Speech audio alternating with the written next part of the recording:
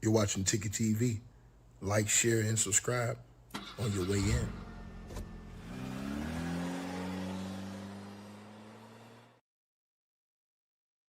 Man, this man Keefe D, boy, I tell you what, man, Keefe D, he, the stuff that's being revealed in this Tupac Shakur murder trial, man, and the fact that Chris Brown has now entered the chat in the Tupac Shakur murder trial, bro, this is unbelievable, bro. High in the blue hell, this dude Keefe D talk more than anybody I've ever heard on planet Earth to be a stone cold gangster and all these other things, bro. I'm telling you, man, this dude right here was telling everything, man.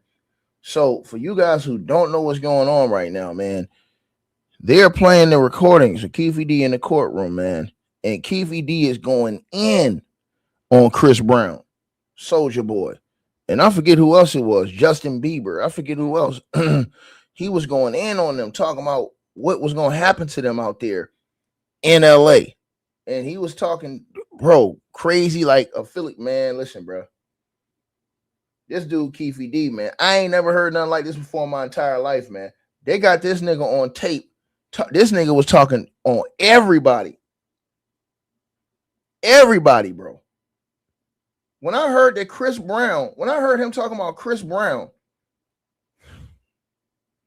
and what was going to happen to Chris Brown, I said, man, this nigga right here, bro. This nigga on tape. He on tape. You can't make this up. Smash the like button, share the video. Keefe D is on tape going in on C Breezy. That's wild, bro. I'm sitting back. Bro, he going in on him, Soldier Boy. I forget who else live over there in Cali. But he was going in, bro. Keefe D, bro. This shit they was, and he mad they playing this in court. Keefe D is irate that they're playing this shit in court, man. This nigga was talking about all these cats, bro. Unbelievable stuff, man. But he's going at Chris Brown talking about, I guess he was talking about affiliate, whatever. Oh, he was saying basically, you know, hey man, we outnumber. He was saying that his side outnumber the other side. And that dude's is gonna get hurt. I want y'all to hear what this nigga said, bro.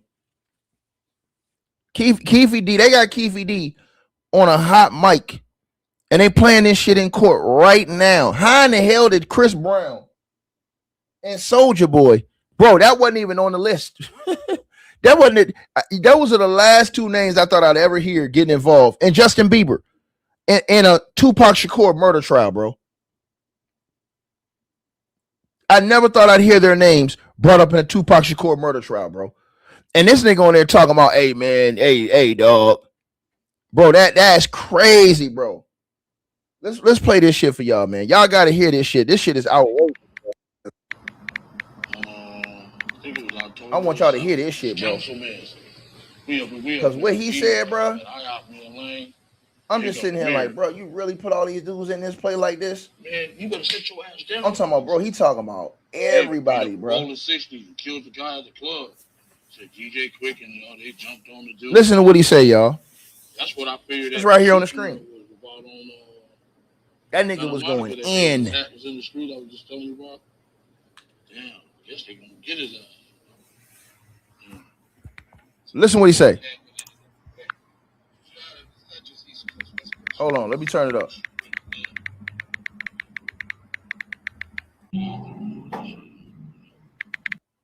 Business the FBI thing hit them because he stopped being the boss. That's why they jumped on it so fast. Hold on, let me get y'all up to speed. They didn't get the main one though. They didn't get the main fucking dude. He just running around. He's still his job too. They got Reggie and his dad. Huh? They got Reggie and his dad. I said they didn't get the main one. His name Reynolds. Oh, really? Sergeant Reynolds. Pulled over my 60 keys. He's making my life miserable. Honest and raw. Yeah, jealous and raw.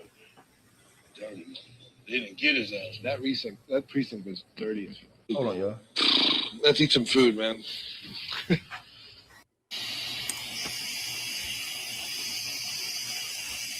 Bro, I didn't know they had all these tapes on this nigga, man. Yeah.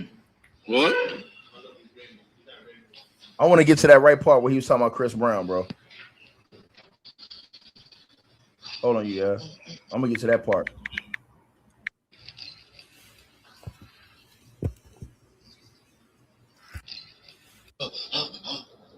I want to know what I can say and what I can't say. So I got to just. It's way more than him. I think this is an area where he may not he wants to maybe have his words straight. So where you want to pick it up? You know, he jumped out of his car. He said, "Listen here, you motherfucking KPD. You motherfuckers killed my motherfucking son. The belts is coming off." I'm like, man, what the fuck is you talking about? Like, you heard me, motherfuckers. I'm like, damn. So, with my immediate crew, I said, like, they were trying to get into it. Trying to get in. So we got to watch these motherfuckers. So we stopped hanging around there right then. We seen they had the back of the police. What does he mean by like my son? His son is fucking children, man. He's children, man. You know what I'm saying? All them, they from the same neighborhood and everything. David, the police. I'm gonna get this shit right where you said about Chris Brown. Hold on. Name, you know what I'm saying? Bro, this nigga KPD, man. Sean John Draws. You know what I'm saying? God damn. What's up, man?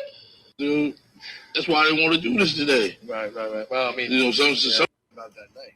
You know? Okay. Yeah. I'm gonna get that shit. Hold on, y'all. Nigga talking about Donald Trump. Everybody, nigga. Bro, this shit crazy. This nigga Keefe D was talking about Troy Aikman, Donald Trump. You get approval whether you. He said they trying to take down Donald Trump. Look at this, y'all. We only can answer 3 questions on it. I'm gonna go into full detail with you and everything on it. No. You don't have to do. Once I get the green light where I'm covered, you know what I'm saying? Because I can't make them look like a goddamn asshole downtown.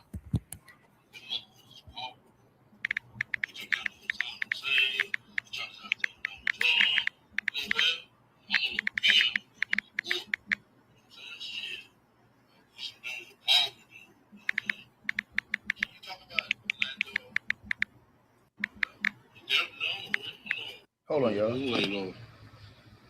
I'm about to show y'all this shit, man. And this nigga said they was trying to. Now remember, this is before Donald Trump was president.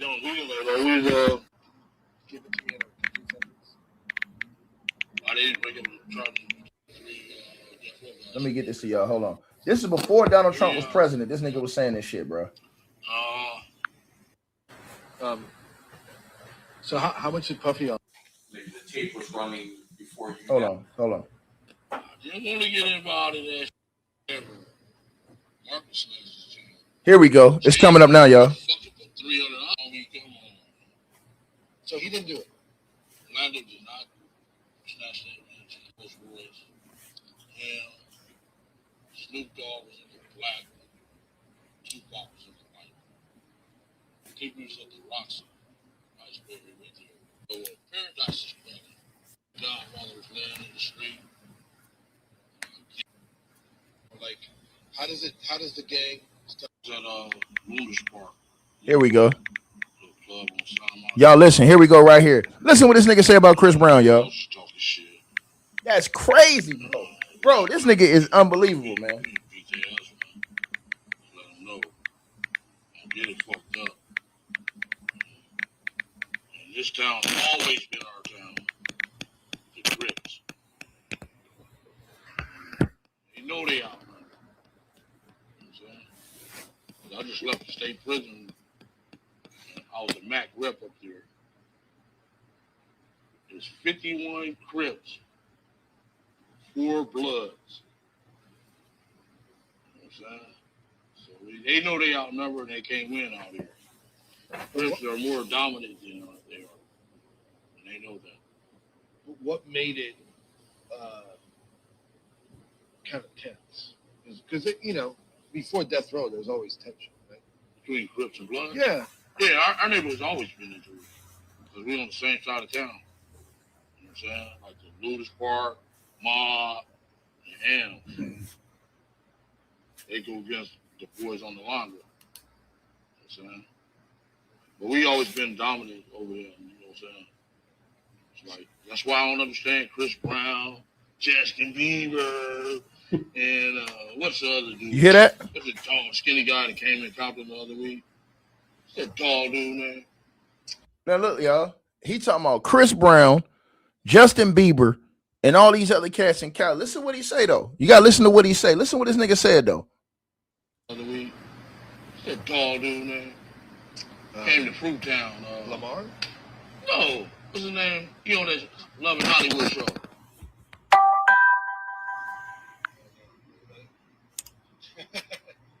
Soldier Boy and all.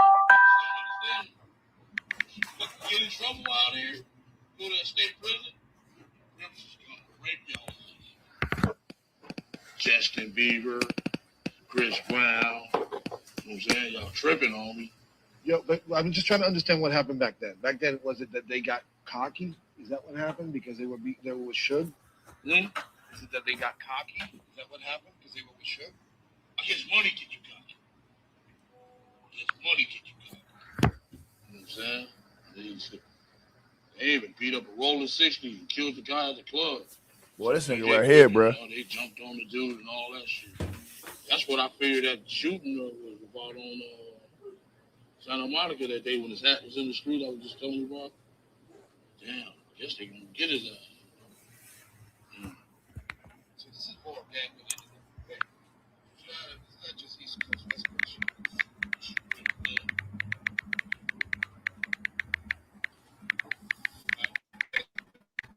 I can't tell you really behind it all. You know what I'm saying? Because it's some mafia shit, man.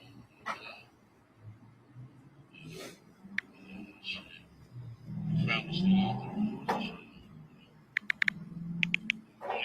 Yeah. Yeah. Some of that shit.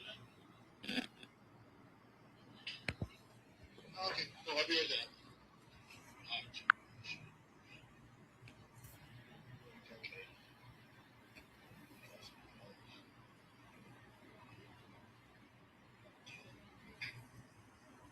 Yeah, she had the same once. Yeah. I was just a street man. He was just a studio man. Business one. Bro, this nigga telling everything, man. This shit is crazy, bro. Yeah, Hold on, y'all. he stopped. I want to go back to what he said though. Hold on, y'all. That's why he jumped on. Okay, no, I'll be right there. Listen what that nigga said though, bro. Yeah, shit, man. So this is more gang related. So this is more. They even beat up a rolling 60 and killed the guy. That's crazy, bro. Look at this, y'all. But we always been dominant. Look at this, y'all. Left the state prison. He say, rep up there. he said, yeah, our neighborhood's always been into it. He said between the Crips and the Bloods. For blood. And the man said, yeah, look, y'all. You know what I'm saying? So they know they outnumbered and they can't win out here. Crips are more dominant than they are. And they know that. What made it kind of tense? Because, you know, before Death Row, there was always... Look at the chat, y'all. He's talking about Chris Brown right now. Yeah, Look. our neighborhood's always been into it. Because we on the same side of town. You know what I'm saying? Like the Ludus Park, Mob, and Hams. They go against the boys on the line. You know what I'm saying? He said, yeah, but we always been dominant over them. It's like, that's why I don't understand Chris Brown, Justin Bieber. Chris Brown, Justin Bieber. What's the other dude's name? What's the tall, skinny guy that came in Compton the other week? He said came in Compton the other week. The tall, skinny guy. Came to Fruit Town. Lamar? No. What's his name? He on that Love and Hollywood show. Man, listen to this shit, man.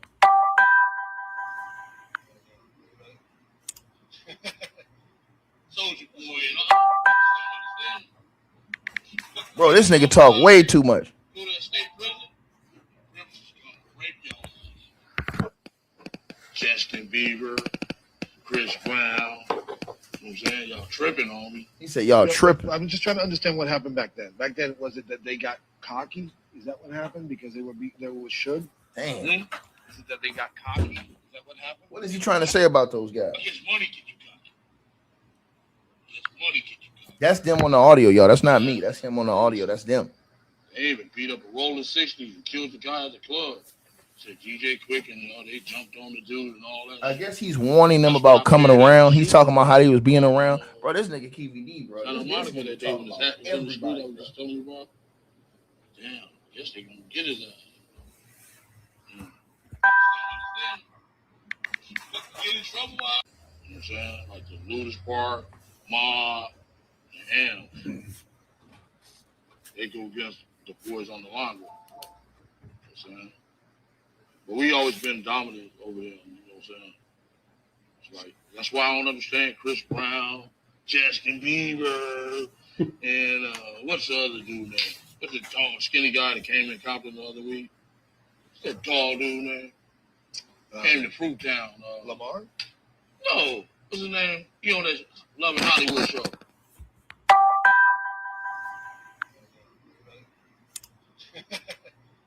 Soldier Boy and all. Get in trouble out here. Go to a state prison. Rips is gonna rape y'all. Justin Bieber, Chris Brown. You know what I'm saying? Y'all tripping on me. Yo, but I'm just trying to understand what happened back then. Back then, was it that they got cocky? Is that what happened? Because they were with Suge? Hmm? Is it that they got cocky? Is that what happened? Because they were with Suge? I guess money get you cocky. I guess money get you cocky. You know what I'm saying? They even beat up a rolling 60 and killed the guy at the club.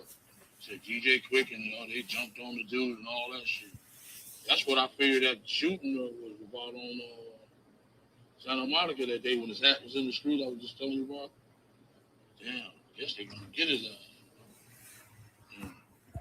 So this is more gang related than anything. It's not just East Coast, West Coast shit.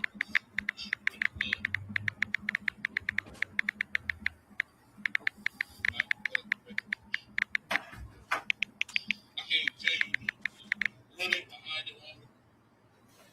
You know what I'm saying? Because it's some mafia shit, man. Bro, this nigga telling everybody, bro.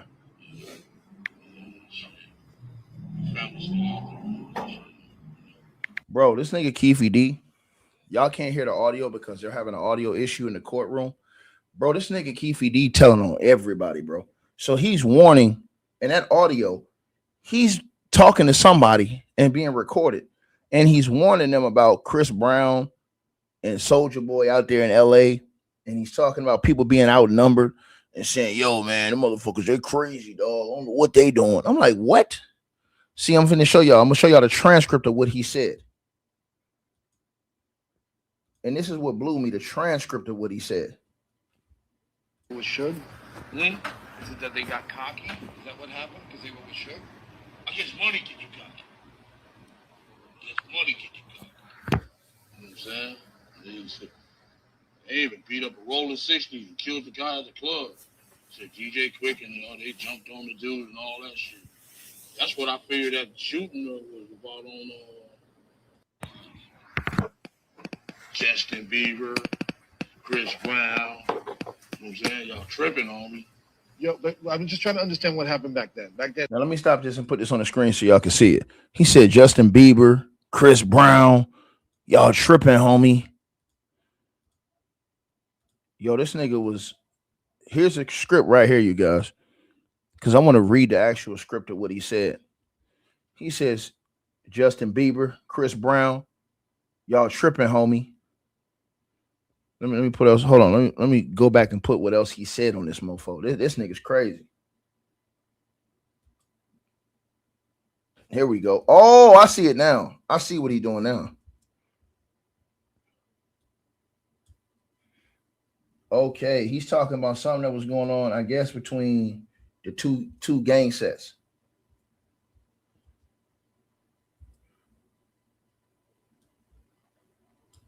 Okay, let's stop right there. I see what he's talking about right now. Let me put this on the screen for y'all. So Keefy D's talking to these people on a hot mic, you guys. Now, on this mic, Keefy D is talking about just different gang stuff, is what he's talking about. right? Gang related stuff, right? And so he says that the Crips are more dominant than they are, and they know that. So the dude asked him, he says, what made it tense? Because before Death Row, there was always tension, right? And Keefe D said between the Crips and the Bloods, and the dude said, yeah. Keefe D said, yeah, the neighborhood's always been into it because we on the same side of town. You know what I'm saying?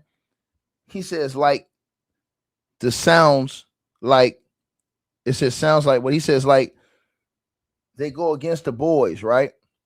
On Alondra. You know what I'm saying? Yeah, but we always been dominant over them. You know what I'm saying? He said, that's why I don't understand Chris Brown, Justin Bieber, and what's that other? So he's talking about the gang wars out there. And this nigga don't brought Chris Brown into the goddamn Tupac Shakur murder trial, bro. He didn't see, nobody knew all this shit was on tape until now. This nigga been saying all this on tape. How could you say all this on tape, my nigga?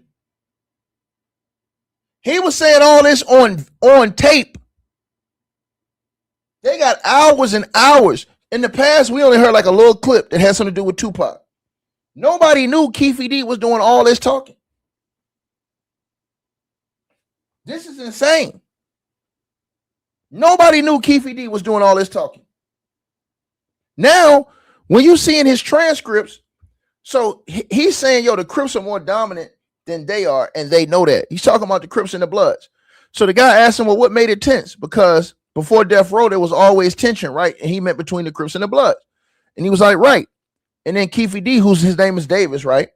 He says, yo, between the Crips and the Bloods? He was like, yeah, that's what I'm talking about. He says, yeah. He says, our neighborhoods always been into it because we on the same side of town. You know what I'm saying? Right? So he said the Looters Bar, Park, and Mob in the Arms, or the AMs, excuse me. That's what he said, right? He says they go against it. Or they go against the boys on Alondra. You know what I'm saying? That's what he says. He says, yeah, but we always been dominant over them, you know? What I'm saying. That's why I don't understand Chris Brown, Justin Bieber, and what's that other? And then he goes on and say, what's that other?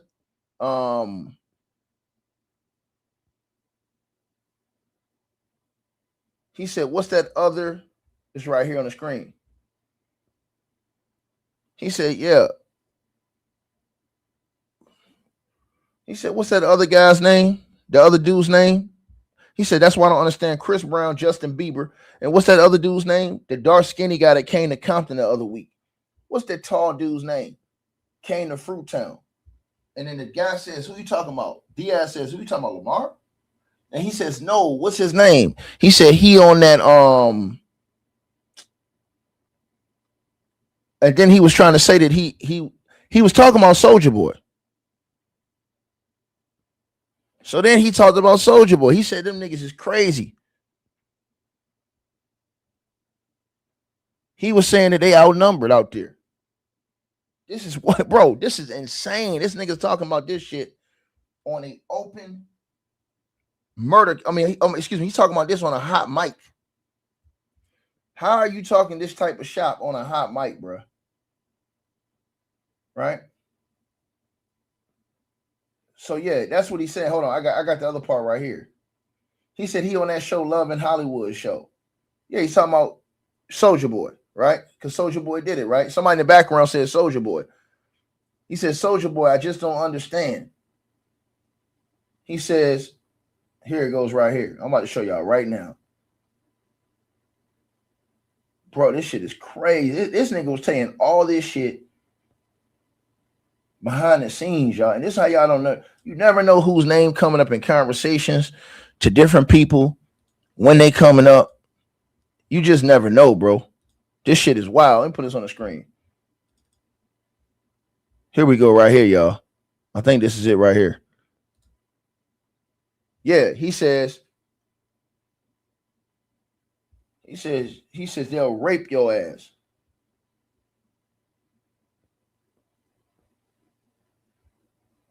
He says, Justin Bieber, Chris Brown, you were tripping, homie. So he's trying to say that them dudes will get violated out there. That's what Keefe D is saying. On a hot mic, he said, I'm just trying to understand what happened back then. That's what the dude asked Keefe D. He's trying to get off that and get back to the Tupac shit, right? So he asked him, well, I'm just trying to understand what happened back then. Back then, he says it was that they get cocky. He says, is that what happened because there was Suge? And then he says, Keefe D says, And then the guy says, is it that they got cocky? Is that what happened because they were with Suge? So he's asking if Chris Brown, Justin Bieber, and Soulja Boy was getting cocky because I guess he was asking because they was hanging around Suge Knight, right? And Keefe D say, I guess money gets you cocky. Guess money gets you cocky. He said, I guess money gets you cocky. Guess money gets you cocky. You know what I'm saying? He said they didn't even beat up a rolling 16. He says killed the guy. He says they even beat up. So he says they even beat up they got the audio wrong how they wrote it. He says they even beat up a rolling 60, killed the guy at the club. Said DJ Quick and all them. They jumped on the dude and all that shit. Bro, this nigga Keefe D is crazy, bro. This nigga stone cold crazy. I'm gonna play this shit. So now y'all are seeing the transcript. Now you can kind of understand what he's saying. So let me play this. Now listen. What made it kind of tense? Because before death row, there was always tension, right? Between Crips and Blood? Yeah. Yeah, our neighborhood's always been into it. Because we on the same side of town. You know what I'm saying? Like the Ludus Park, Mob, and Ham. They go against the boys on the line. You know what I'm saying? But we always been dominant over there, you know what I'm saying? It's like, that's why I don't understand Chris Brown, Justin Bieber, and what's the other dude name? What's the tall, skinny guy that came in Compton the other week? What's that tall dude name? Came to Fruit Town. Lamar? No. What's his name? He on that Love and Hollywood show.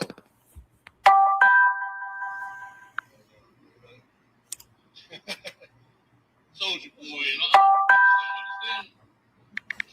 Get in trouble out here, go to a state prison, rape y'all. Oh, okay. So he said, you get in trouble out here, you go to state prison. He said the Crips gonna rape y'all ass. That's exactly what he said about Chris Brown, Justin Bieber, and goddamn. And I didn't even know Justin Bieber was affiliated. He said Chris Brown, Justin Bieber, and Soulja Boy. He said he don't even know why they fuck with him. And then the nigga said, who you mean fuck with? Fuck with Suge? See, now this is he don't brought these niggas into the Tupac murder trial. They're at the murder trial right now playing this shit in front of the whole world. That's crazy, bro. Justin Bieber came in Compton the other week. What's that tall dude name? Came to Fruit Town. Lamar? No. What's his name? He on that Love and Hollywood show.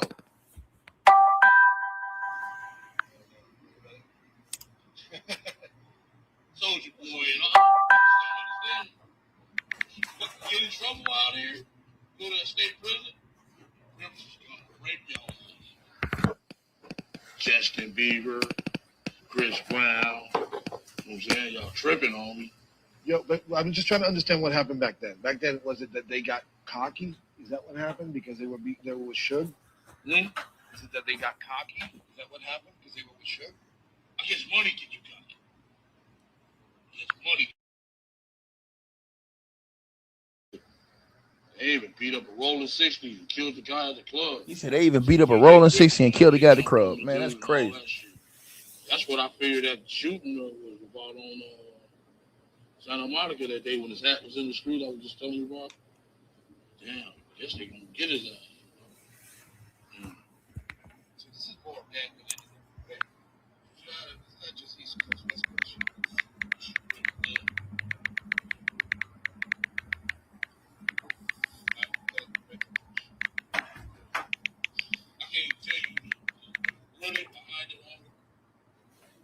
You know what I'm saying? Because it's some mafia shit, man.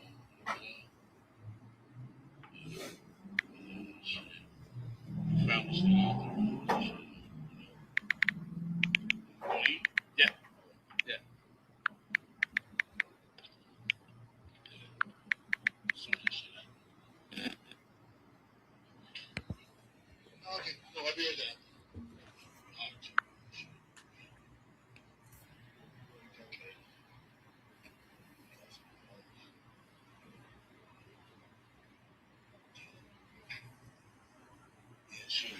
Now you can't hear some of it because of how dude got that mic. How he got that mic, you can't hear some of it. To the people who said Chris Brown was 7 years old, bro, listen, I'm supposing that he's talking about in more recent events because this was a different audio. This ain't the same audio as before. They got, see, here's the thing y'all got to understand. Keefy D, they got this nigga on multiple audios. They got him on audios from back in the day, and they got that nigga on audios from a few years ago when he was doing these documentaries. So Keefy D was getting recorded when he was doing an interview for the documentaries, I guess a couple years ago. So and now in that one, he goes and brings up Chris Brown, Soulja Boy, and all these other people now. And I guess he was saying before Suge got locked up recently that they were affiliating with Suge, and he's like, yo, I don't know why they doing that. If they go to prison out there in Cali, that they gonna get all worded in prison. Bro, this is crazy, man. Keefy D is, I ain't never heard no shit like this before my entire life. And to watch how that nigga face look, I want y'all to see this. Let me put this on mute. I want y'all to see, look at this nigga face while he looking at this, bro. The nigga is hurt. Look at that nigga face, bro. He's reading the whole screen verbatim of everything he said on that mic. That's it. Yo, I ain't never heard a nigga talk like this. This nigga's on tape talking about Donald Trump. Crazy. I'm gonna let it keep playing. Yeah. Ain't no Harry Oldie. Yeah, no. But I mean, Suge might We had the same ball. Suge might be in jail for the rest of his life. Yeah, you right. No, I think the police are gonna start coming. Good. All of them gonna get around. All the crooked cops and shit, we was really up against it, homie. One of the city companies, they got Reggie Jr., Sergeant Reynolds, the mayor, all these dirty motherfuckers, you know what I'm saying? So we was gonna eventually have to have some shootouts with them motherfuckers. You know what I'm saying? They just got busted too, Right. though. I loved it. I like, damn! They didn't get the main one though. They didn't get the main fucking dude. He just running around. He's still a cop too. They got Reggie and his dad. Huh? They got Reggie and his dad. I said they didn't get the main one. His name Reynolds. Oh, really? Sergeant Reynolds. Pulled over my 60 keys. He was making my life miserable. Clients abroad. Yeah, judges abroad. Dirty. They didn't get his ass. That precinct was dirty. Yes, it was. And we was lived out there with him. Even the mayor, his councilman. We up there eating at IHOP Mill Lane. Here come the mayor. Man, you better sit your ass down, fool, and kill your ass. You know what I'm saying? Stupid bitch. You know? That dude was stupid. What was his name? Bradley? Omar Bradley? Yeah. That dude was stupid on. Let's eat some food, man. All right, thank you guys. We're back in 45. Are you leaving? No, my name. You're just there looking dapper? Wait till you see my suits, homie. Yeah. Woo. Thanks. All right, sure. You got a big word around? Yeah. Can I see? Was it? Just bring it from the evening. Oh, yeah, okay. Where are we eating? Oh, it's in there, okay. Okay. You talking about Trey K's book?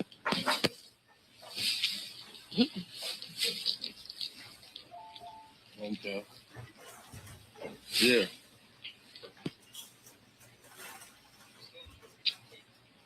Don't say nothing about no people. That's mine.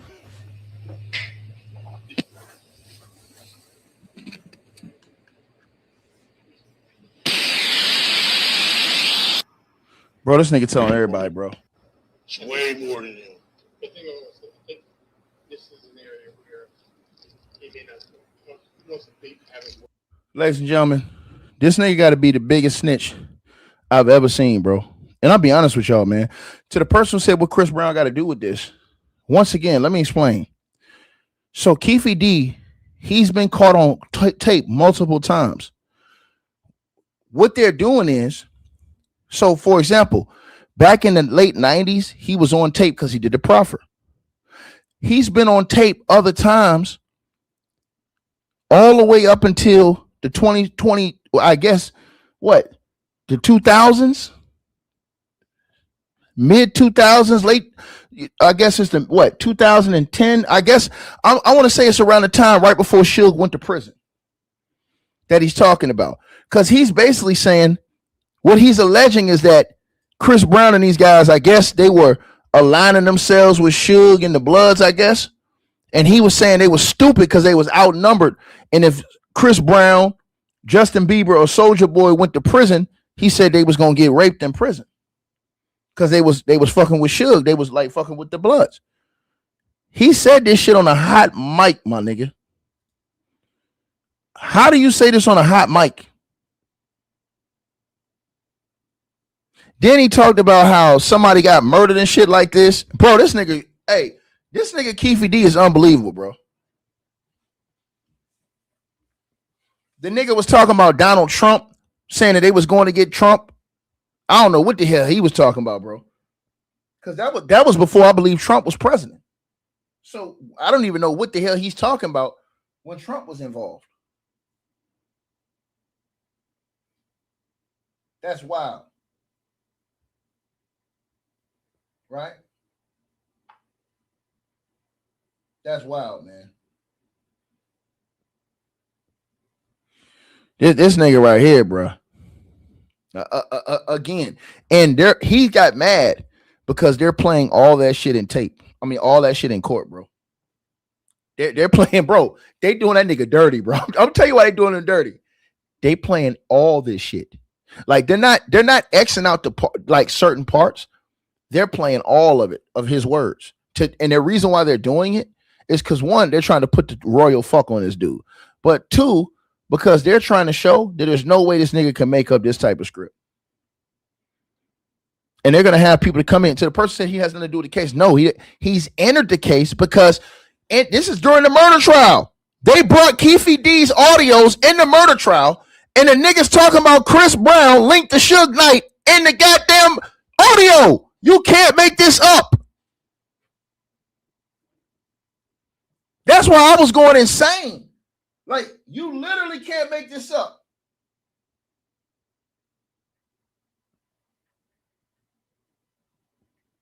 You can't make it up. Unbelievable, man.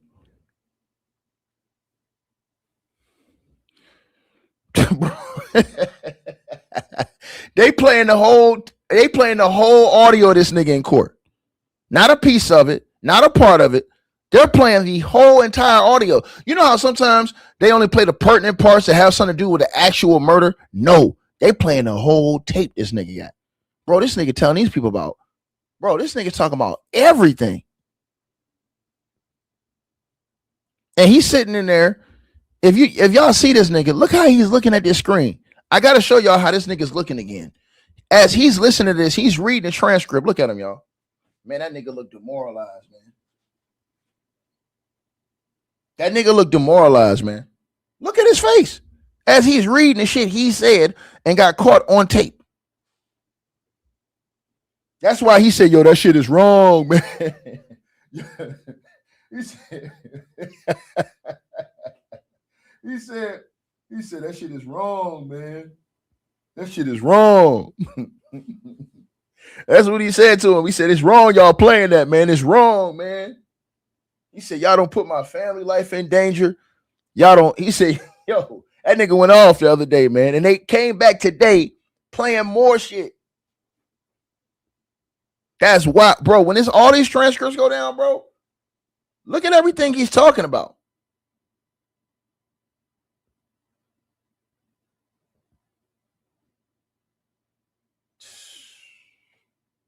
I ain't never seen no shit like this before in my life, bro.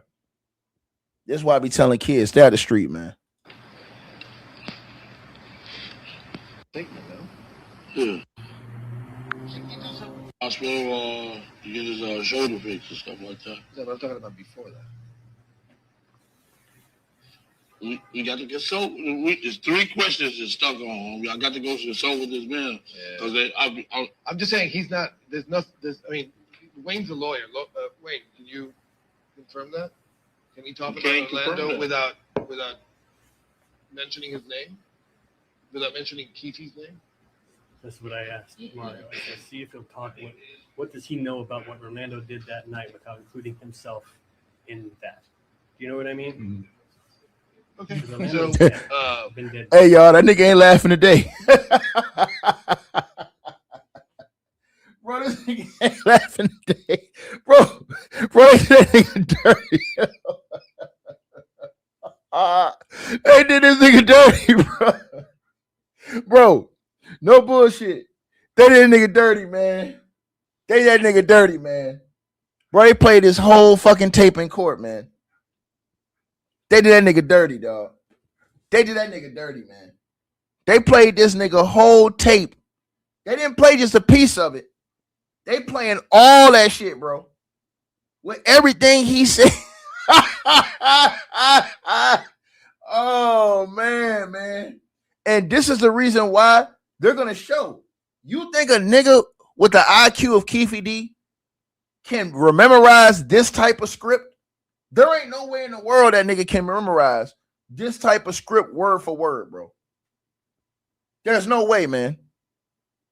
And all they're going to do is use his own words and bring certain people in court to verify different aspects of what he said. And he's toast. That's why I try to tell y'all. They don't need a gun. They don't need a knife. They don't need none of that shit. Look how he's looking, bro. Bro, that oh, man. Then, I forgot to tell y'all, he called the other nigga a rat. Did y'all see him call the other nigga a rat in court the other day? Bro, Keefe D is going to prison forever, nigga. The nigga in front of the jury called the dude, the other Crip that came in there and testified, he called a nigga a rat. In court, in front of the jury. Bro, that nigga's going to prison for the rest of his life, my nigga. Y'all, hey, you cannot make this shit up, bro. He called the other nigga, I'm about to show y'all this shit. He called other dude a rat in court in front of the jury. I don't think I've ever seen nothing like that before in my life. Right? I've never seen it before. Ever. Hold on. I'm finna show y'all this. Insane, bro. He called the dude a fucking rat. Let me show you. They cooking this nigga, man. Bro, hold on. I gotta put this on the screen for y'all, man. This is wicked, man. Bro, and when y'all say this shit, that nigga going to prison forever. How you call a nigga a rat in court in front of the goddamn jury? Look at this, y'all. He called the nigga a rat, a fucking rat. Look at him. Oh, man, bro. And nigga said he was going to walk.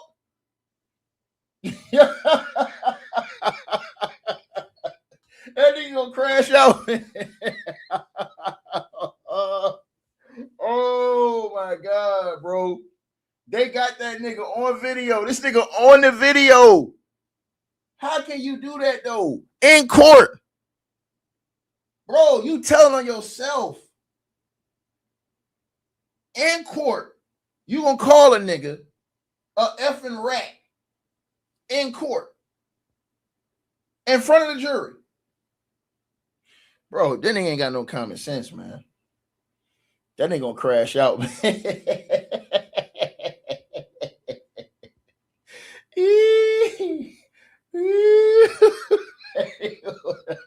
That nigga was so mad.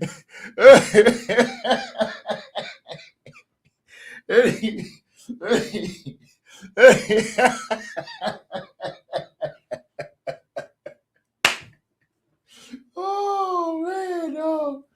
Bro, this shit is pay-per-view, man. Bro, y'all can't make this up, man. They got like 20-something hours of audio of this nigga. And he called a nigga in court a rat for coming to testify. Oh my god, man. And them niggas is coming here talking about, hey man, they ain't gonna find them guilty ticket. I said, man, that nigga getting found guilty, nigga. They find that nigga guilty, nigga, as charged. Trust me. You think the jury see that nigga? What you think they gonna say? What you think the jury gonna say when they saw that?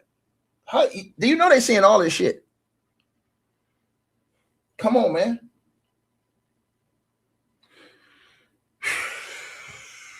Bro, and the cameras, Keefe D must have forgot they got cameras in court. They're not gonna miss nothing, man. Look how he looking at the jury. Look how he looked at the jury at the end, yo. Oh my God. Young kids, stay out of the streets. Please stay out of the streets, man. Because I'm telling you, man, y'all see what's going on right here, bro. Bro, this shit is wild, man. This nigga right here, bro.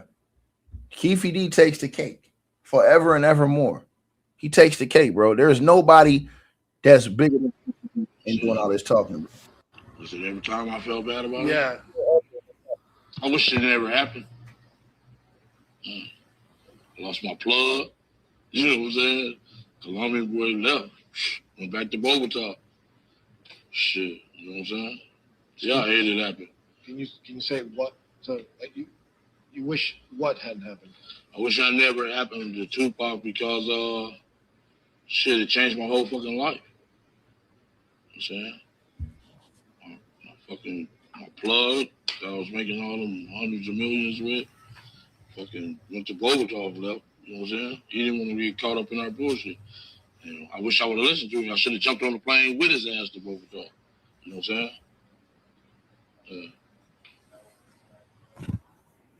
Oh yeah, okay. All right, that's my son and my wife. They on my ass. We're almost out. Okay. Yeah, of course. Yeah, sorry, you have to repeat it because the phone was ringing. Okay, about the Bogota? No. About Tupac. Like, did you ever feel bad? I mean, this is a kid on, the prime of his life. I was like, An artist that everyone loves. To me, it was an ignorant kid in the prime of his life doing stupid shit out here. How so? Also, he shot the police in Atlanta. You know what I'm saying? Jumped on my nephew, him and his little gang. You know, you're a He rapper. going to prison, bro. Stay in your lane. You're a rapper, stay in your lane. He going to prison, bro. And all y'all niggas that was in here saying, hey, man, he gonna get off ticket. Man, that nigga right here, bro. That nigga told so much. All they got to do is get some people in there to verify parts of his story. He's done. This is why I'm trying to tell y'all this. I don't think niggas understand. They finna pack this nigga all the way up. They finna lock this nigga up and throw away the key. And this is facts. Right? They finna lock him up and throw away the key. And I've told y'all this.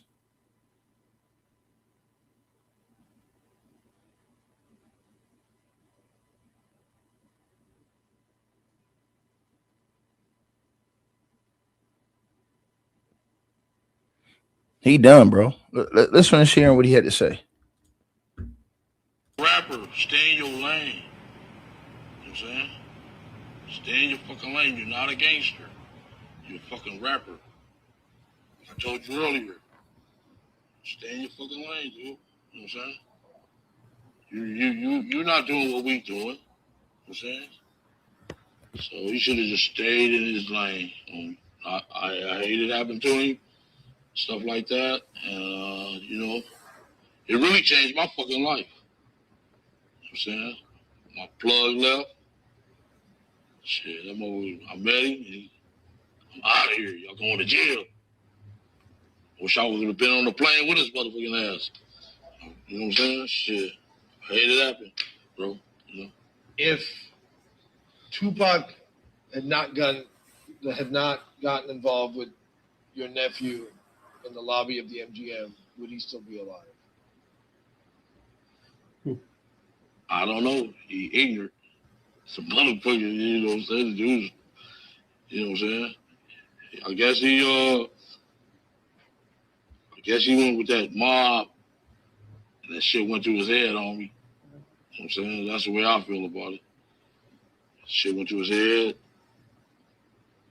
And shit, he was ignorant, so you run into a lot of problems out there trying to be a gang member. You know what I'm saying?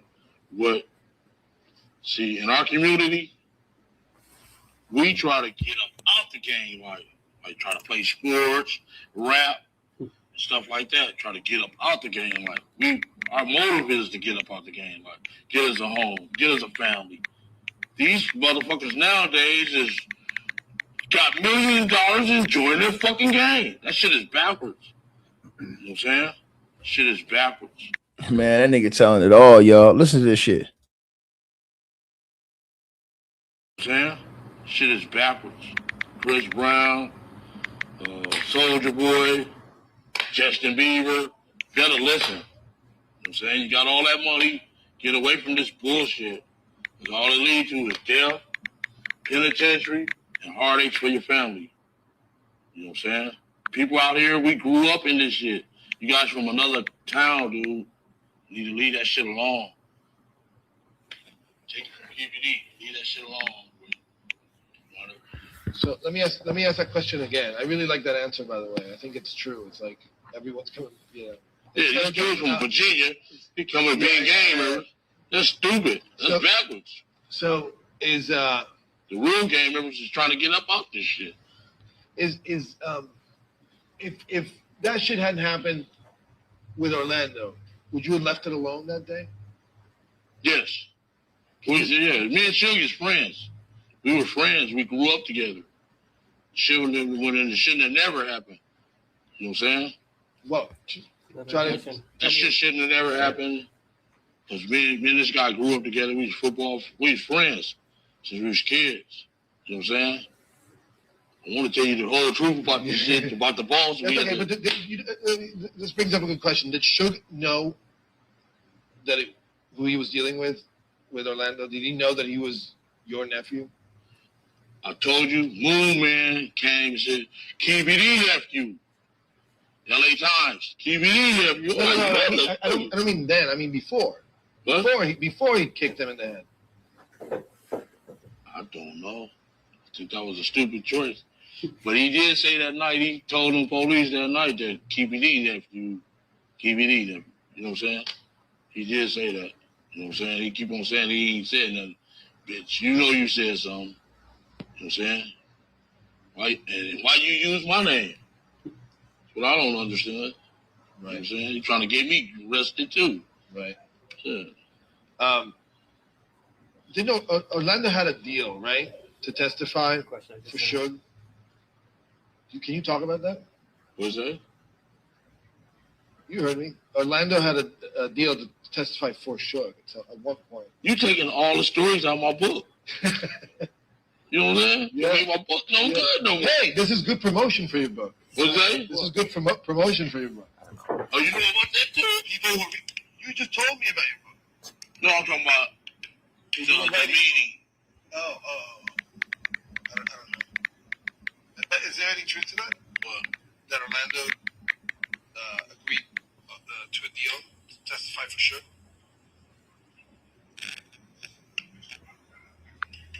Okay, all right. Something. What's that? We not gonna go to that one. Okay. I'm gonna save me something for my motherfucking book. God damn, no surprises. Hey, homie, yeah.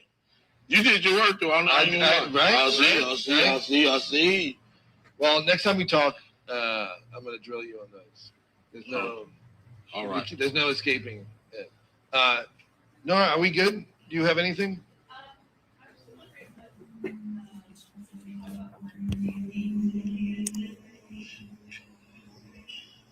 Yeah, you feel comfortable talking about that? Yeah. She said, can you talk about the hierarchy of maybe like being the kingpin? Yeah, like how, how's the structure? Like how's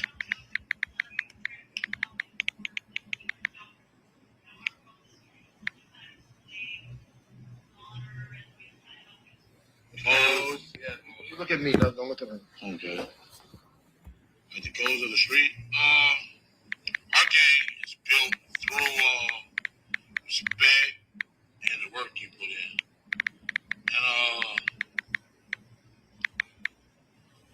far as power, you know what I'm saying? That's the way our game is. You got Can I ask the about double OGs, like the big OGs, because they moved on over to OBGs, BGs, and the TGs, Tell him to tell him where he was. and the OTSs, and the yeah. That's where our game is instructed. So I could fall in the double OG, but I was there when the game was. So this way it goes. People were, you either become a game banger as you get older, or a gangster. Or go to school, or get a job. You know what I'm saying? By 25, that's when you determine whether you're gonna be who you're gonna be. You're gonna be a game banger, a little, you know what I'm saying, drinking, smoking weed and stuff all day long, with the pants hanging down. Or are you gonna get a job? That means you out the game. Or are you gonna become a gangster? You know what I'm saying? For the game. You know, that's where our game is structured. Yeah. Do you think that Suge ran the label like a gang? Yeah. Yes. He kind of hired all gamers. You know what I'm saying? Yeah. He hired all gamers. So who was he in the structure? Who was Suge in the structure? I guess his money gave him the power. You know what I'm saying? How people listen to him. You know, money is power. You know, and shit. I guess they. Well, we knew he was a bunch of the Crips did. I know our side of town did because we played football with the guy. You know what I'm saying? Right. I want to go back to the Biggie night. Where were you, and how did you hear the Biggie had died? Your phone's ringing. We're almost done. I got you. Yeah, she on me. Just 5 more minutes, I promise. Okay. Where were you, and how did you hear that Biggie had died? I was under the parking garage, and everybody ran back in up under the parking garage and said, "They just killed Biggie." Now, to the lady in the comment section who said he really didn't say anything, you must not be able to process information. What he did was,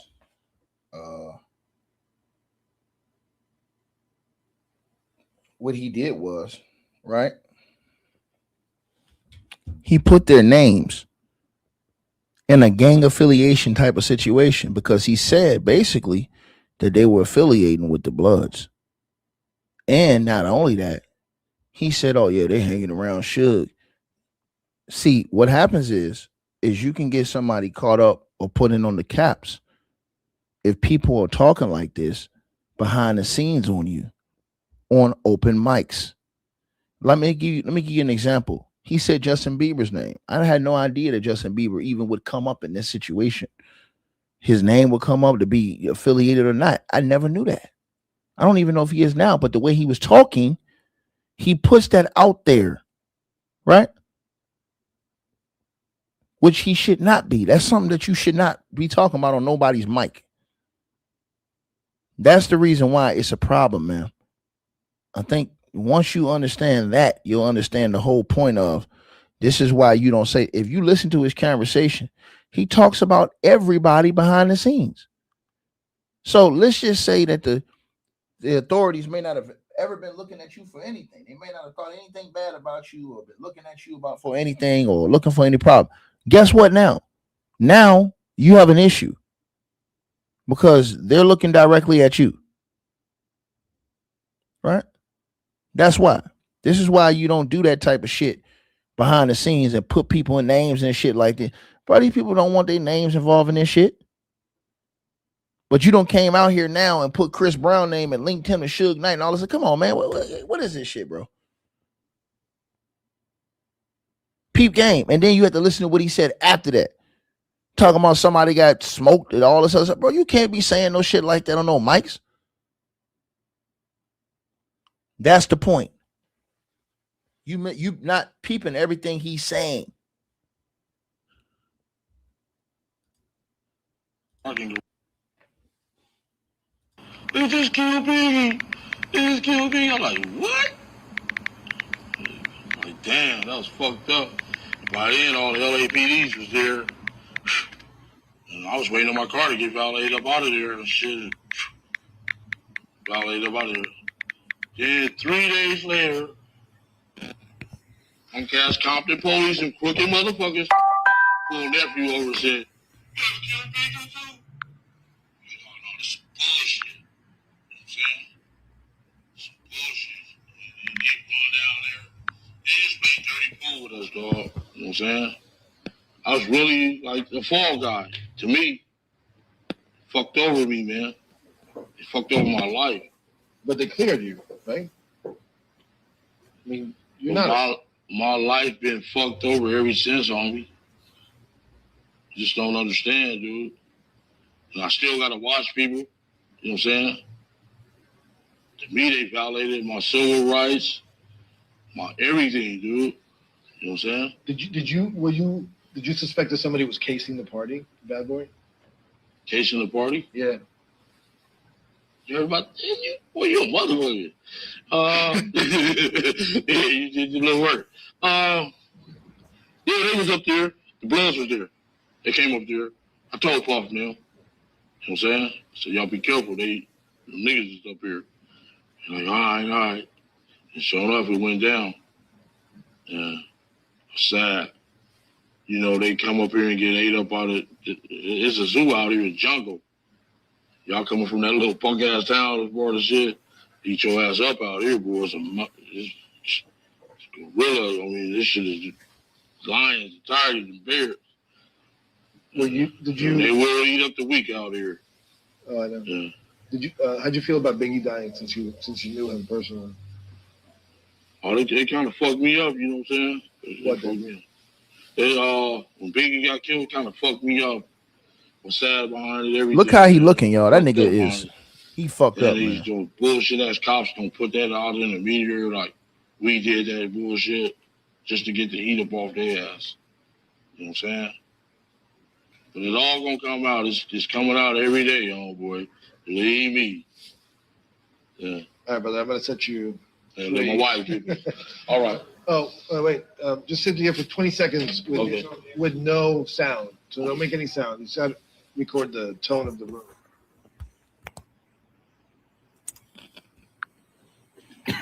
This is ringtone. Listen close. He said, so why Baby Lane?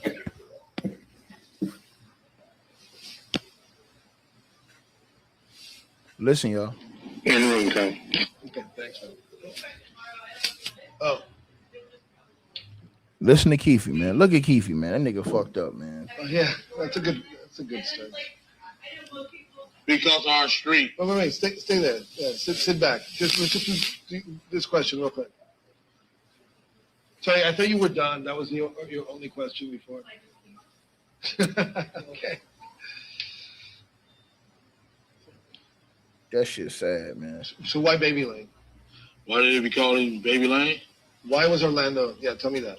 Because he was born on Burrs Lane. Sorry. Tell me the whole story, like the sentence. Orlando was called Baby Lane because Orlando was called Baby Lane because he was born on Burrs Lane, the street Burrs.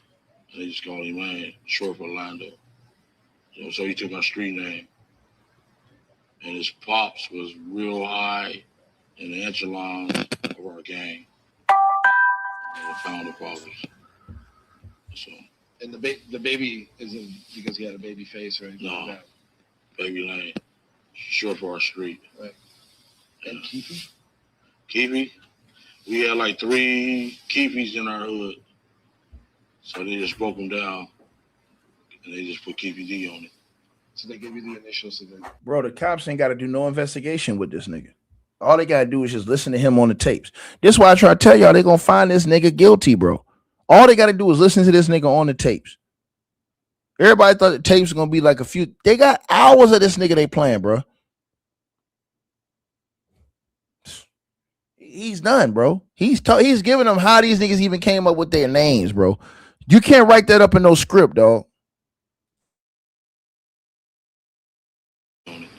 So they give you the initials so Yeah. they separate you from the others. Others, yeah. And that shit just went like a wildflower. Blew up, got rich, had all the money, all the women. Don't put that on there. My wife's gonna kill me. Yeah. Yeah. You better have my wife deposit for that car too. This has got to be the last one. Okay. Original gangster, yeah. A double OG is a dude that's like been around a while. You know, the founding fathers and stuff. You know, founding fathers of the game. That's where our game stopped at the double OG. And our youngest gang members is called TSs, Tiny Soldiers. Yeah. We got like about 6 different generations. Yeah. Okay. Thank you. My wife wants that deposit for that car too. Because she is on my she's great. So why don't you talk to? Well, we gotta talk to you. Call me. Let's talk on the phone. Right. And if you know if things get heavy for you, maybe we can just talk about Orlando and then leave it at that. All right. But these guys are expecting details from that night. Okay. All right. Yeah. Yeah, you know that dude. I don't want to put you in the. Even the Justice Department is DC. Yeah. I swear to God on me. I hear you. They had some major players on me, dog. There's a dude named Michael Terrell. Oh man. Yeah, he's a piece. He's head U.S. attorney of this area. We call his Bluebeard. That dude hate me on me. I swear to God. No, like I said, I mean, come in the room like, y'all fucking would deal with the fucking devil, you know? They're wrapping up. Somebody don't want to deal on this. Like, sir, I swear to God, I swear to God, man, I'll be nice. I'll be good. I'm not the devil. no. I mean, do what you got to do, and then can we set up a date, Nora?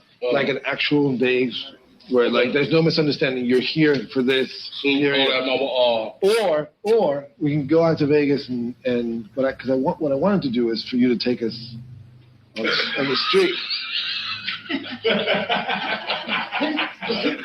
Why is that funny? Why is that funny? Yeah, right. Yeah. A little funny. Yeah. Hey, you know, Let me tell you, they never, you know. Like the dude, I seen Rick Ross at the airport. He just couldn't put my face on it. You know what I'm saying? He was like, you know it? He said, bro, I know you from nowhere. I said, you don't want to know who I am, motherfucker. He's like, I know you. I'm like, yeah. You really want to know? Yeah. We'll figure it out. But it's the 20th. Like my sister giving her, we giving her a 70th birthday party. Her milestone 70. My sister. That's on the 29th. So I'm gonna be there about 4 days before then. For a whole week. Okay. Here, you mean? In California. Yeah. California. The 29th of July. But if we just wanted to come out to Vegas, can we do that too? I mean, I'm not joking about the street stuff. Yeah. Then you can just tell me on the street. It'll be different than this. Yeah. It'll be less formal. Okay. Okay. All right.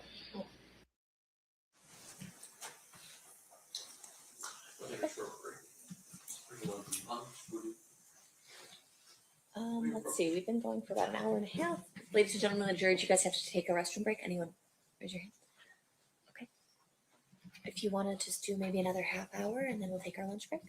Okay, perfect.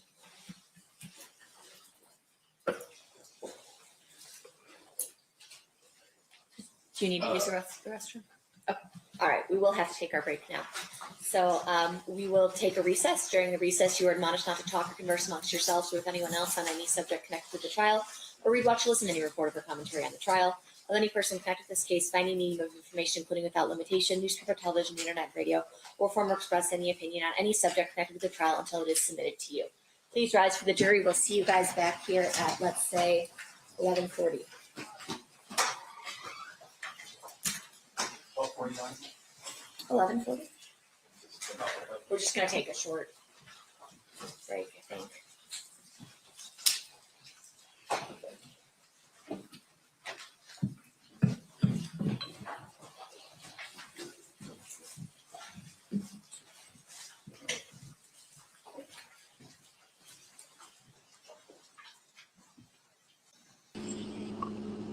And this is what I be trying to explain to everybody, man.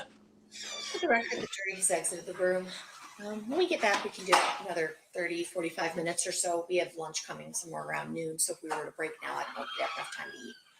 All right, we'll be in recess. Sure. Okay. Man, he's done, man. He done, y'all. It's over with, bro. All y'all who think that he gonna walk off on this, he's not walking off, bro. He's done. When I tell y'all Keefe D is done, bro, it's over with, bro. Y'all might as well go ahead and pack this shit up, man. They're gonna put that nigga in prison for the rest of his life. Real talk. Off everything he said. And it's gonna be off what he said. I try to tell y'all this. When you say this type of stuff, man, I'm trying to tell y'all, man, bro, and they can verify key aspects of what you say through witness testimony, you going to prison. This is the reason why they're playing all these tapes. Because they got people who can come in here and verify key aspects of what he said. And if they can verify key aspects of what he said through witness testimony and this stuff, he going to prison. Because the way he's talking, imagine him going out saying, yo, it was all a script. Bro, who's going to remember a script that's that many hours long? Without no notes. Right? You talking freely. So it's not like you're, no. You're talking like a free, everybody knows this. When you having like a free, open conversation, you know what I mean? You can almost tell when somebody's reading off a script or when somebody's just telling you just, from their recollection of just from, what happened. Come on, man. Now, here's what niggas do. Niggas throw D's on it. They put dubs on the shit. What Keefe D did, Keefe D put dubs on this shit, which helped him in some aspects make it seem like it wasn't real. But the fact that he put D's on it, all they gonna say is, see, we can verify key aspects of what he said. You should say, he over-exaggerated some parts, but the main part of what he said is true. And once they get enough people and you get a conclusion, I'm telling y'all this, man, that nigga's out of here, bro. Weezy out of here, nigga. Weezy out of here, right? So when y'all watch this, man, just know, man, bro, Keefe D did all this shit to himself. Nobody did that shit to him, man. That nigga did all this shit to himself, bro. He destroyed talking. Way too much talking. You destroyed your own life, dog. You gave your whole life to the system. That's what Keefe D did, man. By him doing all that talking, he gave his life to the system, bro. And they're gonna tax his ass. You do all that talking on these tapes, these people get their hands on these tapes, and then you went and was doing all these talking on these interviews after they told you can't go public talking about this shit, or else it's gonna void whatever agreement you have, and you do it. They don't care that you said, hey, I did it for money. Nah, nigga, you can't come take it back now because you giving specific parts, and they're having people that coming in there saying, no, that shit really did happen. So what is it going to do? It's going to make his story look real. It's going to make his story look verified, right? I know they back. I'm talking to y'all. I'm breaking something down to y'all, man, because people not understanding what I'm saying. And I'm trying to tell y'all that nigga is screwed. He's screwed, bro. He is screwed. If you can't see this, bro, I mean, y'all niggas need to get glasses if you can't see this shit, bro. Real talk, man. You need to get some better glasses. If you can't see this, you just got to get some better glasses, man. Because that shit is embarrassing, man. What Keefe D did, man, bro, that's embarrassing, man. The nigga sold out everybody he in there talking about. Simple as that, man. That nigga sold everybody out, man.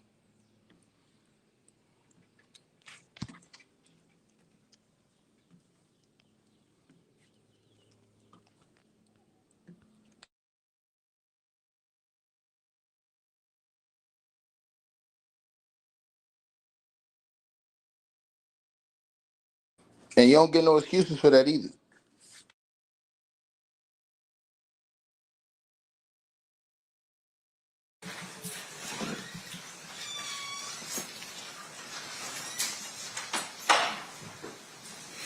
And Judge, if you just let us know when lunch shows up, we'll break.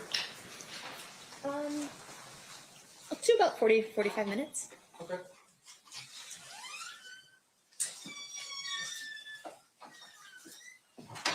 All right, we have Mr. Dorsey back. You're still under oath, sir. Mr. DiGiacomo, you may resume your questioning at this time. Thank you.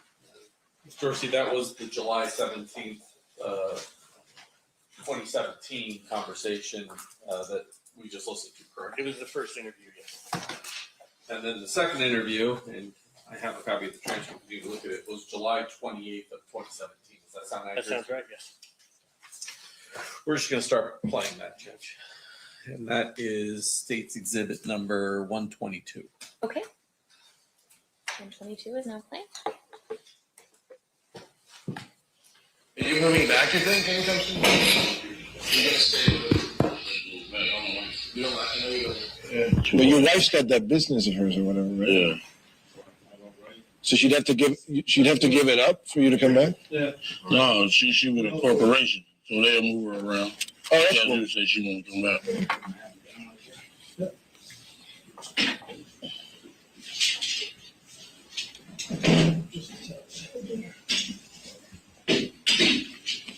Looks good. I mean, I see a white man in the background. Other than that, I want to get out of here soon. yeah. Actually, I see a white man's torso in the background. Sorry.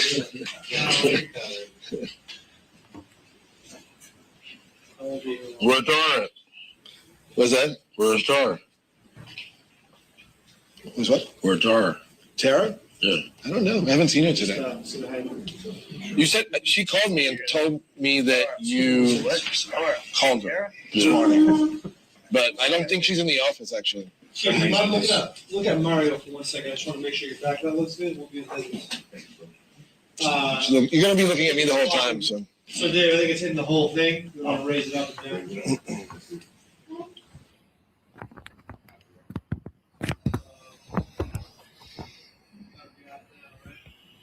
go. Just down.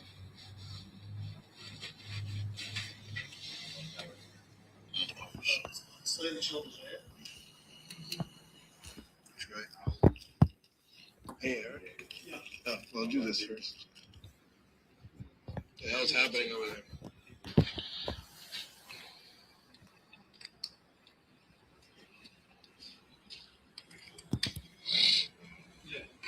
Did you get in touch with him?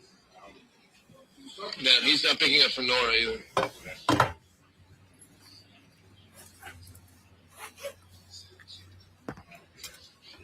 Yeah, exactly. Yeah. That's all right, right, Keith? You know what you're going to talk about, right? Do you need him here? He's not picking up. What? When that light come, yeah. I do. You know, we already discussed that. I don't know what the fuck he put up with. Me neither. Yeah. So I'm talking about we want to. Man. Where'd he go? How long before you start? I need to wait. I mean, I'm ready to start. How are you doing? Yeah. Yeah, I just didn't see you. I mean, I heard you. He's like, yeah, I do. That's all we got. You know, we're talking a little bit about the fight. I told her, I'm not. I wasn't talking about that no place stuff. You know what? Told her that we was in the office when we was arguing. I said, you give me 2 weeks. She said, I said, I gave you 6 months. And she said, Keith, I got the people here, just shoot this, woo. So I was like, shit, you know what I'm saying? Right. Oh, you mean you gotta go through the whole thing again? Yeah. Okay, we can do a little bit of that. Yeah, sure. I mean, but you look great. I have it already. We don't have to go through the entire story. I look great. You look fine. Yeah. To you. To me. To everyone. To everyone who's seen it. Hey, don't release that shit on the internet like y'all did last time. No, of course not. Who released that shit? I wasn't even working here when I have no idea. Did you hear about that? Yeah. You weren't even working here? I've been here for 5 weeks.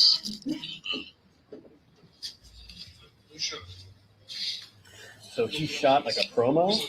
He came in before Mario got hired and shot a promo, and then somebody like BET or somebody leaked it. I know. I actually was here, but I was here working on So can we get let's Disaster. talk about the other stuff then. No, we'll get to that. So I'm just gonna go back to the stuff that we talked about in the other. Yeah. Okay. And then we get to that. Yeah. Everybody ready to start? Yeah, that's bad. Can you give me a? All right, here we go.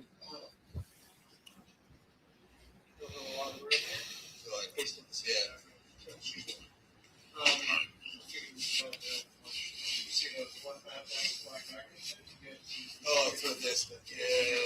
Yeah. So they're very close. Yeah. Where do you think we'll start?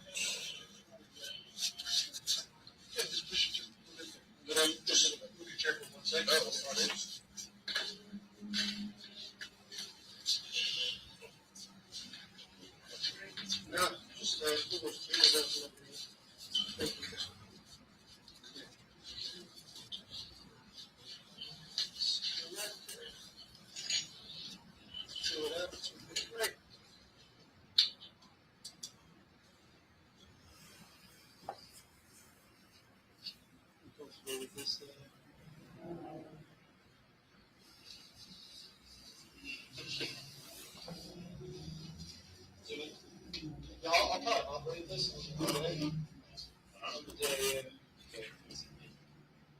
No, I see it. You want to try that? Okay, that's how it's okay, that well? I'm not seeing it.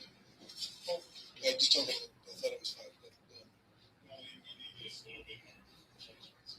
I see. The one good thing is on the 78, 3.2 maybe have a lot of pushback. To get the HDNs, we got a lot of room on it. But anyway, we can do wide. Right. You can't get wide if you don't do wide. All right, let's go. Eric. Yep. That's cool. I'm rolling. Yeah, there you are. Okay, guys, give me a second. We are rolling, so everyone please make sure you're holding on silent or vibrate. So last time when we talked about, you gave me a little bit of your background. Where'd you grow up? What was Compton like when you grew up? Why don't we talk a little bit about that just to get us warmed up? Okay. Let me just move my chair up.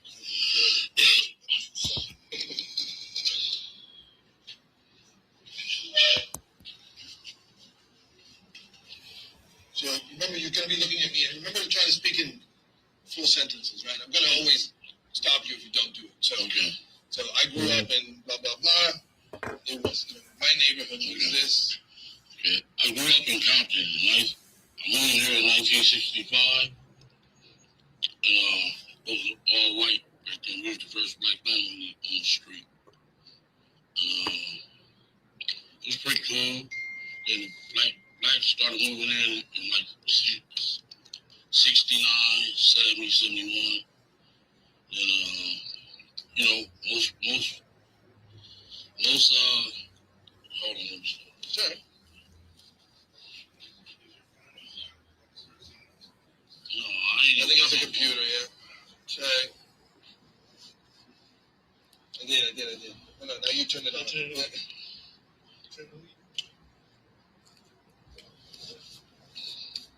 off. Go ahead. Okay, I grew up in Compton, 1965. Moved out there.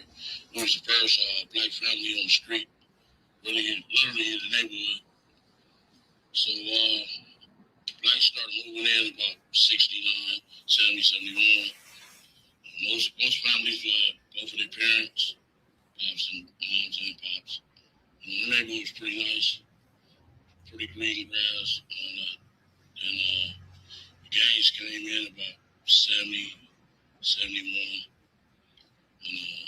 And our neighborhood started gang banging in 1972. And what affiliation were the gangs? It was Crips and Bloods. And our neighborhood was U.S. at first. Then they turned to Crips in 1972. And you were a good kid, you were telling me, right? Yes. Like you were a good student and all that stuff. Good student, How yeah. did you go? Tell me that, and then tell me how you fell in with gang activity. How I fell in with gangs? Yeah. Really, fell in with gangs. It was a fad around our neighborhood. I was a good student, but I still was a gang member back then. I used to be like the ball boy for Compton College, so I knew older dudes and stuff like that. That gave me more wisdom, whereas You played ball with Shakur, right? yeah, I played Pop Warner football at Greater Compton with Shakur. His dad was a coach and stuff like that. So you could do it? Yeah, he was cool with it back then. He was like a year younger than us.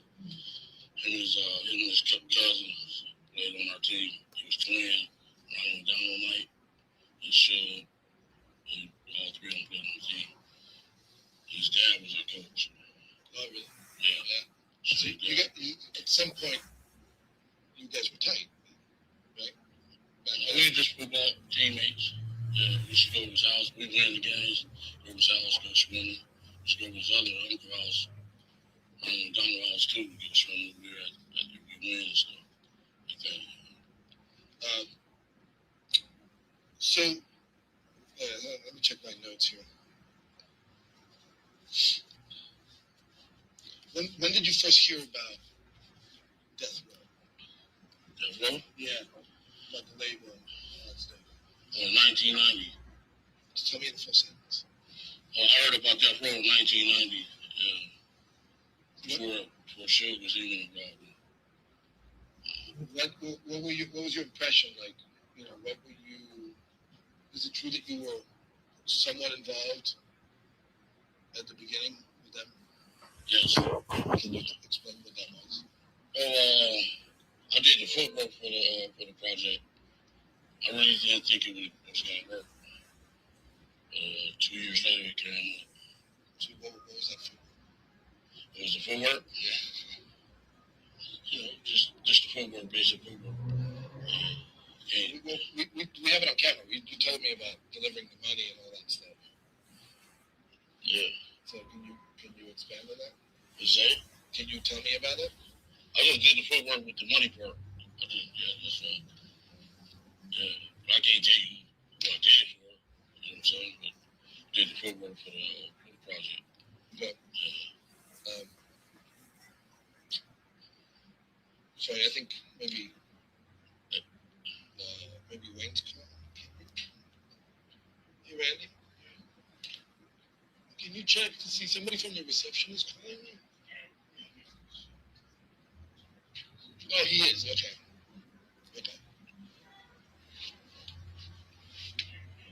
Yeah, he needed to be in here. Yeah.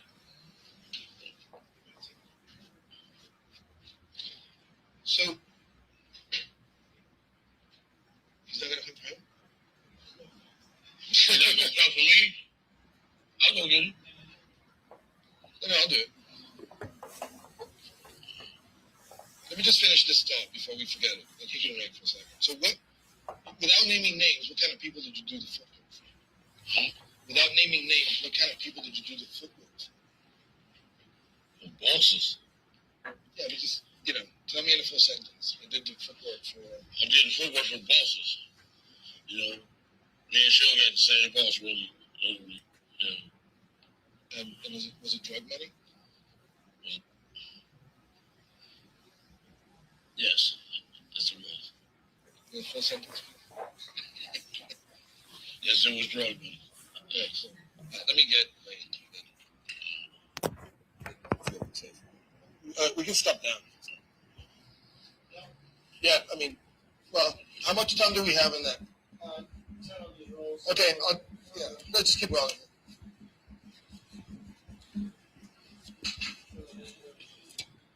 I'm talking about me. Okay. Okay, hey. Oh, terrible. Yeah, I'm good. I'm good. I feel everything jiggling. I feel everything jiggling.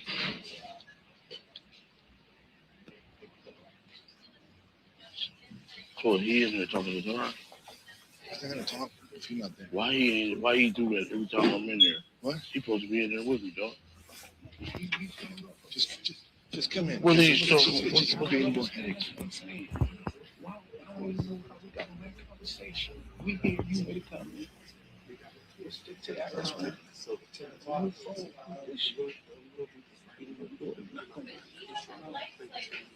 Some bullshit, man.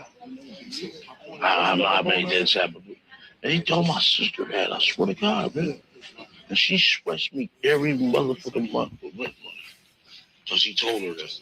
Just please come in. Yeah. Yeah, I looked you over to her. I said, Shawty, I've been nervous, man. It makes my life more easier. Yeah, we're good.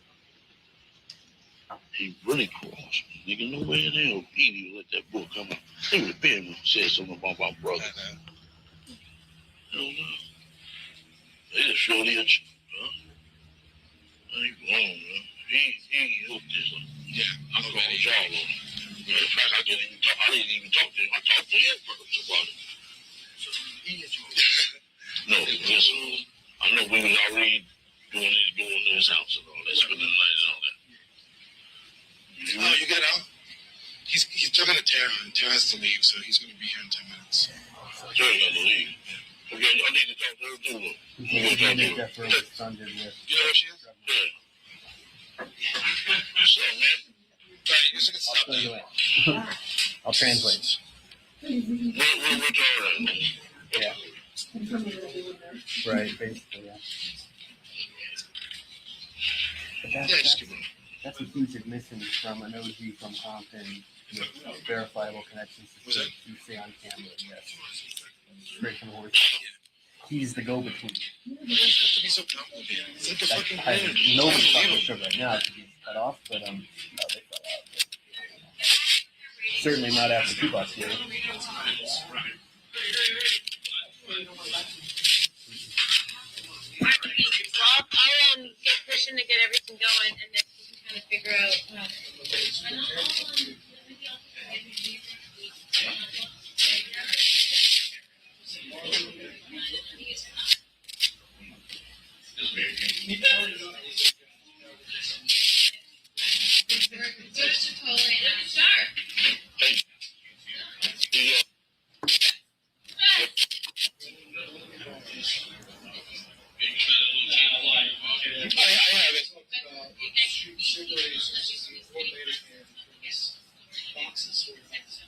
So I'll give it to you after. Yeah. I mean, I have to get it from there, but I can give it to you.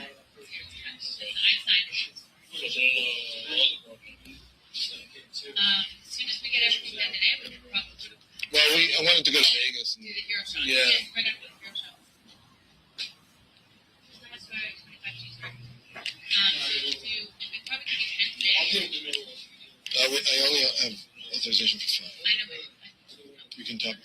I'll just take you for okay, if you need it. because I need the property. But if you need, if you then when we go meet in Vegas for your hero shots, we'll just bring the other 26 years. Does that work? Don't want to get some good hero shots. Look, your text Sound good. Hi, Ashley. This is Mario Diaz calling you back. Hi. Good. Okay.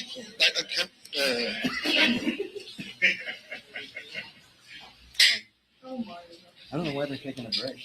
I didn't hear somebody couldn't get in or something. I don't know. I have not heard his voice, but he didn't say much last time. Then make a left. It was the wrong path. Oh, you got to take the long path? Hey there, how are you? I'm good. I'm actually just wanted to play you back real quick because I'm doing interviews today, so I don't have a lot of time. Tell me. Which one do you see going for lunch?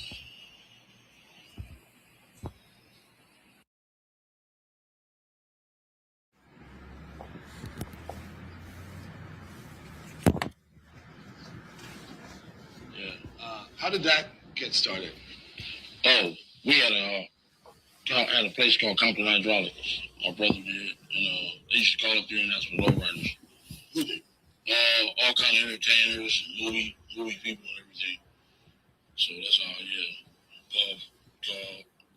Batman from what's his name, Marcus Houston. Yeah, he used a few of them called, yeah.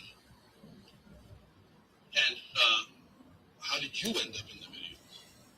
I went up. Well, a crew. Like I never was in no video. I never put myself out there like that. Was it in Orlando in some of the videos too? I feel like I've seen his face in some of the videos. Not that I knew of. But you guys started, when you started hanging out with Puffy and going to concerts, and how did that relationship start? He called one night. Puff called one night and asked us was it cool to come out on the West Coast for his concerts. Yeah. And so shit. Then he came. The first concert we went to was in Irvine at the Summer Jam. And then Suge was there. When they got off the stage, when Biggie did perform, Suge asked me how did I know them guys. I seen he was kind of getting jealous then because Biggie had a hot record back then. Got a One More Chance. That was the hottest thing going on right then. So how did you get on stage with those guys? I knew some New York people that knew them. New York guys. Yeah. So you were on stage Yeah. doing the performance? Yes, I was on stage with them. Yeah. I wanted to ask you how that works because, they call you guys up to see if it's okay to come to LA. What does that mean? For some of us who don't understand, No, you hold on. Yeah. No, he would call to see if it was cool to come out of LA because he was scared of Suge. And, they had beef. Some shit started in Atlanta or something. Yeah. So did you guys offer him security? Is that how it went down, or? No, we ain't no security guards. You know what I'm saying? No, we just went to the concerts with him. I guess he was trying to be slick because we're Crips and his enemies are Bloods. You know what I'm saying? I guess he was being smart. When me and Suge were friends, so I used to go to parties. Everything was Suge. We'd Suge at parties and all the clubs, all that. So at that point, it was still cool. Yeah, you still talked to Suge, no problem. You still talked to, you hung out with Puffy's people, no problem. Yeah, no problem. Yeah. When did it become a problem? I guess when that guy, Big J, got killed in Atlanta. Tell me about that.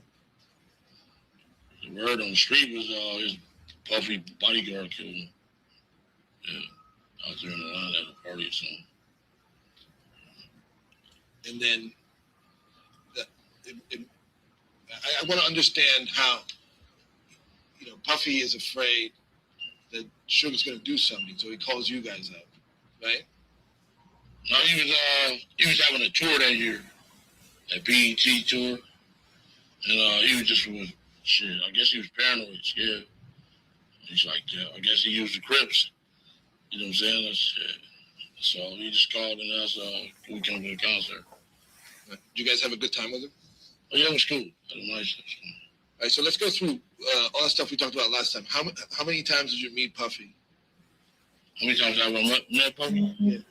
Shit, I can't remember. It was so many times I can't remember.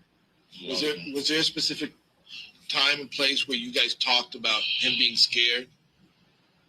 Shit, Greenbacks. on Sunset. What happened then? Shit, you know, you eat upstairs at the deli, and you order your food downstairs. So me and him went downstairs and ordered a couple of champagne bottles. And we talked about it then. What did he say? What did he say? Shit, he was just scared of the guy. Shit. That's all. Did he ask you to do something for him? Shit. Not really. Yeah.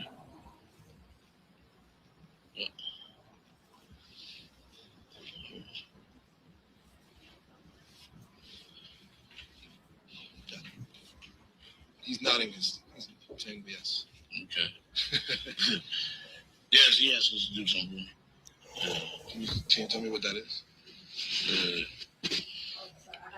I guess he wanted the big guy taken care of. Yeah. Shit. That's all in shit. I'm not no killer, so shit, I don't know why he was asking me. You know? Right. Yeah. Shit. That ain't my line of work. Yeah.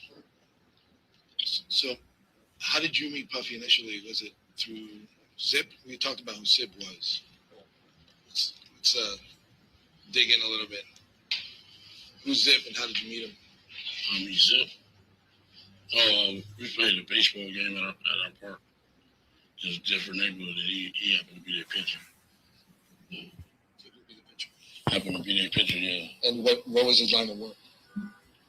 What was his line of work? Well, he was a pimp, you know, and he get money in the streets. Yeah. So what? Were you guys in business together? No, not really. You just tell me what he did for you in terms of the Puffy relationship. Did he connect you to him? Is that who introduced you? Yeah, that's who introduced. Yeah. So, can you say that on the computer? Yeah. Ron Zip introduced me to Puff. So I met Puff. Yeah. Right. Let me just keep checking my notes here.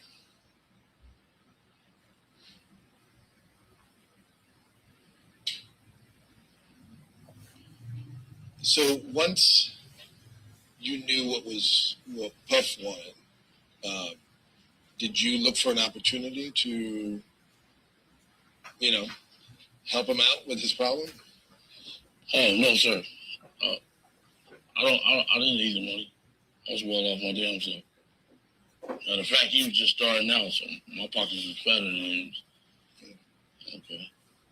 Tell me about your life during that time. Like, what were you? You're putting in a lot of money, right? Yes. Yeah. Paint a picture of what that looks like. Like, what was it? How much money were you bringing in? How large were you living? Do I have to say that?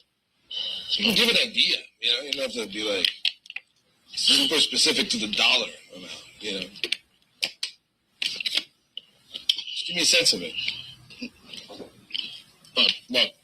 About 4.2 or a million every month. Right in there, yeah. Wasn't honest though. Yeah. How much did you keep? About 20%. Yeah. So that's how much I would make. Yeah. So to you, the money didn't matter. Yeah. When things got hot in Vegas, and we'll talk a little bit more about that, but when things got hot in Vegas, was it about the money? When you guys went after Sugar and Tupac? Really, it seemed like they came after us. Jumped on my nephew with the, yeah. Seemed like they was targeting us. Yes. No, that's cool. Okay. So let's go back. I'm jumping around a lot. So let's go back to the Puffy thing. After you met with him at Greenblatt's, when did you see him again? The candy? Yeah. he can hear the candy going. Okay. All right. He's Okay. gonna swallow it or spit it out. Okay. So after you met him at Greenblatt's, did you see him again? After that? Yeah. Yeah, I seen a few concerts and stuff like that. Yeah. And was he still concerned about the beef with Suge? No, not really. Shit, he had about 50 clips with him. Shit.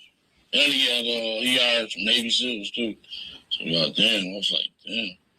Yeah. So just tell me the beginning of that. So Puffy wasn't afraid because. Oh, Puffy wasn't afraid because he had 50 clips with him. And plus he had about 10 Navy SEAls in the room. Shit. Right. Yeah. So,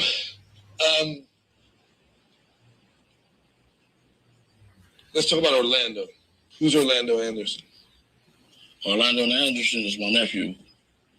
My nephew, my best friend, my son, everything. He's everything. You guys did a lot of stuff together, hung out, chilled out.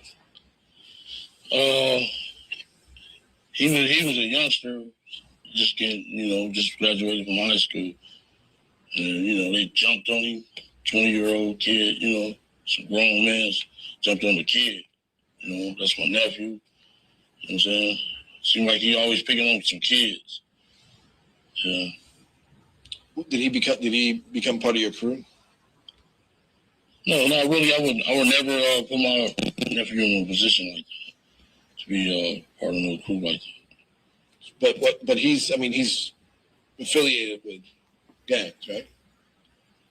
He's affiliated with the Crips. He's not. I've seen pictures of him flashing gang signs. Well, shit, he grew up over there. That's a culture, Yeah, it's culture over there. Yeah, that's he went to school. That's our neighborhood. Period. So what happened? I want to set the stage for what happened at the lobby of the MGM, right? Somebody saw him and said, "That's the guy who stole my chain," right? Yeah. There had been a previous incident at the Lakewood Mall. Yeah. Can you tell me what you know about that stuff? Well, it was this football player. It was a guy, one of my little homeboys named Marcus. He was playing football he was going to play football for Arizona State. And we was up there to buy him some stuff to go play football with. Like shoes, go off to college with, send him off right. You were there? No, I wasn't there. Okay. But they was there to send him off right, give him support so he could be all right when he go to college. It just so happened he rented 3 of the death row guys, and he was there by himself. And they was bird dogging him, talking shit to him. Death row, Smart, Pyru, and all that. So shit, he jumped off. Marcus, he wasn't no punk. He could fight good, and he was a football player, so he athletic. So he grabbed, he knocked the guy out, grabbed his chains. That's all. We ain't had no bounty on no chain. We don't want that little punk ass chain. You know what I'm saying? The little chain, weren't worth shit. So they started it. They started it, yeah.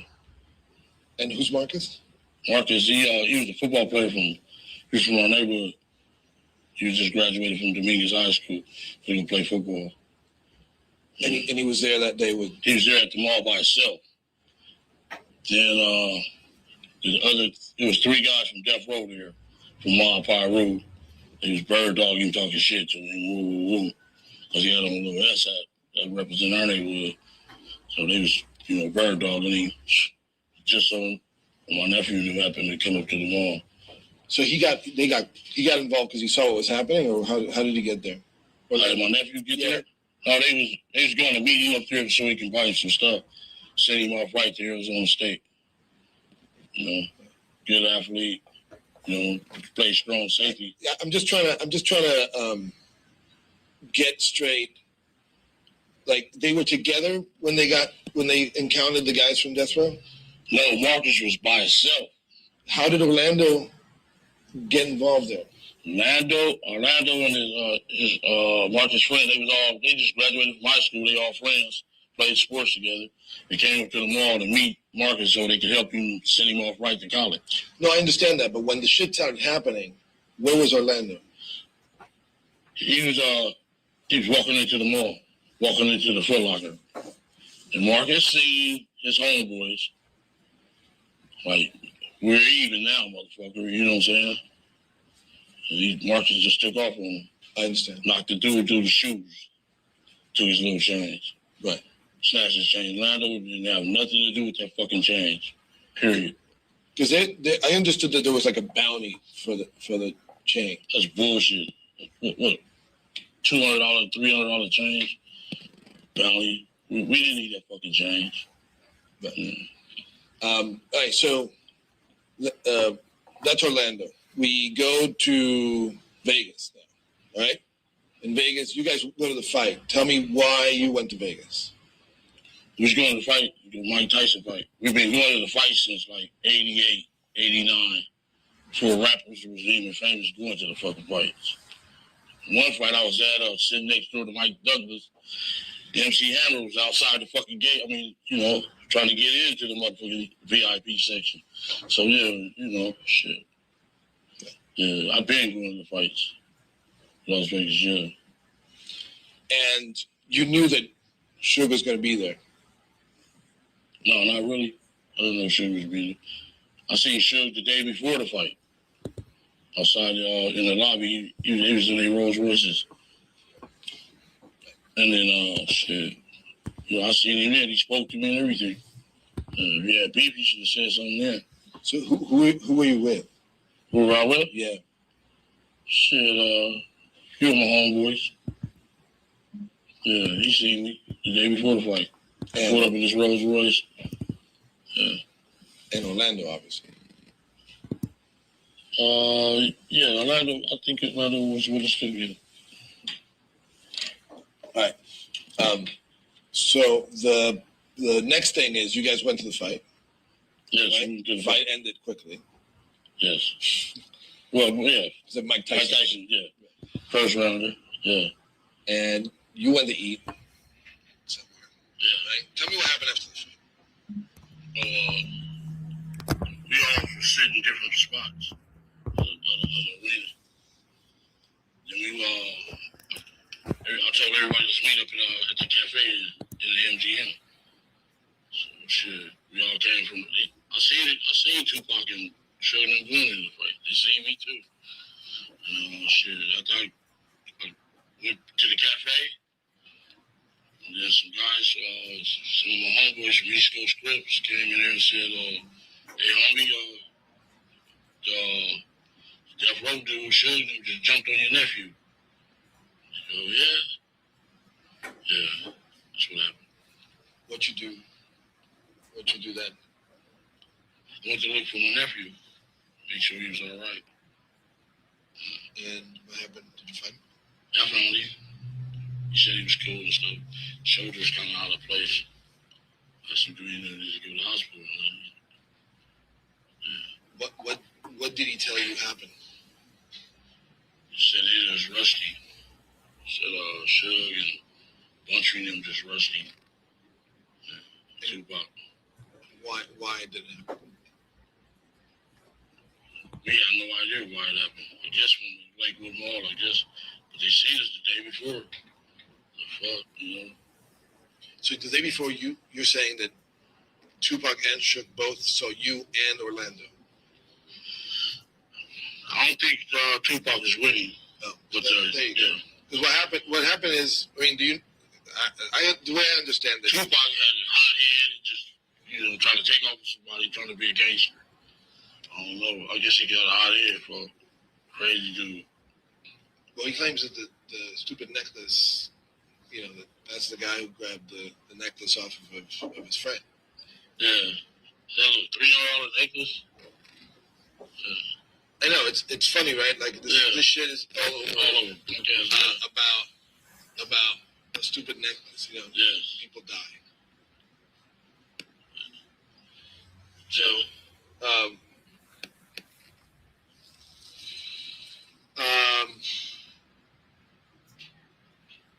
after that? What happened after that? Yeah.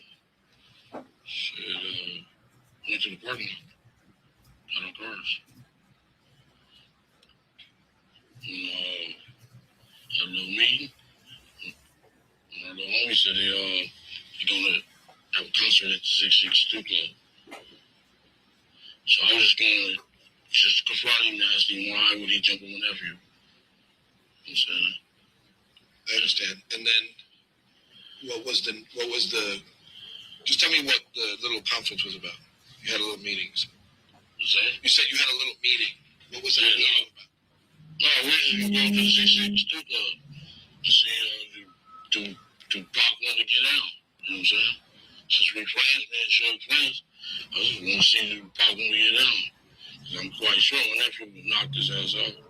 So my nephew athlete, brother. Okay. And then what happened? You guys went off. Tell me, with as much detail as you can remember, what happened after that? Yeah, it was like this been like what 20 years ago almost. I'll tell you as much as I can. So we went to the store. We went to the 662 Club. Waited there about an hour. They never show up. So we left. Started we gonna go party. So we went brought some champagne, case of champagne. Wait, let's take it step by step. So you went to 662 to look for them, but they never showed.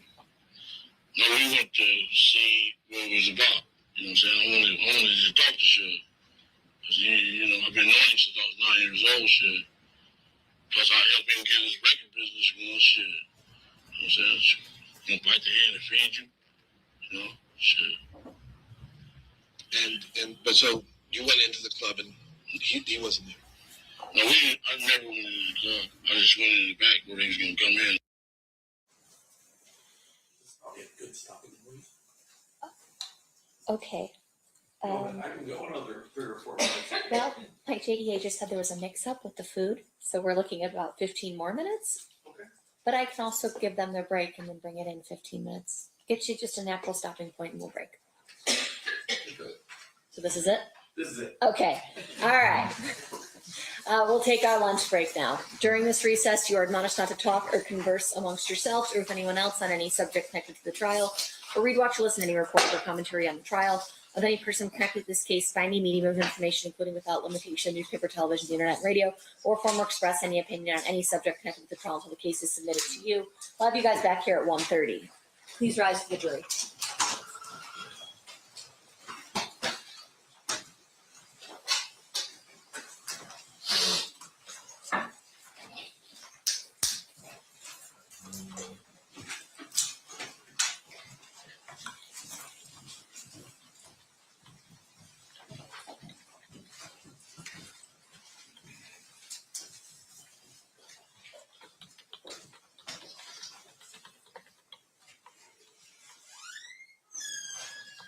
For the record, the jury has exited the room. Anything we need to address outside the presence? Not the state. No, yeah.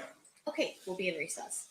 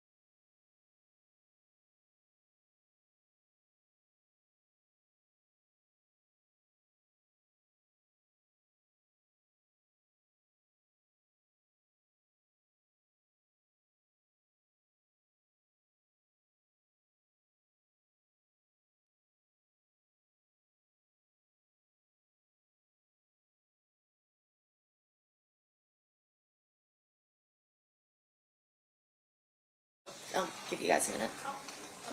We can go off.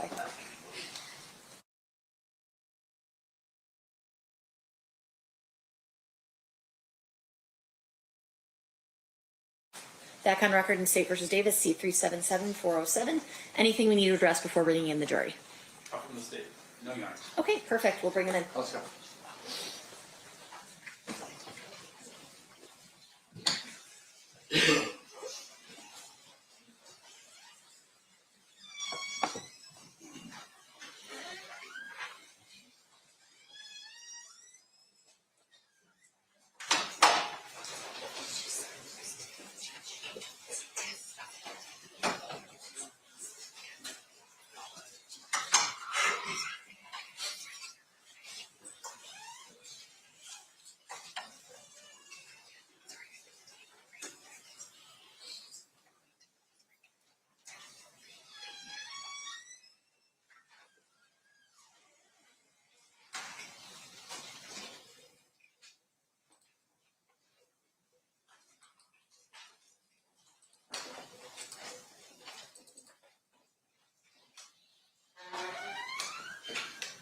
Stand for the jury.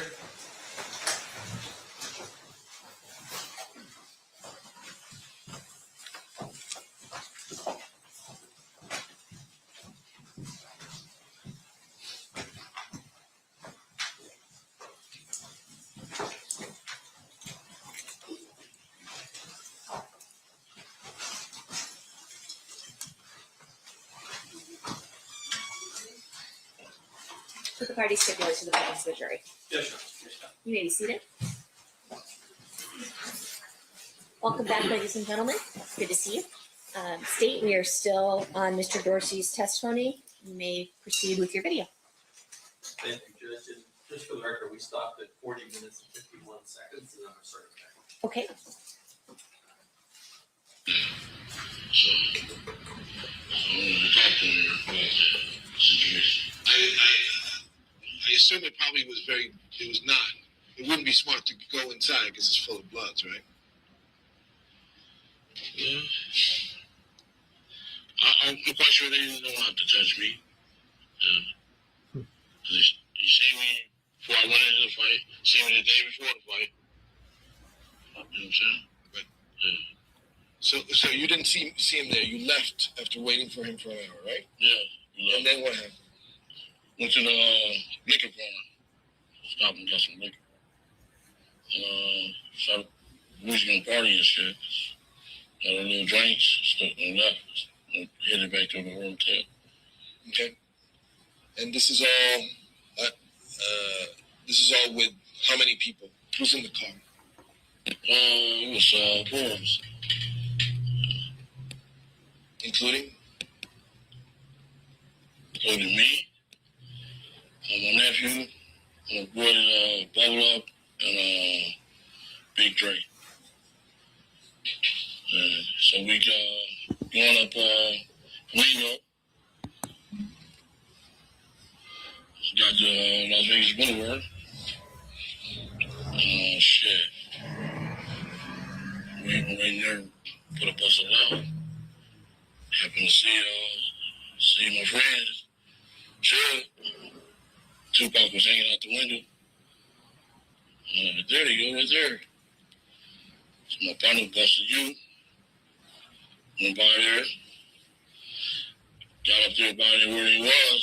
Shit. Blocked me like he got a gun. Got the busting. Shit. I got the duck. Shit. Got the busting back. Duck. Hit the corner. Made it right. So the white car got the chasing us. Still busting. We dished them out. Went in the back of the carriage house to the carriage house. It's a hotel called the carriage house. Got up out of the car. Okay. So let's again take it step by step. What car were you driving? I wasn't driving no car. Oh, what car were you in? A white Cadillac. A rented white car Cadillac. Okay. And then when you saw them, how did you recognize them? When you were driving on the street, how did you know it was them? He was hanging out Tupac was hanging out the window, passenger side window, talking about this Tupac. I mean, all the chicks was like, Tupac, Tupac. He was like, yeah, like a celebrity, like he was in a parade. Yeah. And so after that, you knew that they were. What were they driving? They was driving a BMW. Yeah. But shit. Once we got back to Compton, they were saying like little Reggie and all of them was shooting at the car. So we went to got the car painted. We took it to the paint shop. You know what I'm saying? So we turned the car in, so there wouldn't be no evidence. Okay, but let's go back to the moment that it happened, right? So you're driving, you see Suge and Tupac in the BMW. You turn around, right? You described it as a U-turn, so that you're facing, so that you're coming in the from the opposite direction, right? Tell me what happened in that moment. Say one more time. Tell me what happened in that moment when you finally come close to their car. Yeah, we came close. We came together, man. Shit. Pop reached down and got his little shit. Got the busing. Shit. We got the busing back. Shit. I never bust. I was on the ducking shit. We didn't want to get hit. A couple of people had some little fragments, glasses in the air and shit. We shit. Once we hit that light on Cobalt, the white of sea breeze was chasing us. Shit, a lot of shots. We got the fuck on. We made a right there on that's another little street right there where the carriage house was. So who pulled the trigger?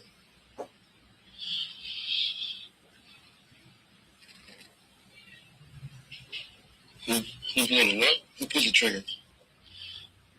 I don't know, to tell you the truth. I didn't see it.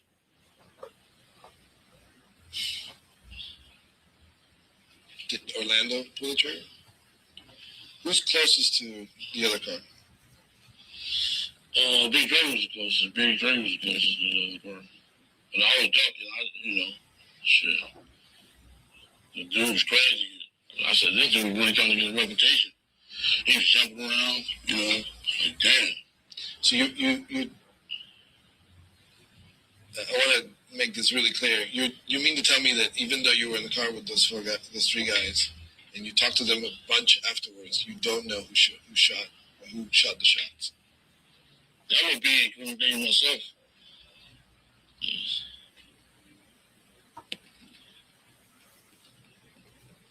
Okay.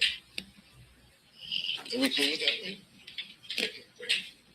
Yeah, okay. Let's stop. And we don't smoke, dude. Yeah. Come back.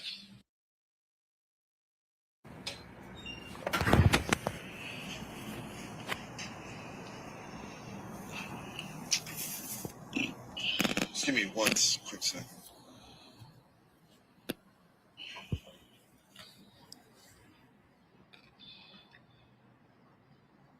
All right, so let's go back to that. Describe Tupac. What did he look like? Did he look like he was going to pull something? Just tell me everything you remember. Okay, when we pulled up, I was in the front seat, passenger side.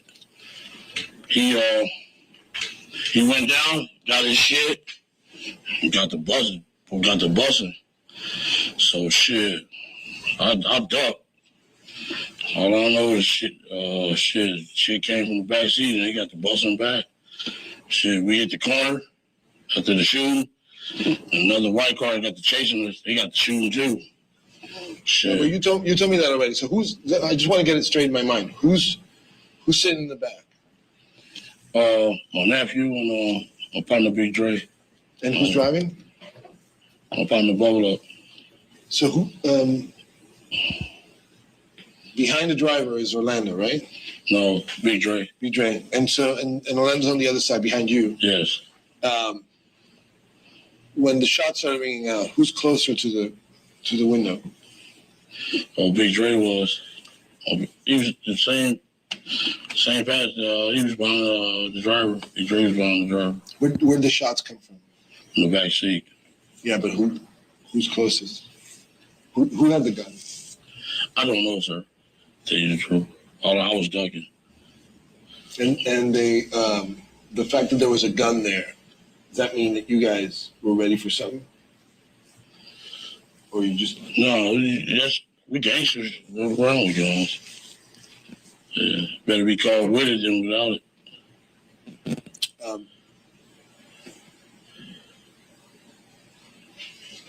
Do you remember anything else about that moment where the two cars met? Oh, I'm so sorry. Yeah. Do you remember anything else about that moment?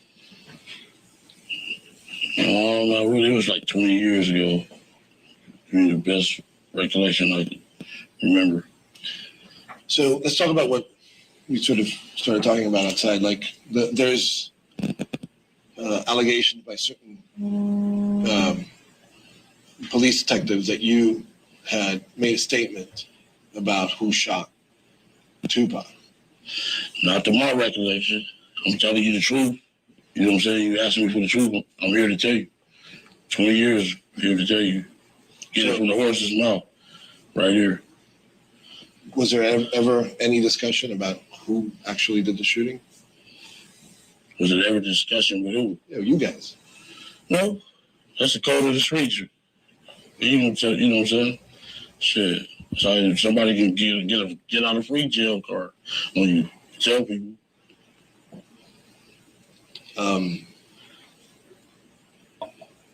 What are your thoughts about Greg Kading and his investigation and all the stuff that's been out there? How I feel about it? Yeah. Well, I felt I was railroad. Felt I was railroad crossed. You know, endangered my life. Put me in a bad fucking situation, bad spot. Life been fucked up ever since. Don't nobody trust me. You know what I'm saying? It's fucked up. Why don't they trust you? Because they think you snitched? Yeah. Yeah. So can you tell me now whether what he published is true or false? Is there some truth to it? Not some of it is true, some of it is false? Shit, I think he's just trying to make $1. You know what I'm saying? He got fired. Trying to make $1 off a motherfucker. Yeah, that's what I figured. He's just trying to use me so he can't use me no more. Shit, I'm fucking used up, man. Shit, he fucked over me. That's what I feel. Yeah. And do you feel like the information that he has is completely false? Like, oh, sorry.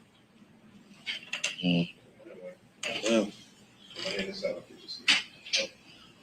The information that you have is that he has is completely false. I mean, it's known that they had a case on you, so you talked to them. Is what you say? I said it's known that they had a case on you. It's known. I mean, shit. I can't. Not that I can remember. Shit. I'm trying to ask him to talk about what is known out there. The fact that he pointed at Orlando as being the shooter, and that's it's been published, and that's what there are legal there are documents that have been published. The question is. My question was, how do you feel about that? Is there any truth to that? What is true? What is false? Right, what I'm saying is you didn't ask me that question. I did. You weren't here. No? Oh, really? Okay.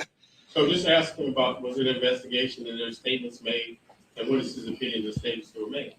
Pardon me? Can you repeat that again? There was an investigation, there were statements made, and you made certain, allegations, and, what is your opinion on those statements that this statement was made? Right. And what should I say, brother? Well, you're going to comment about what the real truth is compared to what people are saying.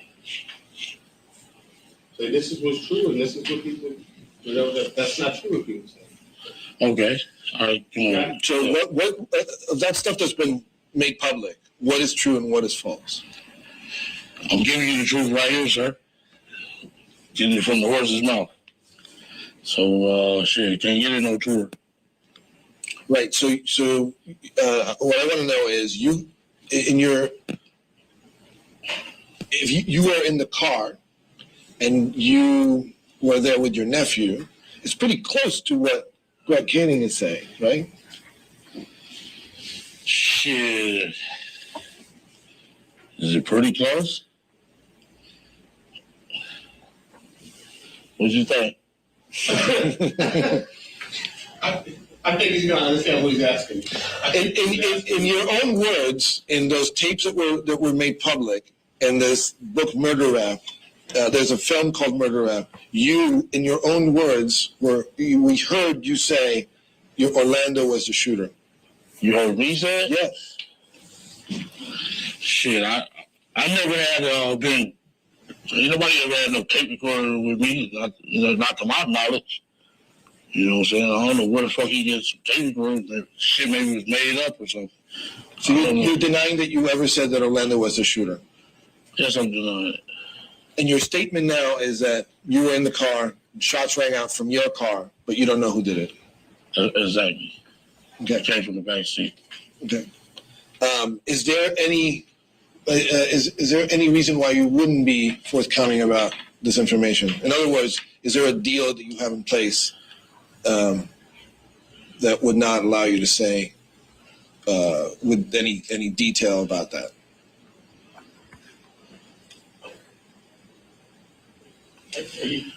I'll ask you.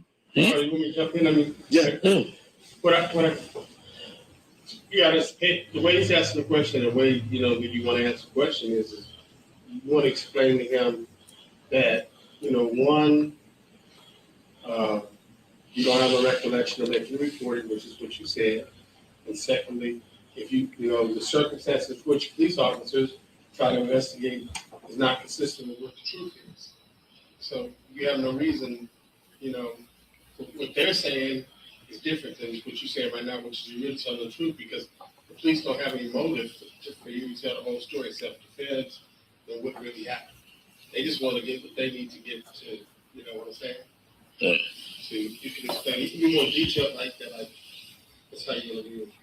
Okay. Yeah, and you might want to mention, that you really don't recall how dealing with Kane that way, you did do Dupree, remember you dealt with Dupree?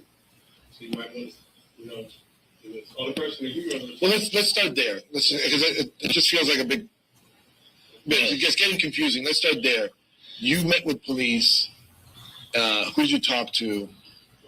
And what was your? What did they want from you? What did you tell them, etc.? Well, what did I tell them? Well, no, let's start from the beginning. You met with. When did you meet with police? Who did you meet with, and what did you tell them? Why? I think he's asking in general, not that situation. Like, did anybody ever show up or ask you questions? Correct. Oh shit! They've been sweating me for the last 20-something years. Shit. I did. Okay, you ready? I am. Okay. Well, they've been sweating me for the last 20-something years ever since that day that shit happened. Because the first news reporter came out said KBD nephew. So ever since then, I've been sweated by everybody. Compton police, FBI, fucking everybody. U.S. attorneys, fucking on my ass, man. I did 5.5 years in the feds. Every other month, they was up there saying, this is a rapper killer. You know what I'm saying? I just been targeted. Just been on my ass ever since. And there's some truth to that, right? I mean, you were in the car. Yes. Some truth. Yes. Was in the car. And then what statements did you give police? What statement I gave police? Shit. In general.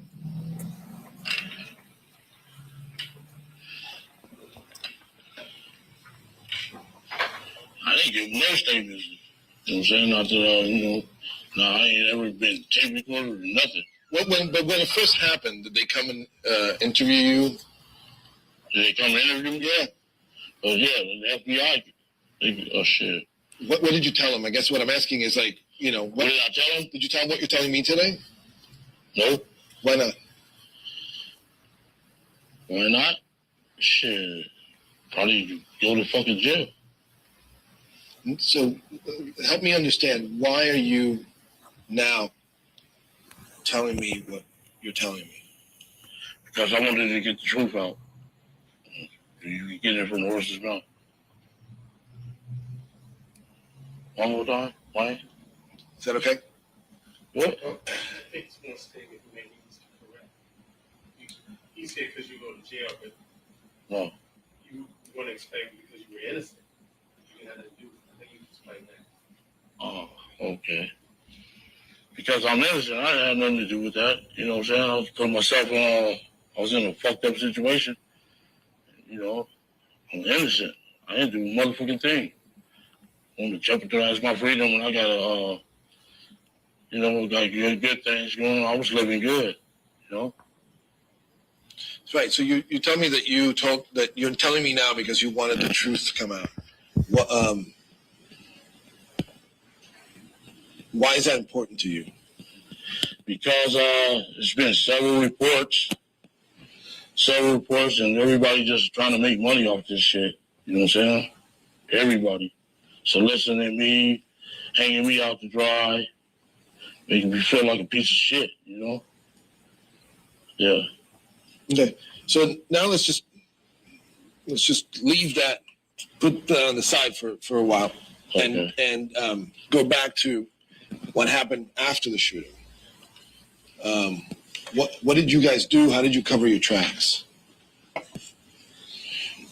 Well, I got away, and I went to the hotel room. Then the next morning, woke up and took off in the rental car that I had. Me and my nephew drove home. So once we got home, the guys was like, "Man, we need to get this car fixed." I said, "Man, I don't have nothing to do with that. Y'all go get that shit fixed." You know what I'm saying? So What was the matter with the car? Do you remember? it had bullet holes in it. Yeah. One of the little homies took the car to the shop, had the car painted. And then Orlando, I remember I read something about him giving some statements and stuff like that. Did you guys talk about what happened afterwards? Did you talk to your nephew about not saying anything? That's just the code of the streets. They know not to say nothing.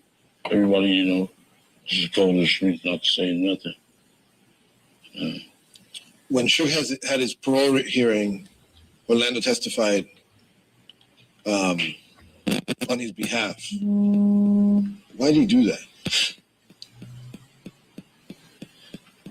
Damn. He paid his.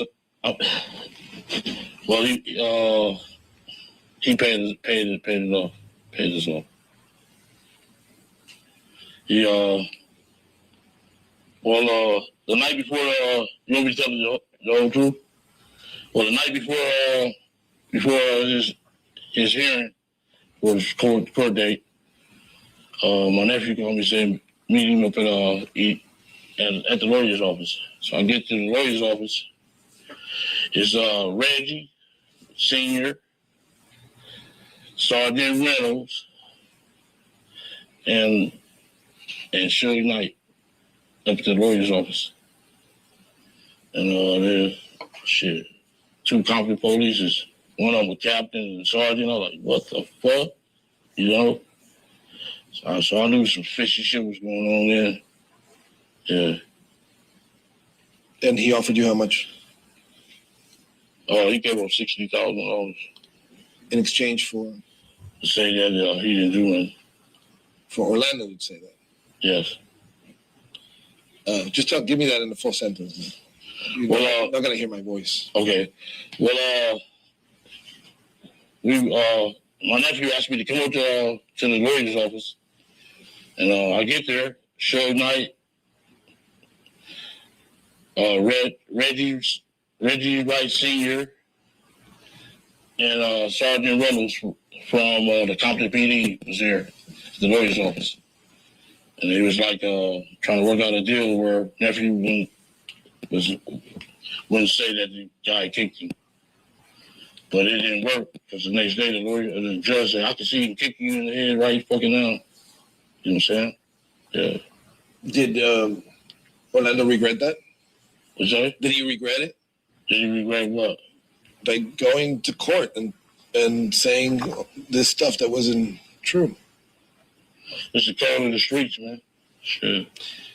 What's interesting about this is that does Suge know that you guys, at this point, does Suge know that you guys were in that car? Not that I know of. I don't know. Just give me Not that I know. You understand where I'm coming from, right? Yeah, because the newspaper article came out and said, Keefe D nephew. You know what I'm saying?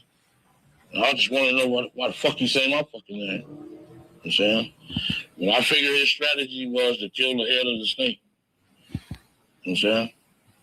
Chop off the head of the snake, the rest of the body will fall. Right, but I'm talking about paying you off to go to court and say that Suge had nothing to do with the, he's the victim, right? You're paying him off. We're the victim. No. What I'm saying is Orlando's the victim. Yes. Yeah, he was the one who got beaten up. Beat the fuck up. He goes and says that Suge didn't beat him up, which is clearly not true. Yeah. Right? Yeah. But on top of it, you guys had shot at him. Does he? And he doesn't know that. I couldn't tell you because he's the only one from his crew really that know me. And the newspaper article came out saying Keefe D nephew.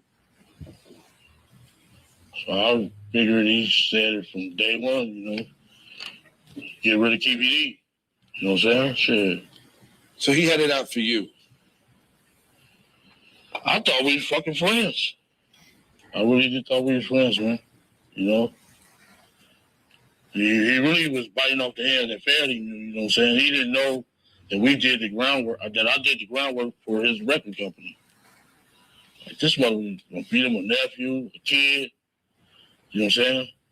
Something I wanted to ask you before, and I forgot to ask you, was the day before the fight, when you saw him. Yes. What did you guys talk about? You just said, what's up? What's up, big dog? I said, what's up? Yeah. We two major players in the game, but we got the same balls. You know what I'm saying? Shit. He just had the music industry and I had the streets. That's all. But you guys were cool. Yeah, we was cool. We was played football since we was little kids. No, but I mean in that moment, like when you saw him the day before the fight. Yeah, that's cool. Shit. Yeah. The other another question that I remember that I wanted to ask you is who shot the Cadillac? Because you had to get. It was Pop. I don't know why they didn't even test me for powder burns. I don't know why. So I talked in the middle of it. Tell me again, please. I don't know why the police didn't check him for powder burns because he got the shooting and everything. I was ducked. Car was all shot the fuck up. Yeah. Okay. Okay. Just moving on. We got like 15 more minutes. How much time do we have on those cards? Are we good? 11. Okay, cool. Just give me a second. Just pull this up.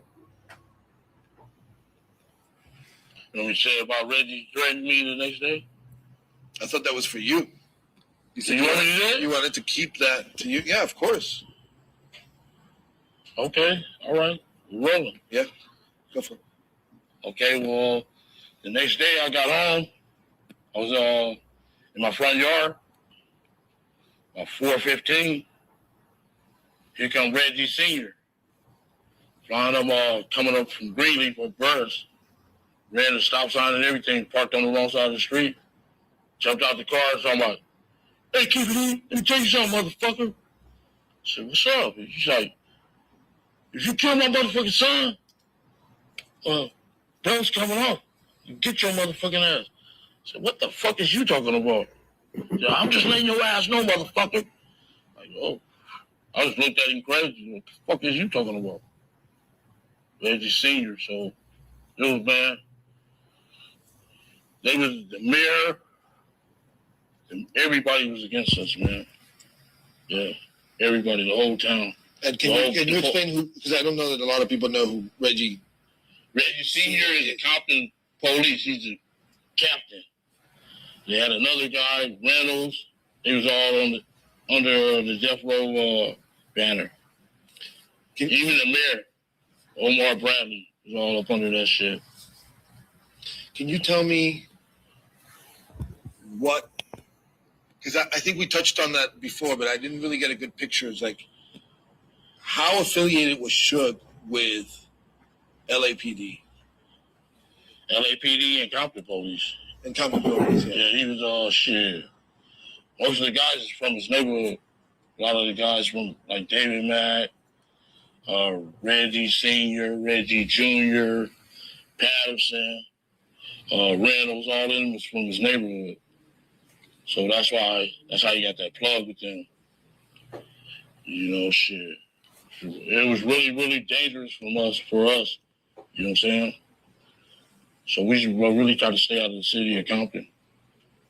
Because when you go against Suge, you're going against. Yes. Can you tell me that in a sentence?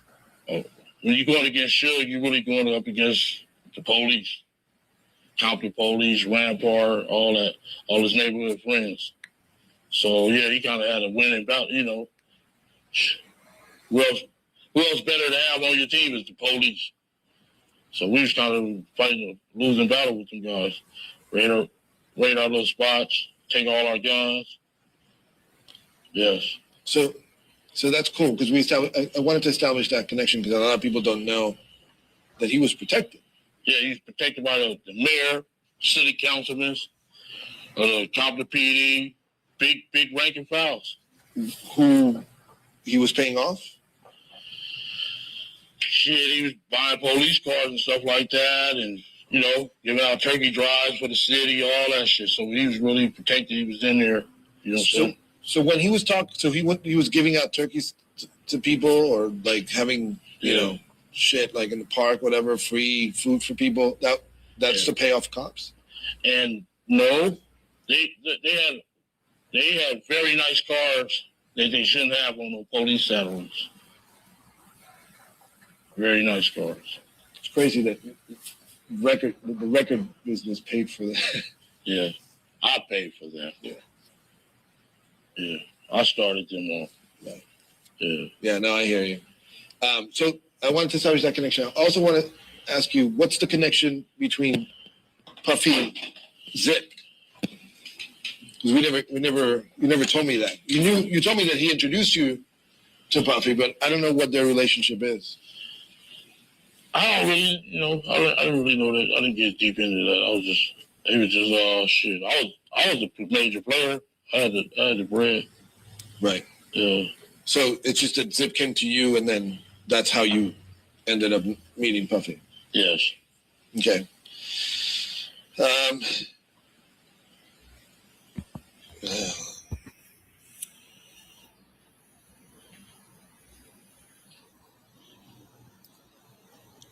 Sorry, I think 3 minutes.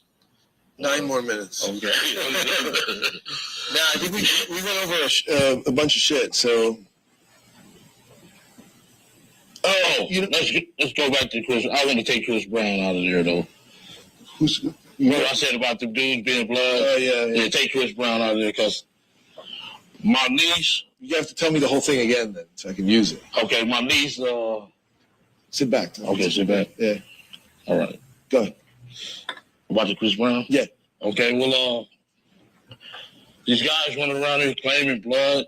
These little entertainers like Justin Bieber, Bow Wow, and what's the guy's name? On Love and Hip Hop. We had the same question last time. Somebody came up with it.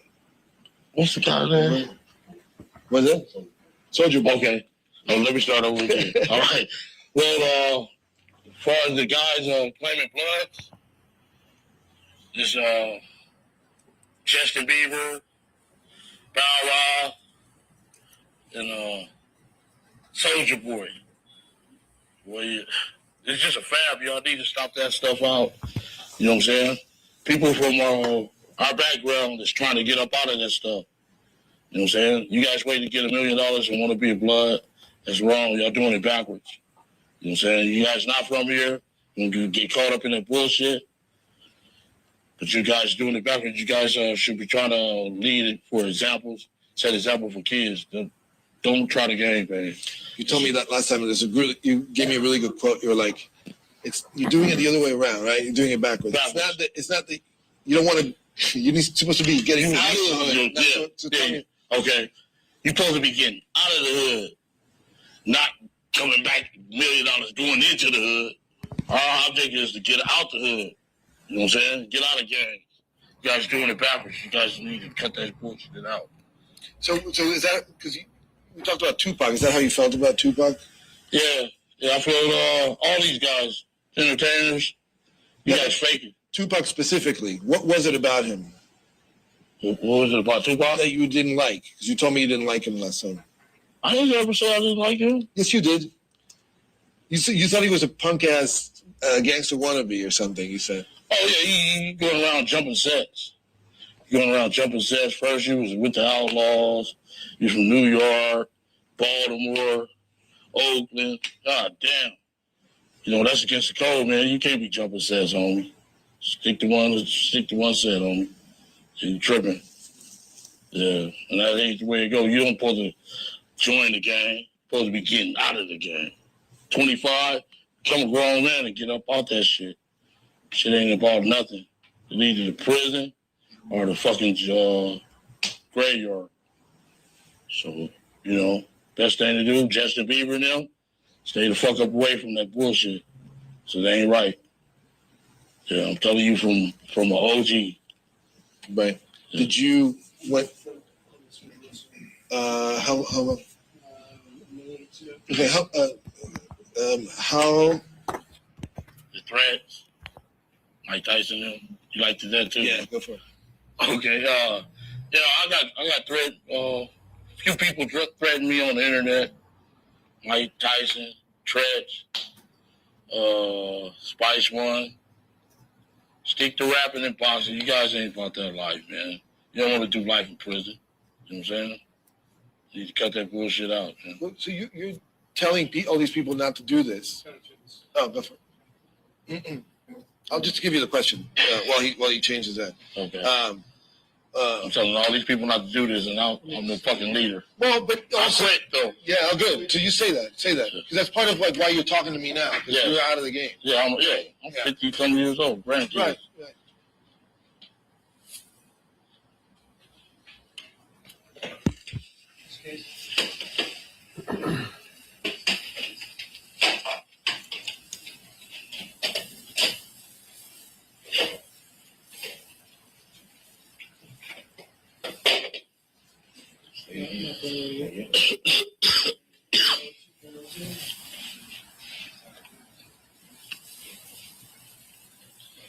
I have to say, I think the tie and the suit looks better than the penguin shirt. My daughter them said I look like a swap meet bomb. So, Daddy, if you let that put, I swear to God, that's that shit from the swap. They know. Tell the truth, homie. That's just what. Yeah. It was like a bird. It was like a bear. Told me though, bird on your chest is what happened. Yeah. Yeah, I mean, but I know it's like a swap meet. Yeah. So this Versace, homie. Yeah. You know what I'm saying? Yeah. Clean, Yeah, man. Gave the belt 1,400, shoes 2,200. Just balling, man. That's right. Yeah, if it wasn't for me, shoes would have never had a record company, homeboy. All right, well, we're gonna do 4 or 5 more, and then we're done.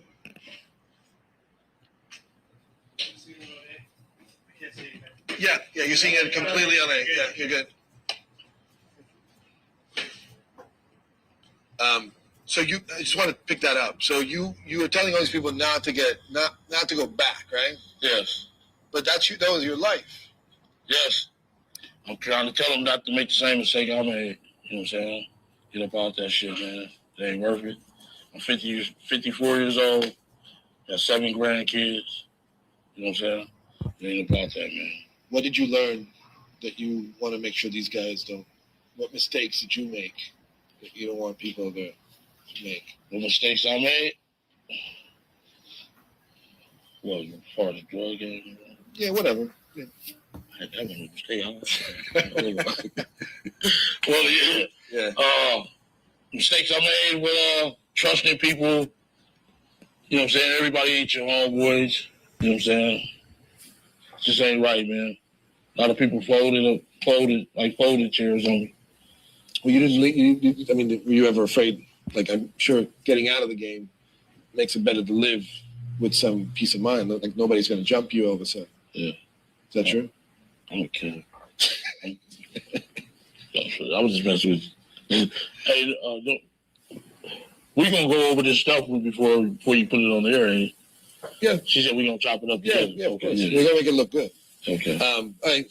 So, a couple of serious questions. Tupac dies. How do you feel? How do you feel about it? I mean, this is a guy who was a major rap star, movie star.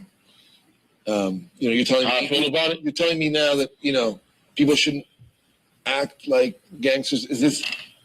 You feel sad about it at all? How do I feel about it? Well, I hate the brother, we got himself in that, put himself in a predicament, stuff like that, just take it off. That ain't the way you go. Life don't go like that, just taking off on innocent people. My nephew was young, 20 years old, just take off on him. He didn't do nothing to you, He didn't do nothing to you. So you think it was deserved? No, I don't think it was deserved. Brother should have kept his hands to himself, and I hated that to go that way because it really fucked up my life. Period. Yeah. Yeah. Do you think about his family? Yes. What do you think about? I hated that to be it. I hated that to go that way. You know what I'm saying? Lord be with you guys. That's what I feel. Since you said it ruined your life, do you have concerns about revealing all this stuff to me now? Oh, shit. The Lord got me. I'm protected by the Lord, the hand of the Lord. Got a shield over me. He helped me through cancer and everything, Kept a shield on me from being killed by the Compton police, just Rampart, all that. Because when I was in, shit. Yeah. Trying to think. Since you told us about what happened that night in Vegas, do you feel bad? Do you feel like you want to apologize to Tupac's family? Yes, I hated that to happen, bro. You know what I'm saying? He was a good guy. I mean, I hate that happen. He was a good rapper and stuff. He was a good role model for the people. I just hate he had that bad side in him. You know what I'm saying? So I always want to take off. Do you want to apologize to his family? No, I didn't do nothing. I didn't do nothing to his family. Yeah. Okay. One last time. You said the shots came from the back. Big Dre, Orlando. Who shot Tupac? The keeper for the code of the streets. It just came from the back seat, bro. So can you just tell me it was either one or the other? Can't tell you that. It was in the back seat. This is not. Wayne, this is not something that we don't know already. You told me who was seated in the back, and you're saying the shots came from the back. So I'm asking you to tell me, in your own words, it either was one or the other. I don't know who it was. It just came from the back seat. They're both dead. Yeah. What's your concern? What's my concern? Yeah. Honestly, just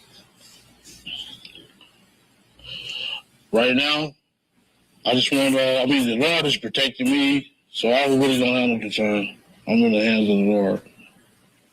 Yeah. All my people is religious. No, you're concerned in revealing who shot Tupac. What's my concern? Yeah. I don't have no concern. I just want to be saying I'm a fucking rat running around like that, dude. So this is about your code, right? This is about. Yes. Can you tell me that? Yeah. Oh, this is about the code. I'm saying it came from the backseat on, you know. I'm tired of everybody trying to extort money. You know what I'm saying? Everybody just out for the money, being greedy. You know what I'm saying? It's a bunch of bullshit. You know? Okay. Soliciting us. They've been soliciting us for years, man. Yeah. All right, I've done all I can. One more question. You know how I do my little research? I read that a Glock 40 was found in Corey's yard. Is that true? Corey Edwards? Well, they said Corey was the first one who made statements about the situation. And I never gave Corey no gun. And nobody from that car never gave Corey no gun. Can you tell me how the gun ended up in the car? I didn't have no gun. I don't know who had a gun. Okay. What happened to the gun after the murder? What'd you do with it? I have no recollection of what happened to that gun. So. Okay. So you know about Corey snitching me out like that? No, I mean, I just read I didn't know about the snitching. I knew that the gun was found in his backyard. Yeah, his neighbor got killed. This shit ain't going on the thing. It is? No. No, his neighbor got killed. He got scared. Right. Called Suge. You know what I'm saying? Oh, man. Yeah. So, all right, man. Well, do you think somebody tossed the gun to frame him? The one that was found in the backyard? That was bullshit. Corey was just trying to get out of trouble. Right. Yeah. We'll pick it up in Vegas then. Yeah. Yeah. Man. That's what he said. Told you. I mean, that's what Tara wants too. It's not just me. Thanks, man.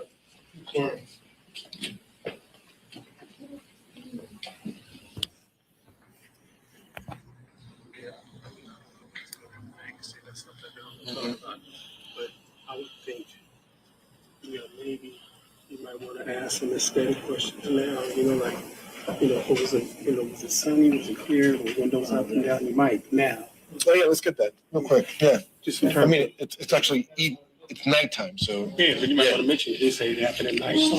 Right. Yeah. Let's just do it real quick. Just sit down. Just a setting. 3 minutes. My sister gonna kill me, man, if I don't go cook that food. It's your lawyer who's asking. It's just setting. This will be super quick. Why I'm saying it when we meet. Because it helps the description. Yeah, let's keep rolling. Sorry, guys. Wendy, do you have anything? I have one thing I'll tell you. You can tell me. Okay. I'm just gonna stand right here. Okay. Just so that we can sort of paint a picture about that night. Just tell me, was it cold?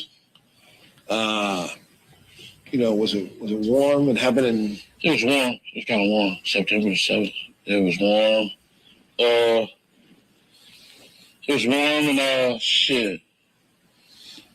They wanted. What else? Was it? Were you guys drunk? Because you. No, we weren't drunk or nothing. You knew fucked up our eye. They fucked. Fun fuck up our eye. We finna go get high. Drink bottles and smoke some weed and stuff. You knew what you were doing. Okay. You weren't under the influence. Never mind. Were you driving fast?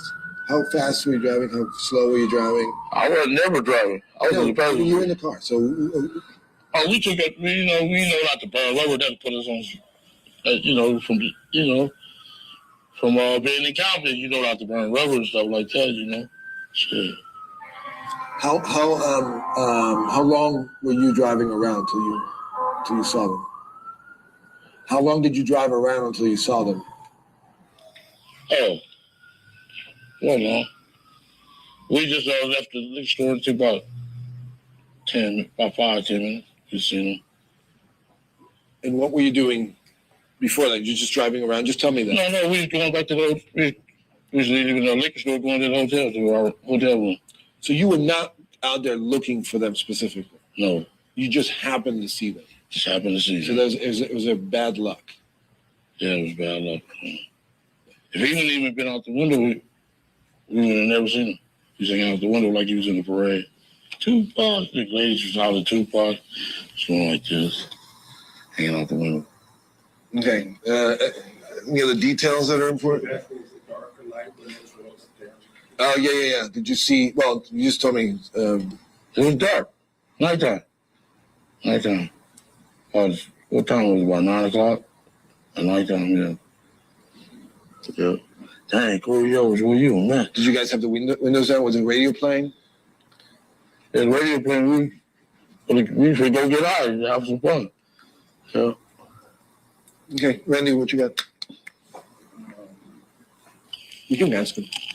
Well, I just think there was. Yeah. I got you.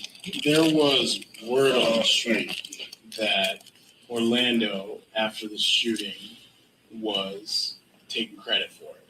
No. Can you speak to that, react to that, those sentiments? Orlando would never go around bragging about no stuff like that. You know, why would he incriminate himself?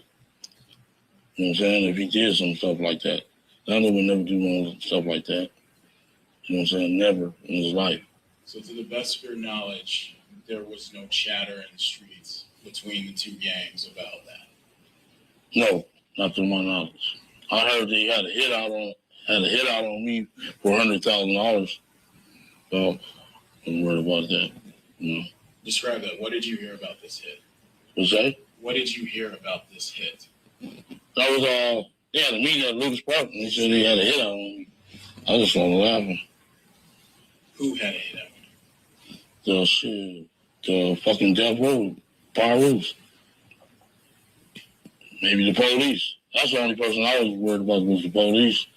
Because they can handcuff you and pull you over and kill your ass. You know what I'm saying? Shit. Yeah. You good? Yeah. Can everyone sit still for 15 seconds while we got a move?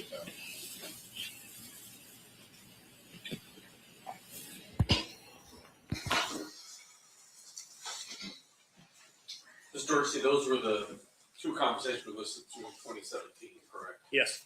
And then in 2018, the finished product the jury saw yesterday, that was Mario Diaz's finished product. Yes, February of 2018 is when the show premiered.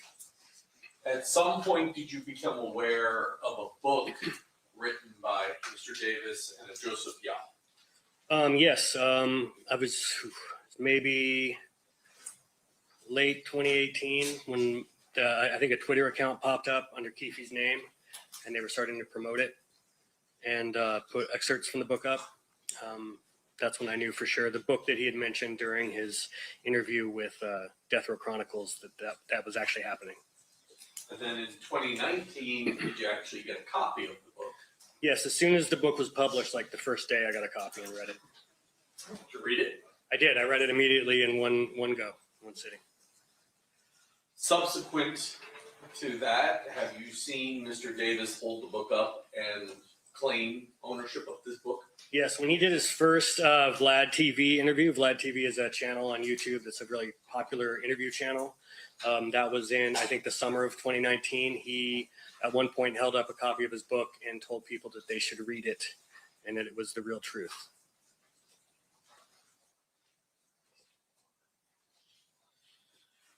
First, I'm going to show you State's Proposed Exhibit 67 and 68. I should take a look at those. Yep. Do those appear to be the front and back cover of that book that Mr. Davis was displaying and taking ownership of? Yes, they do. Move to admit. Any objection? Objection. So admit it. Showing you what's been marked as 127. Just briefly flip through that. That's the Kindle version because there is a redaction in there.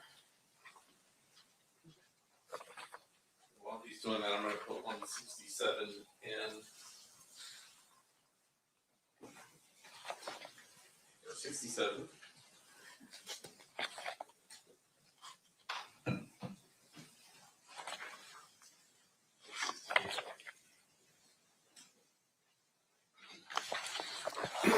Yes, appears to be the Kindle version of that particular book. yes, sir. I don't want to go through the entire book with you, but Thank I do have some questions.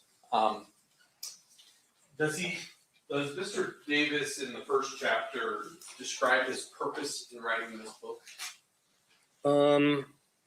I don't recall exactly what he says at the beginning of the book. Okay, the jury will have it back. Yeah, So, thank you. I guess, Judge, I'll move to admit, what is that, 127?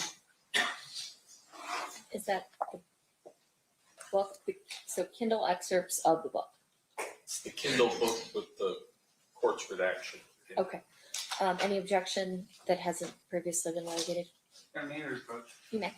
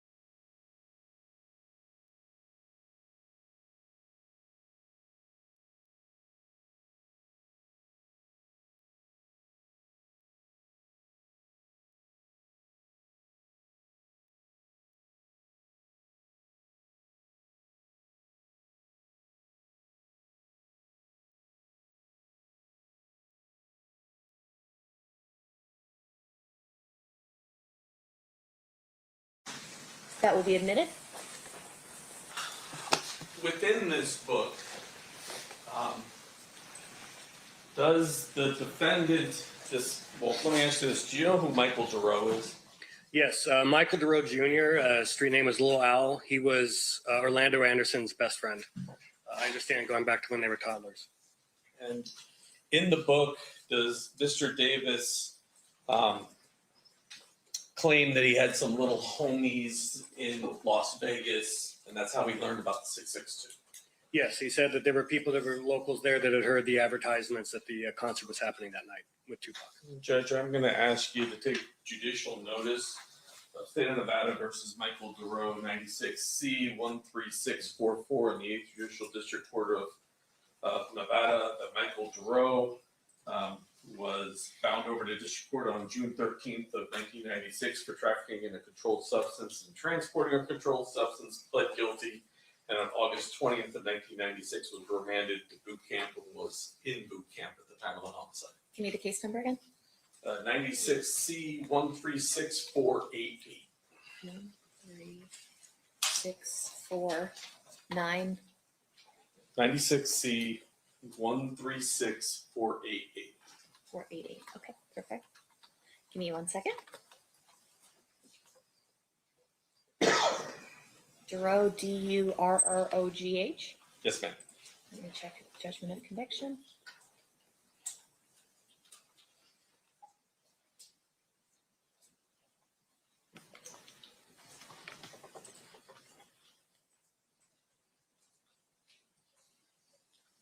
There is a judgment of conviction from a plea on 2397 showing that. Judicial notice is taken. Thank you.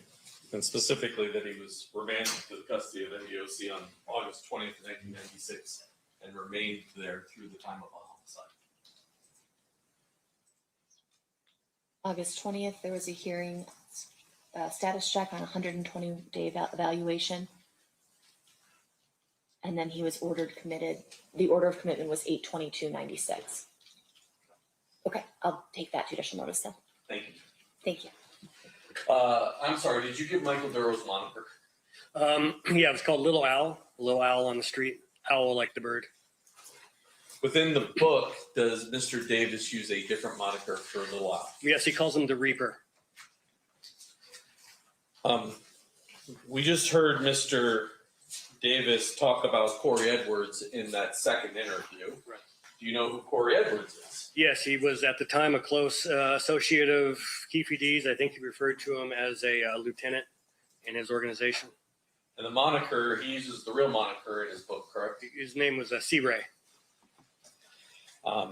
At the end of, well, before I get to the end of this book, early on, does the defendant describe his early criminal career that ultimately resulted in some convictions that sent him to prison? Yes.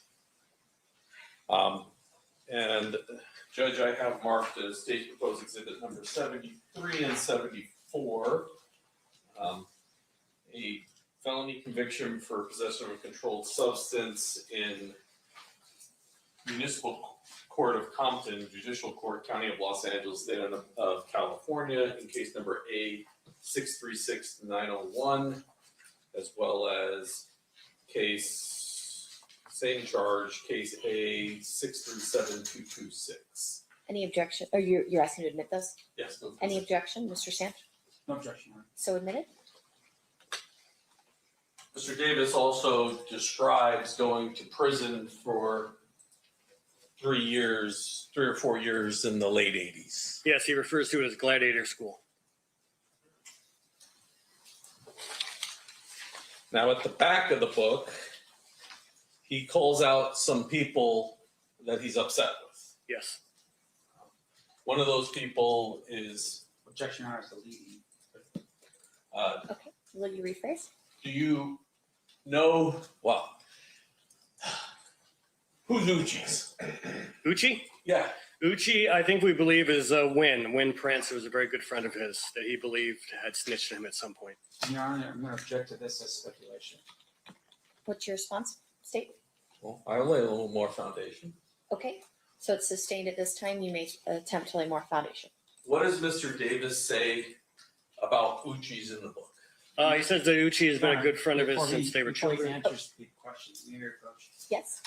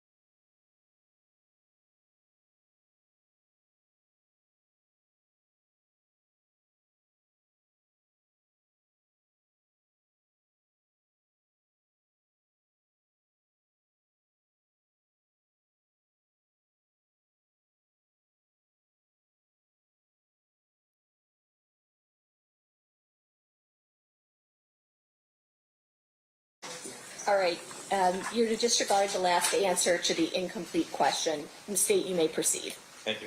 Can you describe for me what the defendant describes about Uchi's in the book? Sure, he says he's one of his oldest friends, describes him as his right-hand man, and says that he is dead, that he's been killed. All three of those things line up with wind prints. I'm going to ask you the next question, which is, what do you know about Wendell Prince? Not a whole lot other than just he was really tight with Keefe. There's a great photo of them together. There's actually several photos of them together over the years. And I know, I think Wendell Prince was ultimately killed, I think in like a backyard over a drug deal or something like that. And I believe Keefe was listed as a pallbearer at his funeral. What does he say about Tucker in the book? He says that he is the brother of NBA player Tayshaun Prince. And there's only two brothers of Tayshaun Prince, and only one of them is involved in any of the street business, which would be Thomas Lamar Prince. And I'm not sure what else he says about Prince as far as, but I think he's listing people he has grievances with. And finally, you don't know, there's a person named Menace. Right. You're unable to identify. We've never been able to figure out who Menace is. There was a Southside Crip with that street name, but we don't think that that's who it is. Now, you've been involved in this project, well, I guess it's 2012. Correct. In 2012, did you go and look at all the publicly available information there was that you could find? Yes. Did you, I'll start with Defense Exhibit A. Can you put it on me?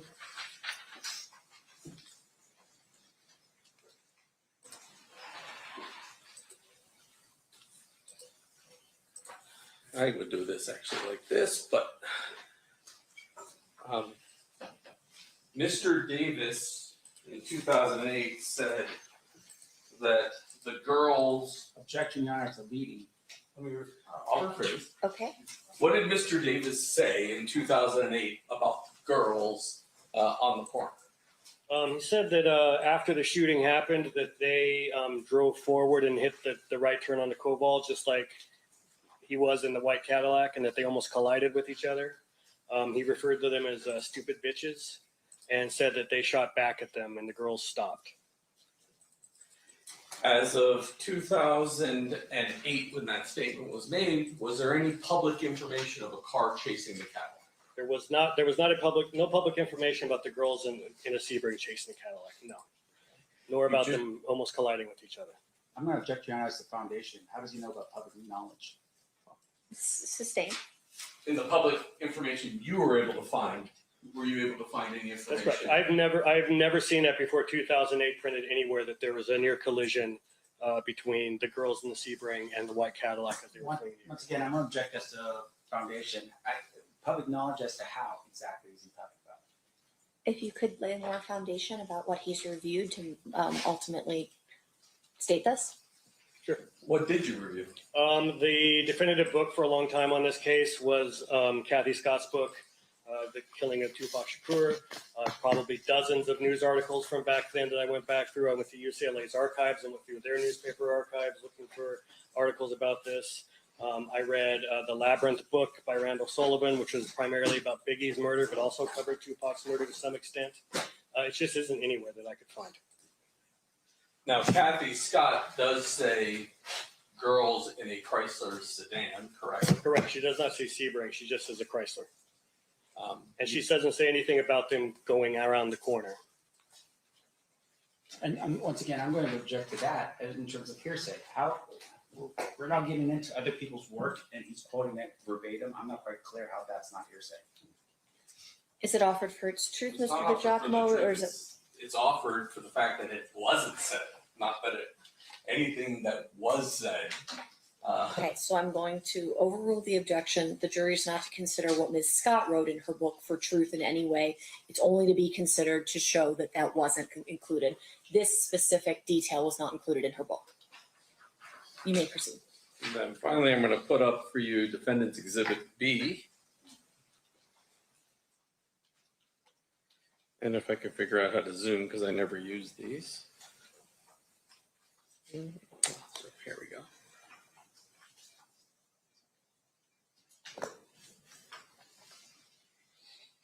I want you to read that to yourself.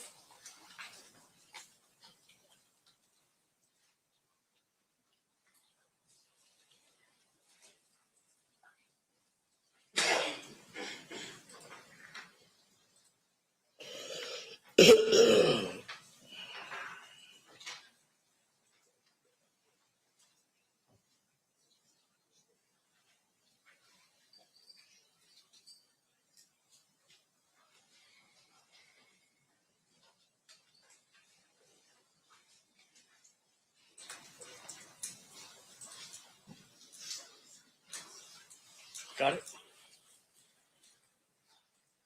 Prior to, I can't even remember what day, sometime last week, when this report became public, are you aware of any public information that Mr.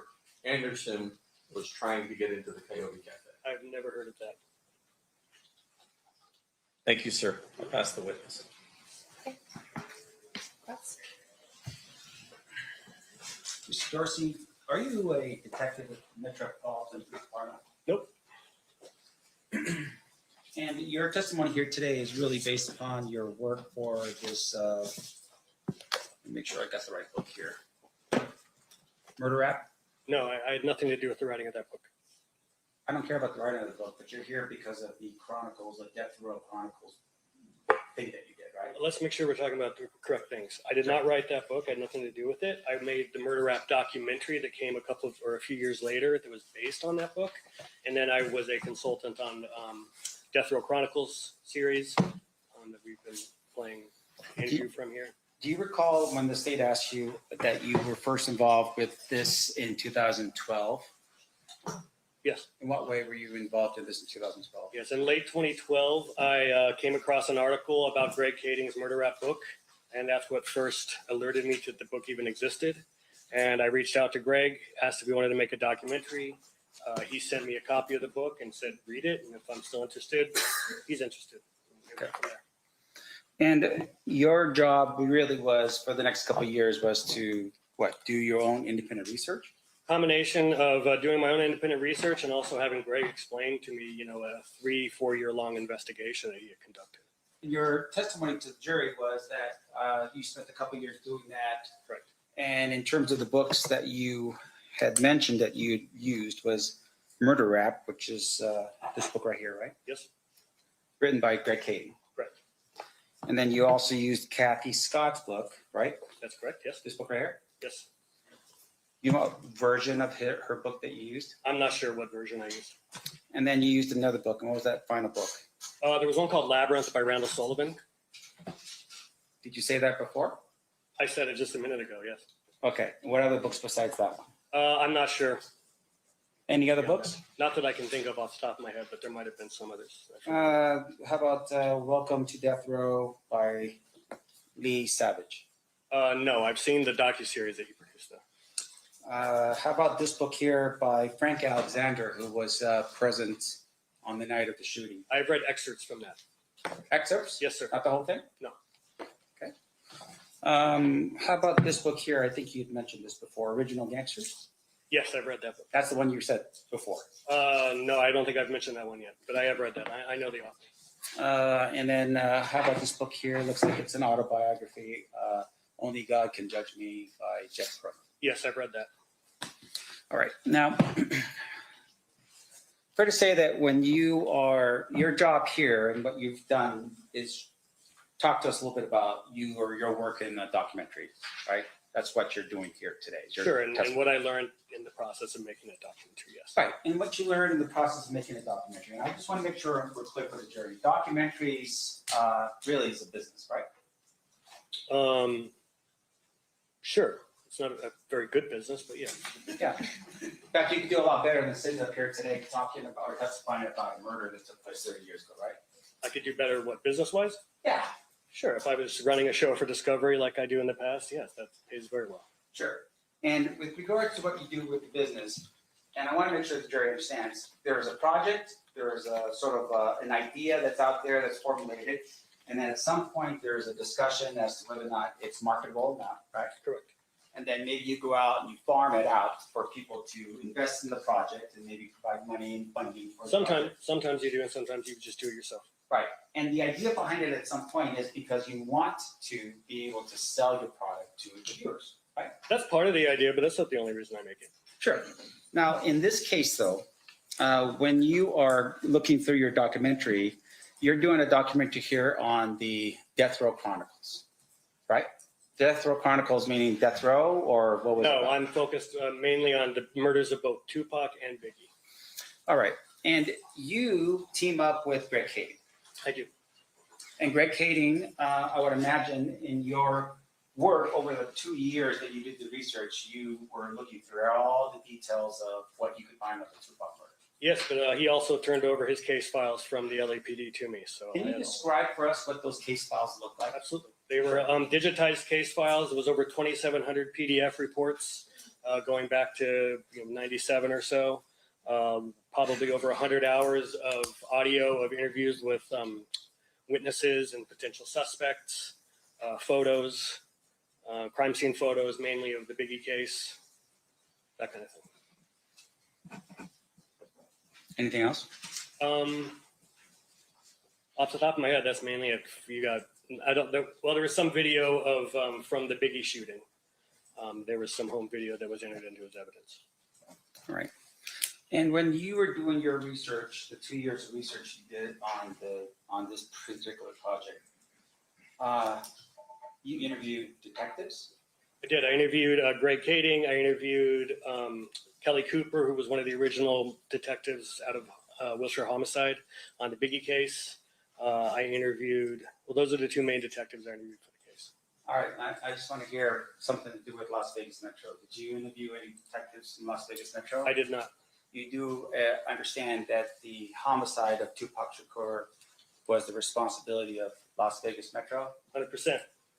And as of right now, you're telling us you interviewed a guy, I interviewed Greg Kading, who's from California, and some girl from California as well. No, Kelly Cooper's a man, but yes. Oh, fine. Kelly Cooper's a man. Yes. But both of those people are in California. Yes. All right.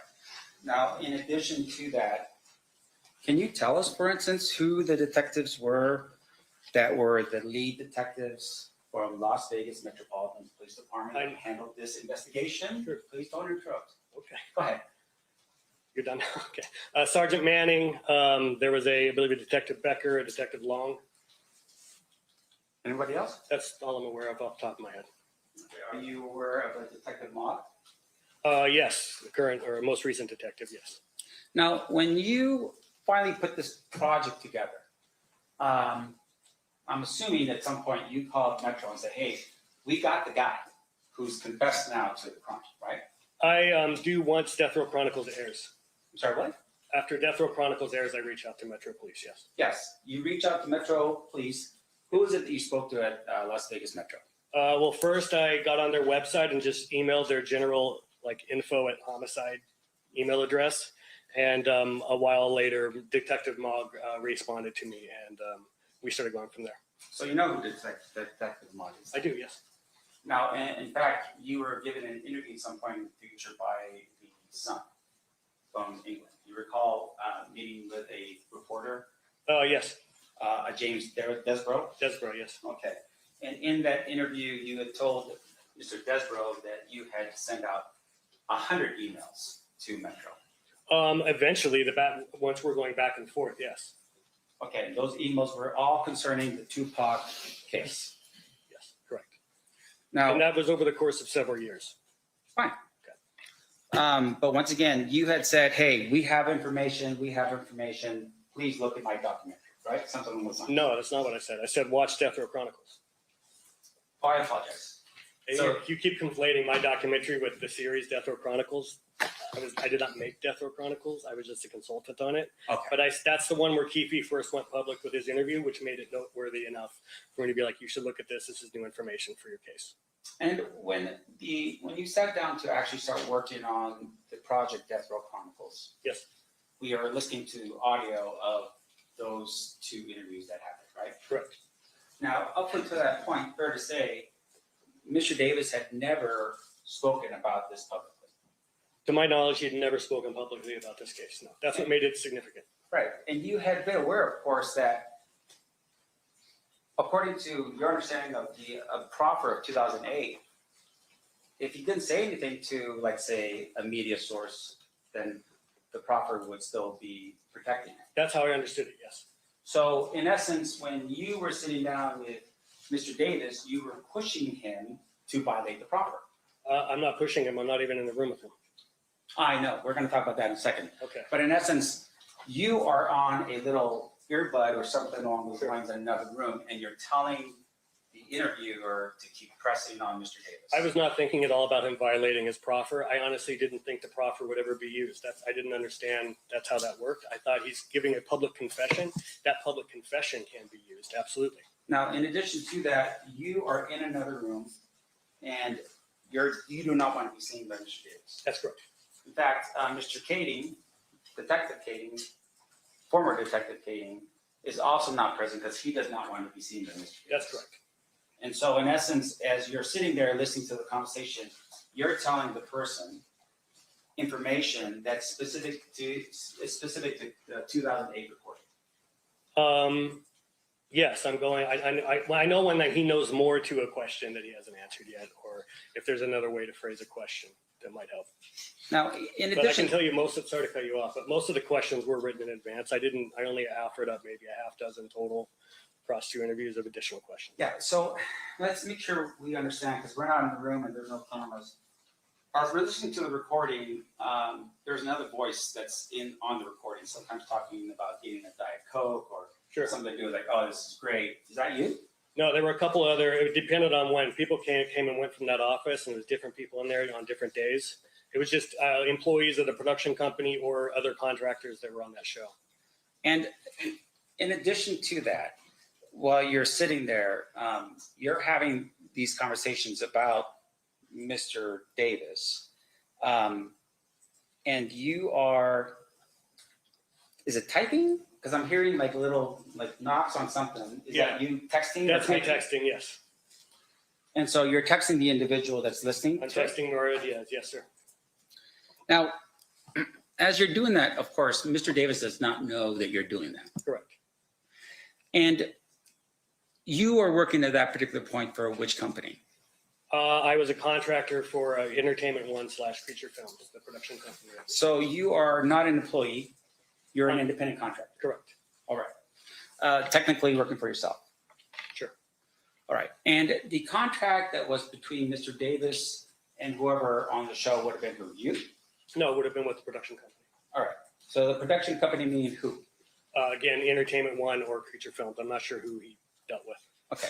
So Mr. Davis has a contract with regards to the production. And during the time period that we are listening to your recording, fair to say though that you have basically taken your phone and placed it by the speaker. Yes, that's correct. And you're basically recording the entire conversation. That's right. Including the parts that technically was never ever either produced in a BET production or anything like that. There were some extra bits in there, sure. Sure. And once again, you didn't have the permission of either BET to do that, right? Again, I didn't have to seek their permission to do it. You're an independent contractor. You don't have a contract with Mr. Davis. So tell me how you believe you could report that without Mr. Davis's permission. Absolutely. I'm a technical. I'm asking for his contract, Your Honor. Overruled. I think he can answer the question as asked. A couple of things. First of all, contract does not outline every single duty that a contract that a crew member is going to do on a shoot. It's not like you have to constantly keep getting permission to do stuff in order to do your job. My job there was primarily centered on his interview.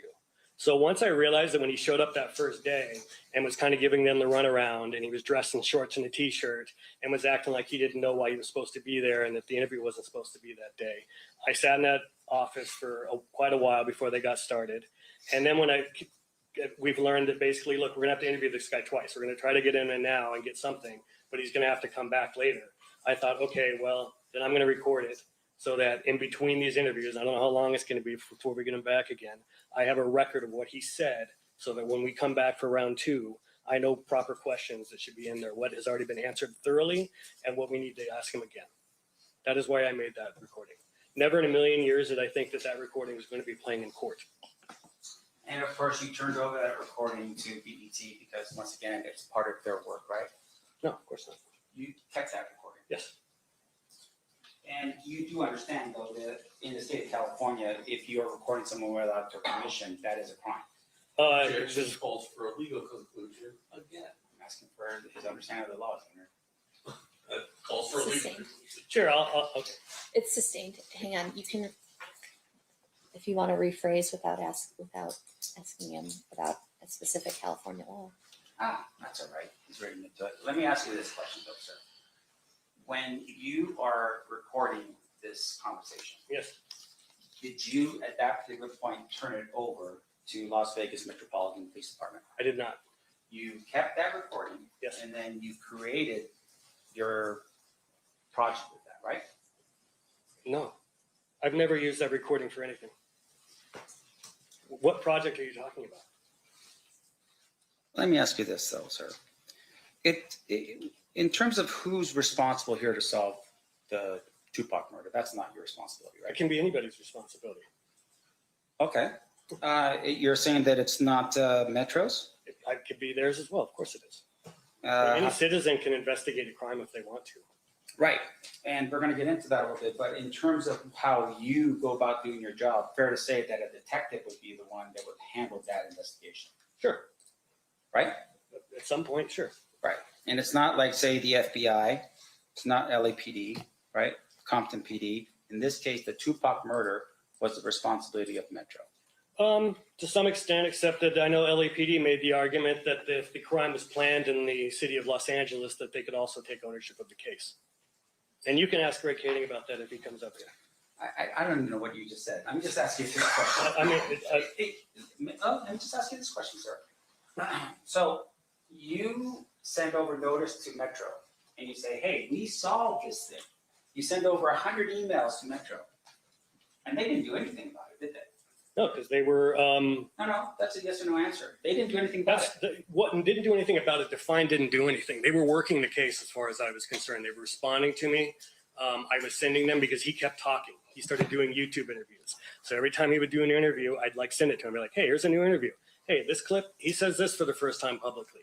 He says this, and there was back and forth going on with me and Detective Mogg. So I got the sense that he was absolutely working that case. And it's detective work 101. If your suspect is talking, you let him talk. And he was talking, so every interview he did was additional evidence to use against him. Okay. So what was he talking in? What was he talking in? Sure. What was the information that he was talking in? Are you talking about your documentary at this particular point? No. I'm talking about he's going on YouTube. He's going on Vlad TV. He went on, I think he ended up doing a total of 9 interviews on YouTube over a 4-year period. Did you verify any of the information that he gave you? What do you mean? Well, the information that you learned in this case, That right? who gave me? Well, the information that you learned from either the listing of the 2008 proper or in the interview with Mr. Davis. Did you go out and conduct your own investigation to verify the information? Sure, I went through, well, again, I had unfettered access to the case files, and there's lots of corroborating evidence in those case files. Now, when you say the case files, and I want to make sure I'm clear here. Sure. You're talking about Greg Kading. Yes. And you're talking about Greg Kading, who's former LAPD. Well, I'm not just talking about Greg Kading. I'm talking about every detective that came Answer before my him. question, I please. am. You're trying to phrase it in a certain way. Not just Greg Kading. It's not just his files. In fact, the majority of them are from detectives that came before him, including Las Vegas police files. All right. What detectives are you talking about before Greg Kading? Sure. A lot of the biggie detectives had gathered evidence. Don't shake your head. A lot of biggie detectives gathered evidence. Jeez, man. A lot of biggie detectives that gathered evidence that pertained to the Tupac case because the two cases it became known or believed were connected. So they had informants coming forward to them on the biggie case that were saying, hey, these two things are connected. Okay. So once again, evidence or information that would have gone to the detective, right? Eventually to Greg Kading and his team of detectives, yes. Once again, you got to understand, Greg Kading was not responsible for the investigation of the Tupac murder. Correct. He was part of the task force specifically for the Biggie Smalls murder. That's correct. And you are aware at some point he's removed from that task force, right? Yes. And one of the things he does is he steals the Tupac file. I object to the word steals. I'm sorry, he Oh, you borrowed. I'm not, I don't mean like a legal sense I object to it. This is a person I object to. I guess I would. I'm not wagering an objection. I take issue with the word Okay. steal. Okay. Any detective can take case files with them when they leave the department. It happens all the time. It's extremely common. In fact, I just did a series on Ted Bundy last year based on the same exact thing. One of the lead detectives on the Bundy case in the 70s took a box of files with him, and we were able to obtain those files, and we made a show about Ted Bundy based on his files. Are you a detective, sir? No. So you can't sit here and tell us what a detective can and cannot do. Fair? You're not a detective. Like legally, I can't say that. I can say based on my experience as a true crime producer for the past 20 years, it's very common in my line of work to come across files that detectives have taken home with them. That's fair. So I want to make sure I'm clear. You're telling us that Detective Kading took a file that he wasn't even part of the investigation on? You're saying that that's what happened here? Well, Judge, I assume with fact, not in evidence. No, I think he mentioned that, Judge. What do you mean? He took a file that was not a case, he didn't work? Yes. As soon as Keefe confessed to the Tupac's murder, they took ownership of that case. And again, you're going to have to ask him that question because I was not there for that. So once again, that's something you're saying that Greg Kading should come here and testify to. If he wants to, sure. And once again, based upon your research of this file for the 2 years prior to the documentary or the project that you were working on. Yes. Just for that. Murder rap, yes. You learned, of course, that Greg Kading was basically had issues with credibility. Objection, Judge. We approach. Yep.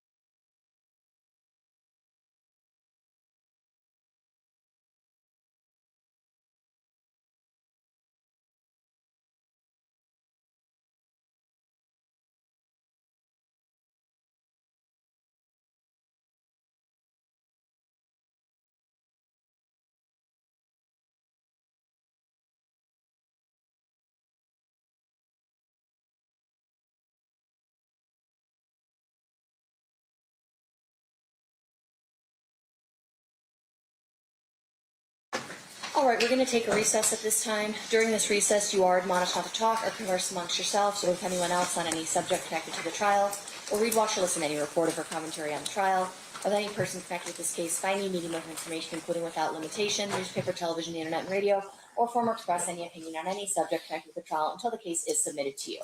We'll have you guys back here at 3:30. Please rise for the jury.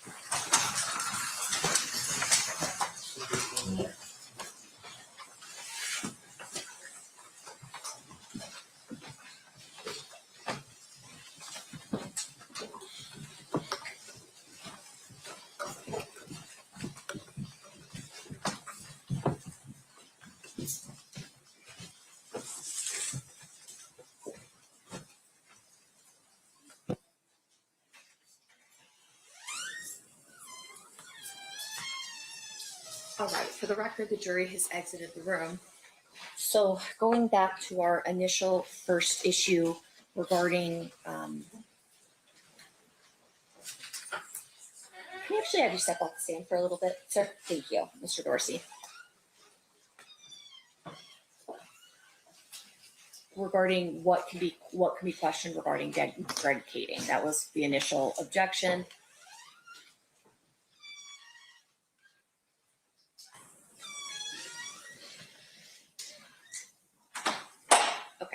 Okay, so the initial objection had to do with Detective Kading. Your objection is that you can't impeach someone through the testimony of someone else. Your position is that the credibility of the report that they're relying on is important. I do think to some degree he can explore the credibility of the information that he is relying on as long as it's accurate. And so I think there is a concern regarding what the actual federal judge did find regarding Detective Kading being maybe elusive or however you want to phrase it. Well, can I ask that question on direct? I asked no question as to his opinion of Greg Kading, either as to his credibility, as to his quality of his detective work, anything that would allow the defense to then go into specific acts and ask questions about someone's character. So what's the predicate foundation that has been laid that says I can now attack the character of somebody whose character is being somewhat assassinated here, right? He released a recording of the defendant. That is the only evidence as to what Greg Kading has done in this case, and it's a recording. So what are we worried about when it relates to whether or not his credibility as a witness? He hasn't testified. No other fact has come in from this case as it relates to Greg Kading other than he published a book and he made a documentary, and that's how the 2008 recording came out to the public after he was a private citizen. There has been zero testimony about any investigation done by him, any opinion testimony about his character, his quality as a detective. None of that information has come into the courtroom. So why is it that the defense gets to just ignore the rules of evidence and start asking about specific acts of misconduct for somebody whose character hasn't even been raised? Mr. Sims? I think the witness opened the door the moment the state asked him specifically about his research. And going into this idea that he did all this research, he's testified that Greg Kading was like his BFF. I mean, the guy is working together on a project with regards to his book. And during this time period, the state starts asking questions that I think traipsed right into the expert opinion area, to which they're saying, oh, it's not expert opinion, this is just lay witness opinion. And I sustain that objection, saying he can't give opinions about ultimately that it's something that they can lay the foundation for, that this is included in the book and that this is his information about this person, and then they can ultimately argue that. That was my ruling. Correct. I don't know if that's how that went down, but I think it was good. I'm just saying that what we're doing right now, though, is we're saying, okay, he's testifying as to that 2-year period, that time period, which he now gives opinions on his research. Well, one of the things that he researched, according to his testimony, that he had was the case file. I should be able to get into the veracity of that case file, where it came from, whether it even completes, who gave it to him, because I think that's details that we would get out of a Okay. detective if Detective Mogg were to testify. So you're asking for completeness of the file. I think that is something that would be appropriate. What else are you asking for? I'm asking specifically for the veracity, meaning, look, if a detective got up on the stand and said, I received the file, right? What typically would happen is if it's coming from another jurisdiction like LAPD, you get a COR that says, hey, this is the entire file. Or, like Mr. Giacomo said a few hearings ago, Detective Mogg went down and turned every page of his discovery to match the discovery that was in the file in LAPD. We don't have that here.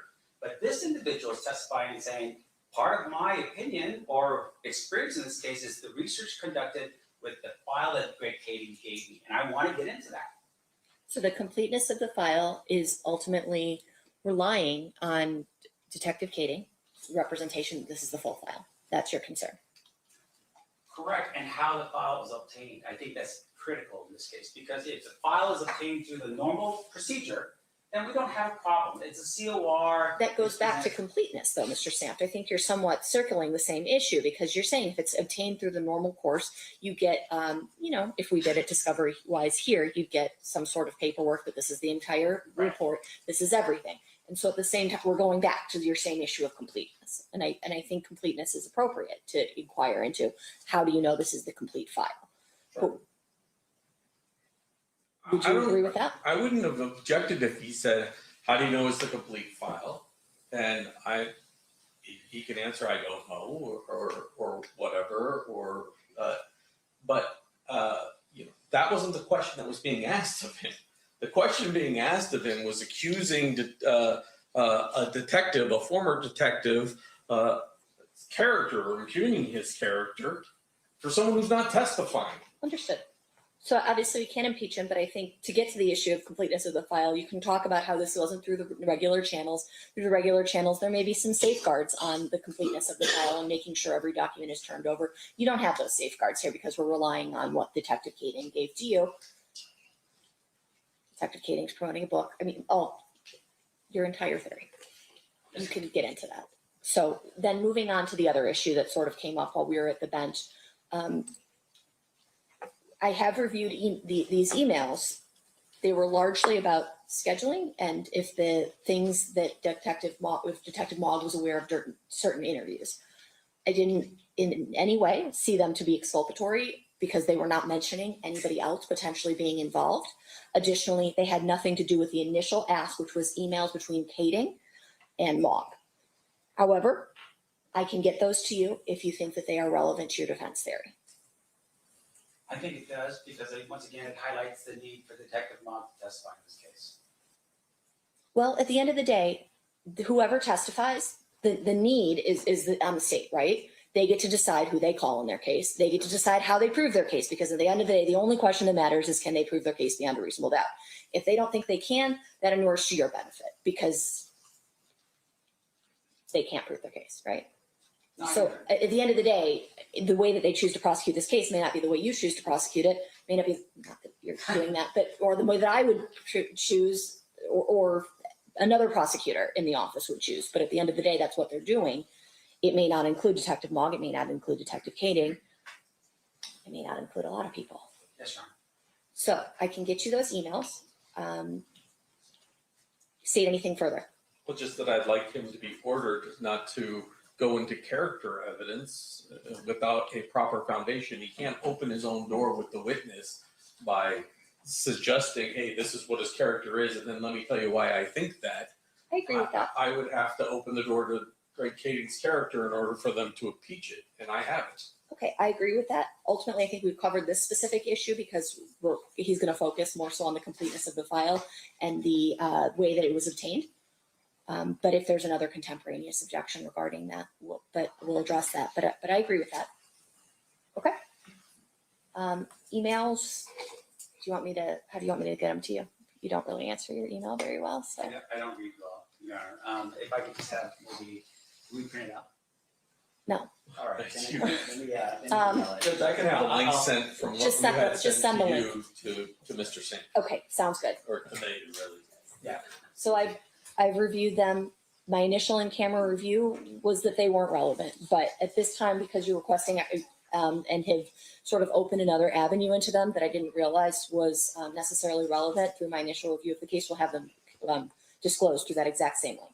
Yes, ma'am. Okay, Use the restroom before we bring them back. of course. I need to do the same. All right, we'll be in recess.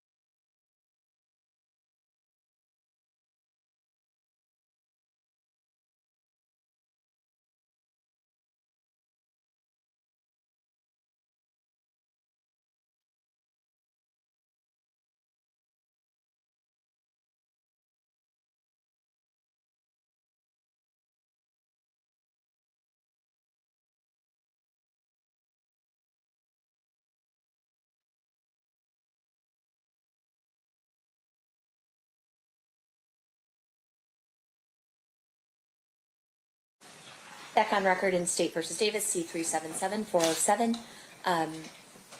Mr. Sampt has some more material for tomorrow, but may still go into his cross-examination in the morning. We've checked. This witness is available to come back tomorrow if necessary, so we'll just go from there. So anything else we need to address outside the presence before we bring the jury and Mr. Dorsey back in?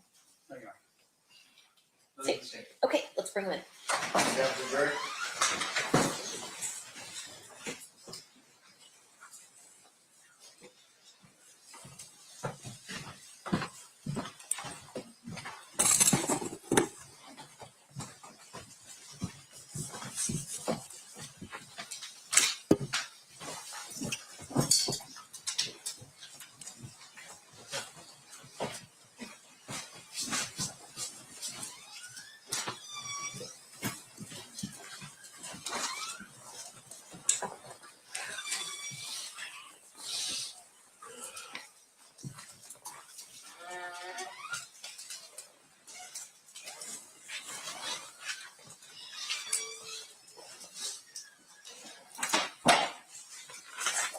All right, welcome back, Mr. Dorsey. So the party stipulates the presence of the jury.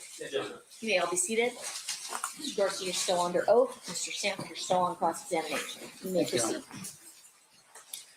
Referring you back to your previous testimony with regards to Kathy Scott, just for the jury's edification, Kathy Scott is not a detective. Correct. She is a reporter. She's a journalist, yes. She's a journalist, all right. And she wrote a book with regards to her information she had gathered as that journalist, right? Correct. Not her own investigation, but what she had heard on the street. And from detectives that she talked to, yes. Right. And so when she first published her book, fair to say what I'm holding up for you, and I want to make sure I'm accurate for the jury, this is the third edition, right? Okay.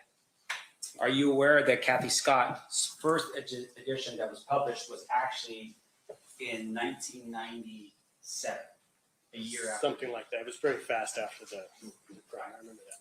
And then there was an update and another update, and what I have right here is the third edition. Okay. But with regard to that first edition, it came out a year after the shooting of Tupac. Sounds about right. All right. Now, your testimony has been around your research, and you had testified that you had listened to the recording of 2008. Yes. That recording was given to you by Greg Cady. Correct. Did you ever compare the 2008 recording to the 2009 recording in this case? I do not have the 2009 recording. Right, because Mr. Cady did not give you a 2009 recording. That's correct. And that was not information that was public, right? Correct. Now, with regards to your 2008 recording, did you compare that against the 1998 recording in this case? Was that like a federal no, I did not. And once again, Greg Cady did not give that to you because he did not have that. I don't know if he had it or not, but he didn't give it to me. Okay. So the proffer that you have, or at least the 2008, is a interview in which Mr. Cady is in the room. Correct. Along with Mr. Dupree, or Detective Dupree from the LAPD. Yes. As well as an FBI agent. I believe so, yes. As well as a United States Attorney. I believe so. And as well as maybe somebody from the DEA. I don't know. Okay. And his attorney. And his attorney, yes. Fine. In terms of those other individuals who are there, do you have any reports that you can share with the jury about what any of those other agencies did after the 2008 profit? Not that I can recall now. All right. And once again, that wasn't in the information that Mr. Cady had given to you. Again, it might have been, but I don't recall. Okay. Now, let me ask you this next question. You had gone through and said that you had done some research on this case. Are you aware that there was a lawsuit by the Tupac estate against Death Row Records? I'm not sure. A civil lawsuit for breach of contract for royalties? I mean, there's lots of lawsuits like that. I don't know. I can't recall. All right. So you don't have that information for us? Again, I don't know. I might. That's fair. Are you aware of a lawsuit by Orlando Anderson against the Tupac estate for injuries caused in Las Vegas? I am. All right. Are you aware that there was a settlement in that case? No, there was a counter lawsuit for wrongful death filed by the state of Tupac against him, and I thought that all went away when he was killed. No, well, and that's what you think, right? Did you? That's what I believe, yeah. But you don't have research for that. I don't think so, no. You didn't go to the courthouse in LA County and look up the case or do anything like that?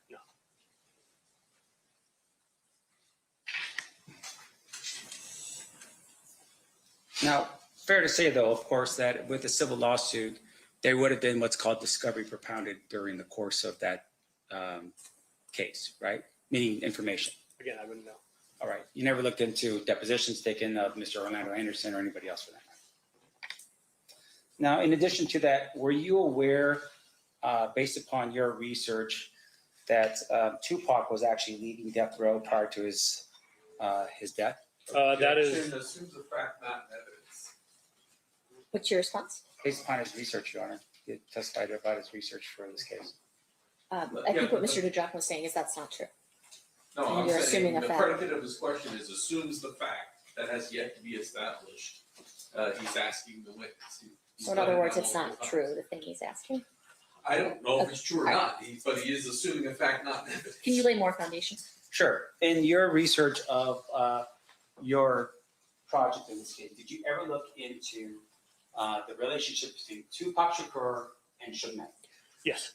And during the time that you looked through that relationship, did you learn that Tupac was not happy with Suge Knight? I did not. There's conflicting accounts about what was going on at that time, whether or not Tupac was going to leave death row because he was unhappy, or whether the idea was that he was going to set up his own label that would then be distributed through death row, and that is what Suge Knight wanted his big superstar artists to do, was to branch out, start their own companies, but with death row continuing to be the central company that it all flows through. And that information you're providing to us, is that in some document somewhere? I don't remember where I got that from. And regarding Tupac's position here, he had finalized his 3 album in terms of his obligations to death row. As I understand it, yes. And he had also at some point started to create his own label, Machiavelli. Correct, I just said that. And thank you. And with regards to that label, he actually had a book of music that he was going to take with him into that label, right? I'm not aware of that. And with regards to the information here, it looks like not only did Tupac fire death row, but safe to say that he also Objection fired. assumes a fact, not an evidence. You guys approach.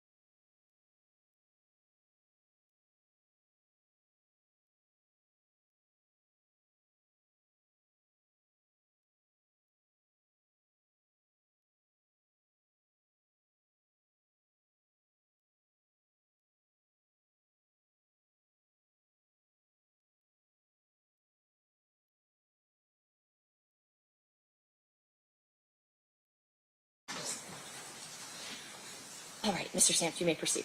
Okay. Last question I asked you was, are you aware that Tupac had fired David Kenner? Objection. Are you aware if? Oh, I'm sorry. Let me back up here. Are you aware if Tupac had fired David Kenner? I've heard that claimed. I don't know that for a fact. And just for the jury's edification, David Kenner was death row's lawyer. Correct. Are you aware if Tupac had requested an audit of death row's books to see what money they may have taken from him? Again, I've heard rumors of that. I've never seen any evidence of it. A lot of the questions you're asking me right now, I know are based off conspiracy theories out there about alternate theories of this. And I just would wonder if you have any evidence of that you would base your question on. Mr. Or if you're Garcia, just using questioning you of can't me. ask him questions. He asks you questions. Okay, well, that's fine. I'm just wondering. Let's It just does- do it by the book. Sure, understood. Thank you. Mr. Sampson, ask a question. He's going to give an answer, I think. Well, let me ask you this as well, sir. Are you aware if Reggie Wright was the security company or had a security company in charge of protecting Suge Knight and Tupac Shakur? Can I just finish my question, please, sir? I know you're getting a little eager here, but at the night of the fight at the MGM, that Reggie Wright Jr. had a company that was supposed to protect Suge Knight and Tupac Shakur. Yes.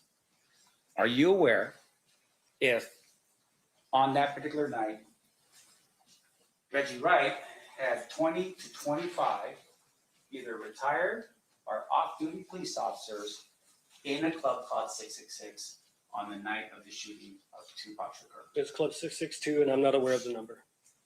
You don't know? No. Are you aware if on the night of the shooting, there was only one individual that was with Suge Knight and Tupac Shakur by the name of Frank Alexander? Well, one that was official security named Frank Alexander, yes. Okay, one person. Correct. Now, in addition to that, are you aware, sir, that in the time period in which Frank Alexander, but I object. If then I was supposed to use it. Let me ask you this. Rephrase, thank you. Yes. Do you have any information at all as to whether or not Frank Alexander had a walkie-talkie or Nextel radio? I don't know. In addition to that, let me just go through here. You had mentioned that you had read this book. I'm showing you again. Yes. This is my, kind of just, you're very eager. But this is my copy of the Compton Street Legend, okay? You read this book? Yes. All right. Let me just go through the book here real quick. Do you know who rapper Foxy Brown is? Yes. Foxy Brown is not dead. No, she's not. And in the book, Mr. Davis refers to Foxy Brown in the book. Yes. In fact, he refers to her as somebody that was in the car with Zip before Zip had asked her to get out of the car so he could have a conversation with Mr. Davis. Correct. And that conversation took place in the valet area of the MGM Grand. Or was it valet or the parking area? Well, do you want to look at the book to make sure that we're clear? Well, I'm not sure between the book or the 2008 proffer, but I was parking lot or the valet area. I don't remember specifically where he said it was. Just outside the MGM. All right. Your Honor, may I approach? You may.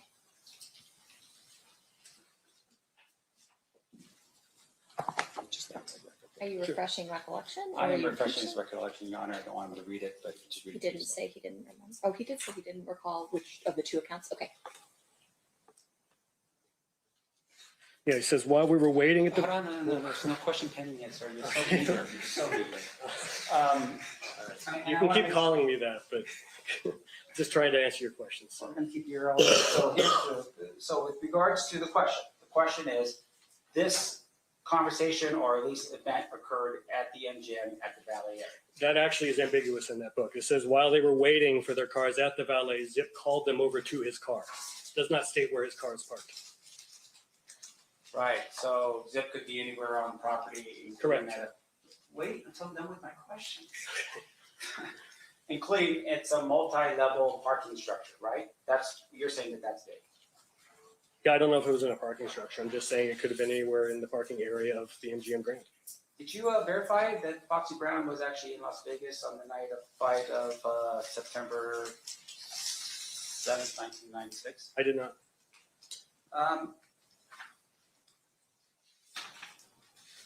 There's an account in here about Orlando Anderson. Do you recall reading in the book about Orlando Anderson and when he arrived in Las Vegas? I don't recall what the book said specifically. All right. So if you would turn with me, I think, to that book right there, to page 96, looking at page 96 of the book that you read, refresh your recollection. The page numbers might be different here because this is the Kindle version, but let me see. Can you just wait until I'm done with my question, sir? Can you stop saying that to me, man? Jeez, dude. Just having a normal conversation with you. You don't have to keep cutting me off and make me sound like I'm eager. the page numbers are gonna be significantly different, thinking the Kindle and the book, so he's gonna have to just approach them with the book to show him how it's fine, because the Kindle completely repeats. Nobody else has a copy of this book. Keithy, There you didn't is. bring one? No, just kidding. Sorry. Sorry. I think we have another copy. I'll bring another copy. Mayor Pro Tem? Yes. Who's phone?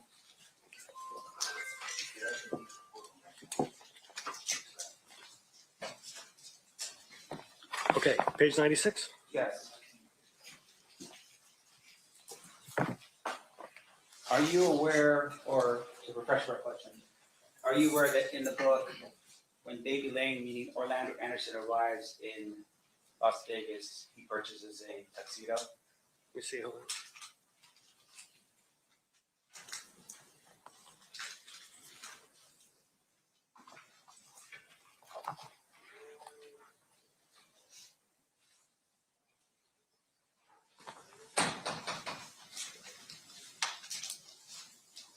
Yes, I see that here.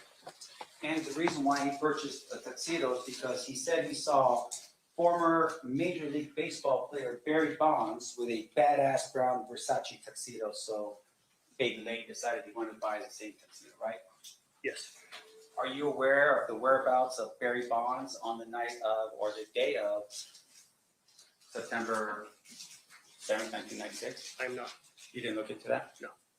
Now, in addition to that, on that same page, sir, are you aware that in the book, Mr. Davis says he rents 3 rooms on the same floor at the Caesar's Palace? Yes. Did you ever verify whether or not he had actually rented any rooms at all at the Caesar's Palace on September 7th, 1996? There would be no way to verify that. That's a yes or no answer. No. Okay. Now, in addition to that, he mentions his purchase. We'll keep it on the same page.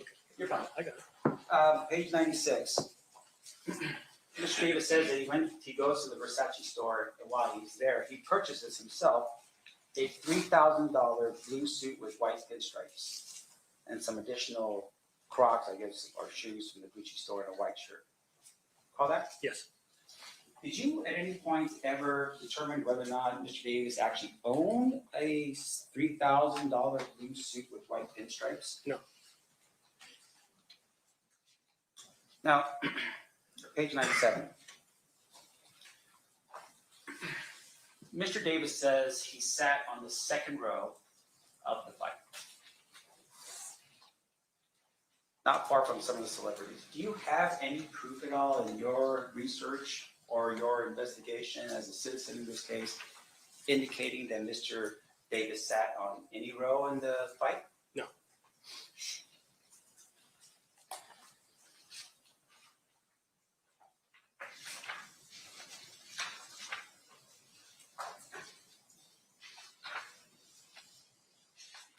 Turn with me if you could. Page 92. There are 2 pictures that are there. You see those pictures? Yes, sir. The picture to the left there underneath the caption reads, "Me and my sister at the fight." Do you know who it is that's standing next to what proposes to be Mr. Davis? I don't. Do you know when that picture was taken? I don't. And do you know where that picture was taken? I don't. Right. Now over to the right, you have another picture underneath that says, "Me and my nephew, Baby Lane." You see that picture? Do you know when that picture was taken? No. All right. And with regard to that picture, fair to say the 2 individuals that are standing there look like they're wearing some type of overcoat. Is that right? Yes. And hats. Yes. And informal wear with suits and ties. Yes. In your review of what Mr. Caden had sent to you, did you ever review any of the surveillance video from MGM? Yes. Did you at any point see any individuals that were dressed exactly like these 2 individuals in your review of the MGM surveillance? Not that I can recall. All right. And fair to say that once again, based upon your research, that September in Las Vegas would be a relatively hot month. Correct. Now, in addition to that, you had.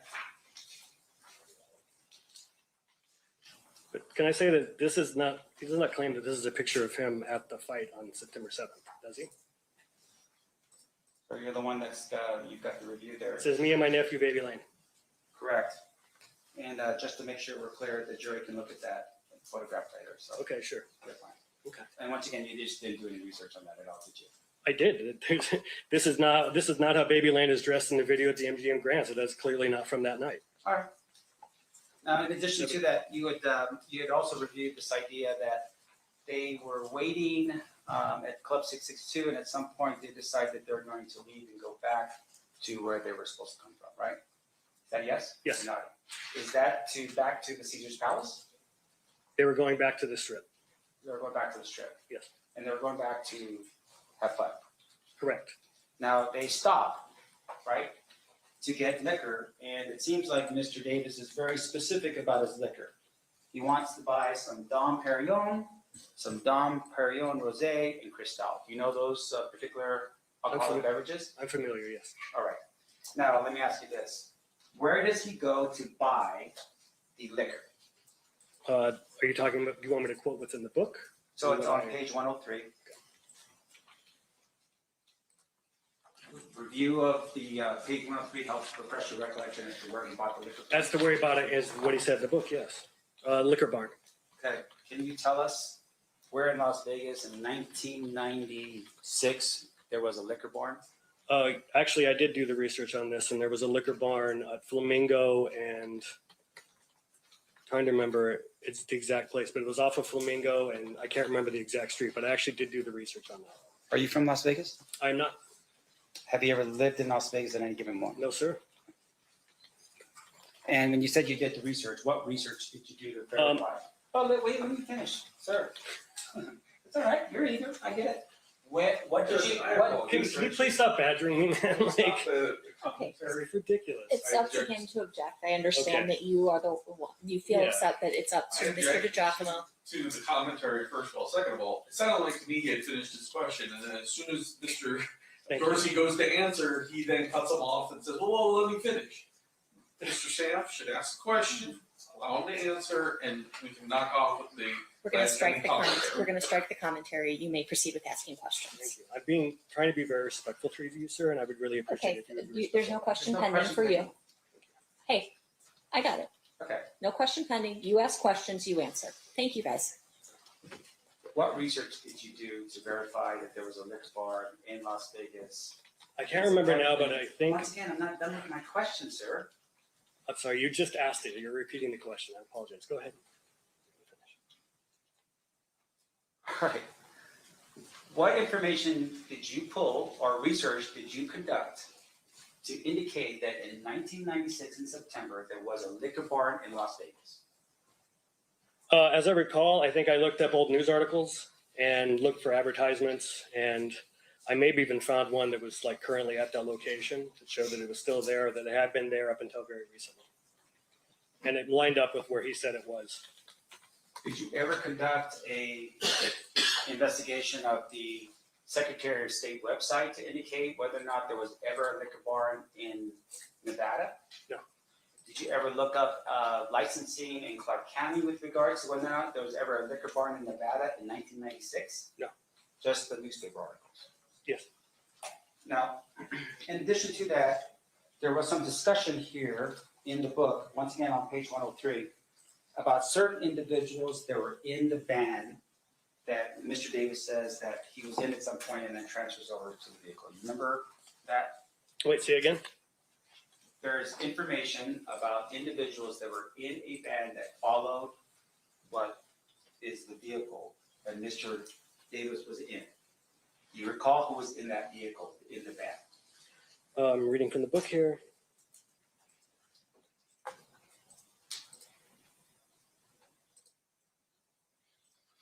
Yeah, he wrote C. Ray, who's Corey Edwards, who he lists as one of his top salesmen. His cousin Trey, and BMF's Big Meech out of Detroit. Are you aware that BMF's Big Meech out of Detroit is still residing in Detroit? I'm not familiar with where he's located. Did you at any point do any type of research or private investigation on your own to interview Mr. Meech, Big Meech out of Detroit to see if this was true? No.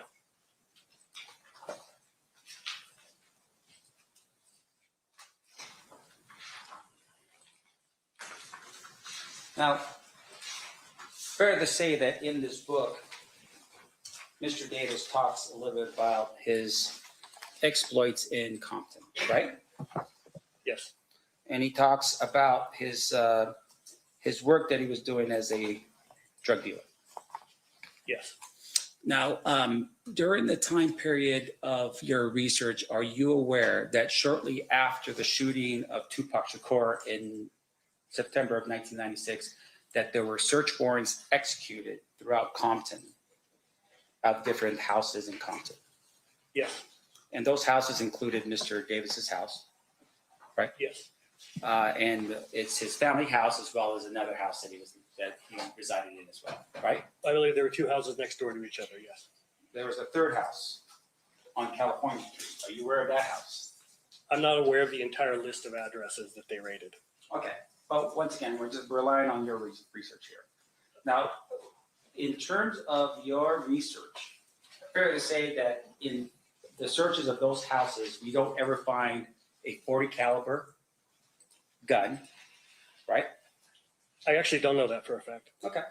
And in terms of the searches of those houses, we don't find any information that would say that Mr. Davis was actually in Las Vegas on the night of September 7th, 1996. I'm not aware. That would be something for another detective, right? Sure. Do you know who the detective would be that would testify to that? I don't. One of the Compton police detectives, but I'm not sure. Now, are you aware that Mr. Davis said at some point that he was moving about 300 kilos a month of cocaine out of Compton? Yes. In your research at all about the search warrants that were executed in Compton, was there any indication at all of money found in Mr. Davis's home or any of the houses that he was associated with? I can't recall that. You can't recall it because you don't know? I don't know.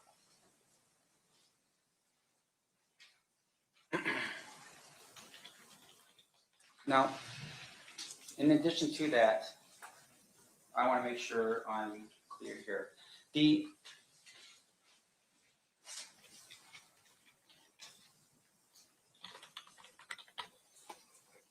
There's a picture here that's on page 30.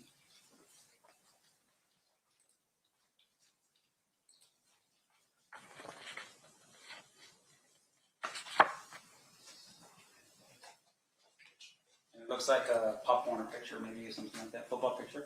Yes. Okay. Is this true? Is this true that it's a Pop Warner football picture? Well, is it a picture of Suge Knight and Mr. Davis? I believe so. I used to be able to find Suge on here, but I'm not sure if I could now. Okay, well, what about my client? Again, I don't know. In addition to that, are you aware at all about the photograph that's taken on page 12 of the book?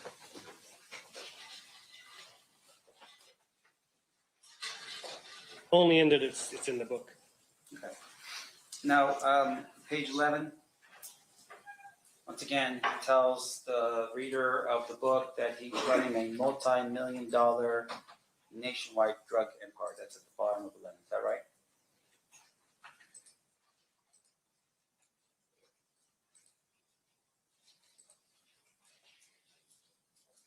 Yes. Do you have any proof of that? Actually, yes. I've interviewed 3 former Compton gang unit detectives, and across the board, they told me that Keefe D was a high-level drug trafficker, and that basically by the 90s, they rarely saw him on the streets anymore because he was effectively too big for them. They were only running into his soldiers at that point. Okay, so you're telling us something that somebody else said. Who are the detectives? I interviewed Bobby Ladd and Reggie Wright Sr. and Ray Richardson. Are you aware that Reggie Wright Sr. was a member of the Compton Police Department? Yes, sir. And are you aware that in 2000, the Compton Police Department was dissolved because it was corrupt? Objection. That's assumed the fact, not evidence. Can you rephrase? Are you aware that they were dissolved? Well, yes, Your Honor. Let me ask you this way then. With regards to the Compton Police Department, are they currently Compton Police Department as of today? No, sir. Why not? Well, there's conflicting accounts of why it was shut down. And I believe it may have been 2002. I don't know if it was 2000. But the city said that it was corrupt and they were shutting it down for corrupt reasons. Of course, if you talk to the police that were there, it was their contention that City Hall was corrupt and they didn't want the police department investigating them. And then once they shut down, the Las Vegas Sheriff's Department took over policing for the city of Compton. They took over the contract. And I know that many of those Compton police officers were just immediately hired by the LA Sheriff's Department and continued to work in Compton. Now, in terms of your evidence here today, or the things that you have, fair to say that what you're telling us is basically based upon what other people have told you? Sure. Do you have any physical evidence that we can look at to help us determine whether or not Mr. Davis is actually in Las Vegas on the night of the fight? Physical evidence? No, I don't. And with regards to the raids in this case, and I want to make sure I did not miss this point, were there any indication at all of very expensive $6,000 suits in any of his homes? So I can't recall because the search warrant and the return on the search warrant is literally dozens and dozens of pages long, just lists after lists after lists of guns, ammunition, jewelry that were seized from these. I mean, it was something like 30 some addresses, I think. Like 2/3 of them, I think, were actually Piru blood addresses. The other third were Crips. I can't recall from memory. I don't have a photographic memory of every single item that was recovered, so I can't answer that question. All right, but fair enough. Your research is targeting towards Mr. Davis, but in terms of your recollection, you don't recall what was actually in his homes. Off the top of my head, I don't recall that, no. And that information would be better served by a member of Compton Police Department? Sure, they could probably do that. But again, it was 30 years ago. They would probably need to be given a heads up so they can look it up before they come here to testify. And just one final point, and then I'll just let you go. Your testimony here is that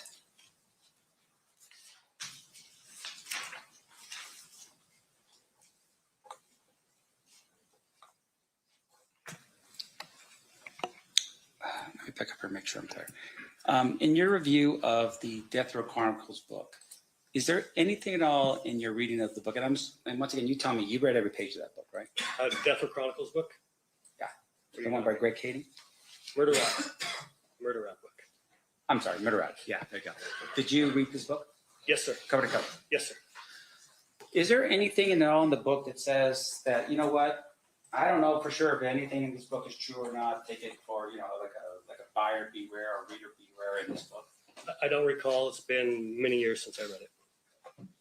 Now, what about the Kathy Scott book and any of its editions? Did you ever recall anything in here that says buyer beware, reader beware of what's in this book? Same answer. It's been years since I read it. I don't know. Okay. How about the Compton Street Legend book? Do you have anything at all in here that would indicate to the reader that, hey, we can't verify the information in this book? I don't recall. Okay. If you turn with me inside this book to the table of contents, see that? And on the left-hand side, there is a portion that's in there, correct? Yes. And in that portion, does it say that even though the authors and publishers have made every effort to ensure the accuracy and completeness of the information contained in this book, we assume no responsibilities for errors, inaccuracies, omissions, or any inconsistency herein? Yes, sir. And you didn't read that in any of those other books, right?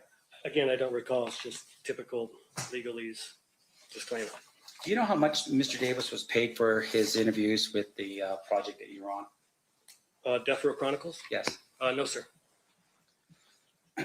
And fair to say that would have been a contract between himself and the company that you were working for as an independent contractor? It could have been a contract between him and BET. Typically, talent contracts are with the channel, not necessarily the production company. So I don't know. Your Honor, I have no further questions. Okay. Redirect Mr. Tajaka. Just briefly, Mr. Sanft started out talking about you providing your recordings yes. to us. Did somebody have to authorize that for you to release those to us? Yes. And who had to authorize it? So a attorney at Paramount Pictures, which owns BET Network, authorized it. And then the head of Creature Films, which is the production company, also authorized it, both to me in writing and an email. Now, Mr. Samt asked you a bunch of questions about the liquor barn at Maryland and Flamingo, or you said Flamingo, you can remember the street. Were you aware if Lee's Liquor used to call itself Lee's Liquor Barn before they got a trademark infringement? I'm not sure. How would he be aware? I'm just wondering. Mr. Sample's allowed to ask every question on earth. Just add if. Were you? I can't remember if that's how I discovered that or not. Are you aware that even today, if there's a liquor locker at Flamingo in Maryland? Yes, I think that's how I first tipped onto the fact that there was a liquor store in the region or the area where Keefe had described. Now, Mr. Samt asked you if you had ever tried to confirm that Foxy Brown was in Vegas. Correct. Are you aware if Foxy Brown's real name is Inga Marchand? Yes. Are you aware if Inga Marchand was even present at Biggie Smalls' murder? She was, yes. That's the relevance, Your Honor, and Lee? What's your response, Mr. DeGiacomo? I don't think it was. I said, "Are you aware if?" So of course it's not leading by definition. Okay, so it's not leading. What about the relevance? Well, I'm about to ask him a relevant question about Inga Marchand. I'll overrule. I'll give you a little bit of leeway to establish your relevance. Go ahead. Have you ever tried to interview Inga Marchand? I have not. Are you aware of how many detectives have ever tried to interview Inga Marchand? I am not aware. At least for the Tupac case, I know that they tried to reach her for the Biggie case. In the book in there, Mr. Davis, does he discuss his proffer that took place in 2008? In the book? Yes. I can't remember offhand. Go to the second to last chapter here. I can do it in Exhibit 127.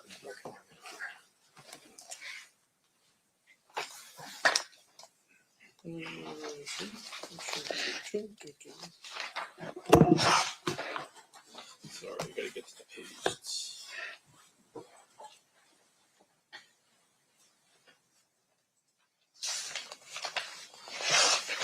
Does he have a chapter entitled "We Know"? And on this exhibit, it is page 120 out of 145. Yes.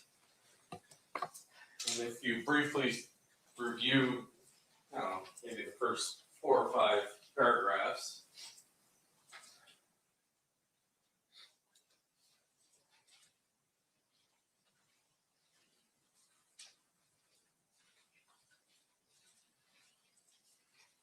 Yes, sir.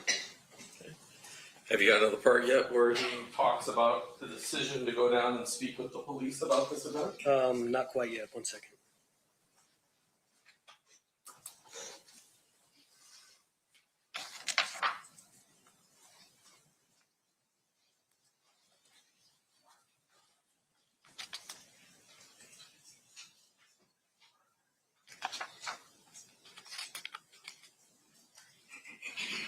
Yeah, it's a few pages in, it looks like.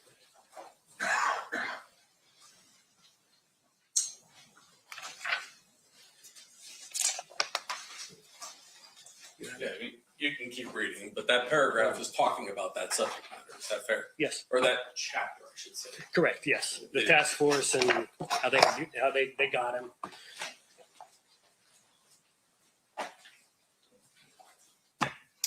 There were questions about what you could and couldn't confirm from Mr. Davis's story with the file that you had. Do you remember those questions? Say again? There were questions asked by Mr. Saft about, did you confirm this or did you confirm things from the 2008? Yes, sir. Well, let me ask you this. Were many of the things he said in his proffer confirmed by the Biggie Smalls case file? Yes. in fact, had Corey Edwards in 2006 given a statement to police. Correct. He gave a statement to detectives Greg Kading and Tim Brennan.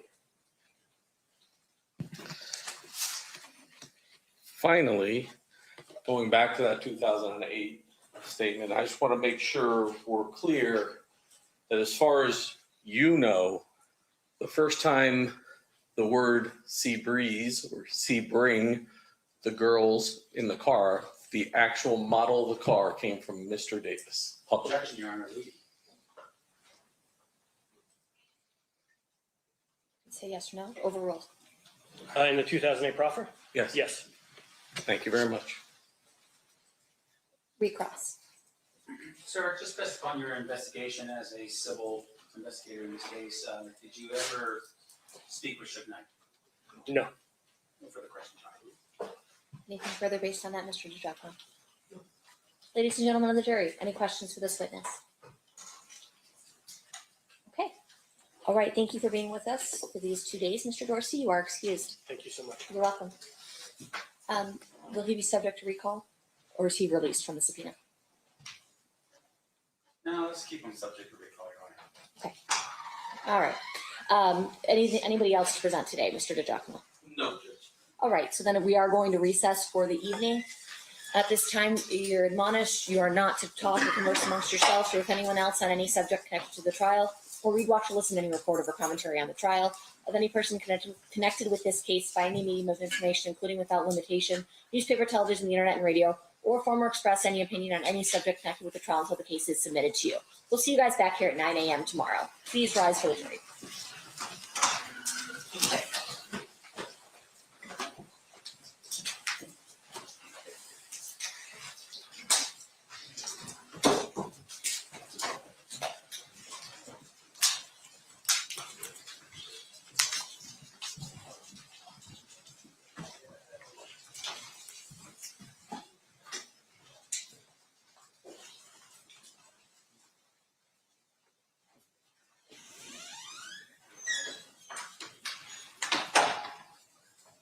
For the record, the jury has exited the room.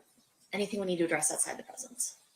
Not from the state. I did request that the link that was sent to you be sent to Mr. Sam, so he should have it today. Okay. Mr. Stamp, anything else? Okay, we'll be in recess. We'll see everyone back 9 a.m. tomorrow.